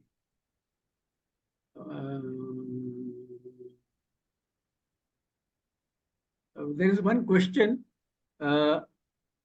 Why can't we think of local implementation of respective biofuel plants with a minimum capacity favorable economically based on availability of local feedstocks? Now, this is a general question. It is applicable to all plants. But if I were to consider it as applicable to the SAF plant, I think you are already taking care of it, right? That you are basing the capacity on the basis of available local feedstock only. Yeah. Of course, you said that some material is being considered from Chhattisgarh and other places, but the major portion of the feedstock that is used cooking oil, you are saying will come from the southern India belt near MRPL, where the plant is going to be located. Yeah, exactly, sir. It will be, we are again targeting something, basically a radius of 200 kilometers or something. So it should be available there. Okay. I know it's going to be a challenge, but I think it's a good beginning. At least we'll have a plant producing SAF. The economics of it may not be the best right now, but at least it will be a demonstration of technology at a reasonably good scale. So it will be definitely a good demonstration of the technology, and lot of whatever challenges will come along, will overcome for the future actually. And basically that's the thing actually. Good. Thank you, Ravi. I think we have had a long day, so I may have many other questions, but I will keep them for the next time. We actually have wanted Professor K.K. Pant to be there to give the vote of thanks, but unfortunately he has had some other engagement at the last minute. So that responsibility also is to be shouldered by me. So let me first of all thank all of you. I have been planning this webinar on biofuels for a long time, because biofuels have been happening around us. First the 2G plant, the CBG plants, and of late 3G plant, and now the SAF plant. So progressively the industry is now talking about new renewable fuels coming for applications in all sectors, substituting gasoline or blending with gasoline, substituting and blending with diesel, and now substituting or blending with aviation jet fuel. So this seminar was required for a long time, but I waited for a while so that we are able to gather a good a good group of presentations from different companies and also from academic institutions, some presenters from the academic institutions. So I'm glad that it has happened today in 2024 when a 2G plant has already been running at Panipat of IOCL. There are 2 more plants of 2G coming up of BPCL and HPCL and also of NRL, as we saw, bamboo based. We are also already now commissioning or in the process of running the 3G plant of LanzaTech. And Vineet explained that very well. And now we are on the verge of starting 2 SAF plants, one of MRPL based on the IIP technology and the other one of IOCL at Panipat based on the LanzaTech technology. I'm sure there will be other technology providers like Praj also coming and offering SAF plants. So we'll wait for that to happen.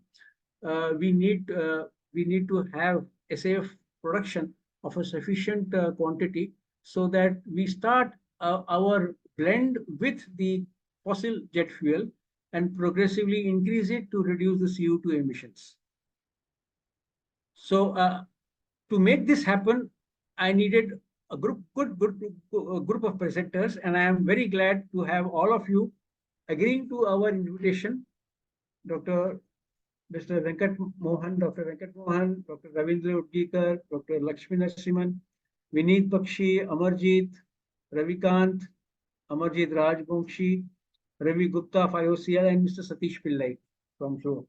I'm extremely grateful to you and thank you profusely, immensely for making this seminar on biofuels happen. There are many takeaways from this seminar. We will be sharing a video link of the seminar with all of you. So whenever you have to make any reference to what has been presented here or discussed here, you will always have this YouTube link with you to click on and hear it out once more. But to make this, it's almost 5 hours now. We are close to 5 hours of this seminar. We started at 2:30 and we are now closing at 7:20. So we are close to 5 hours of this seminar. And I am sure we are carrying with us a whole lot of information, knowledge, and know-how.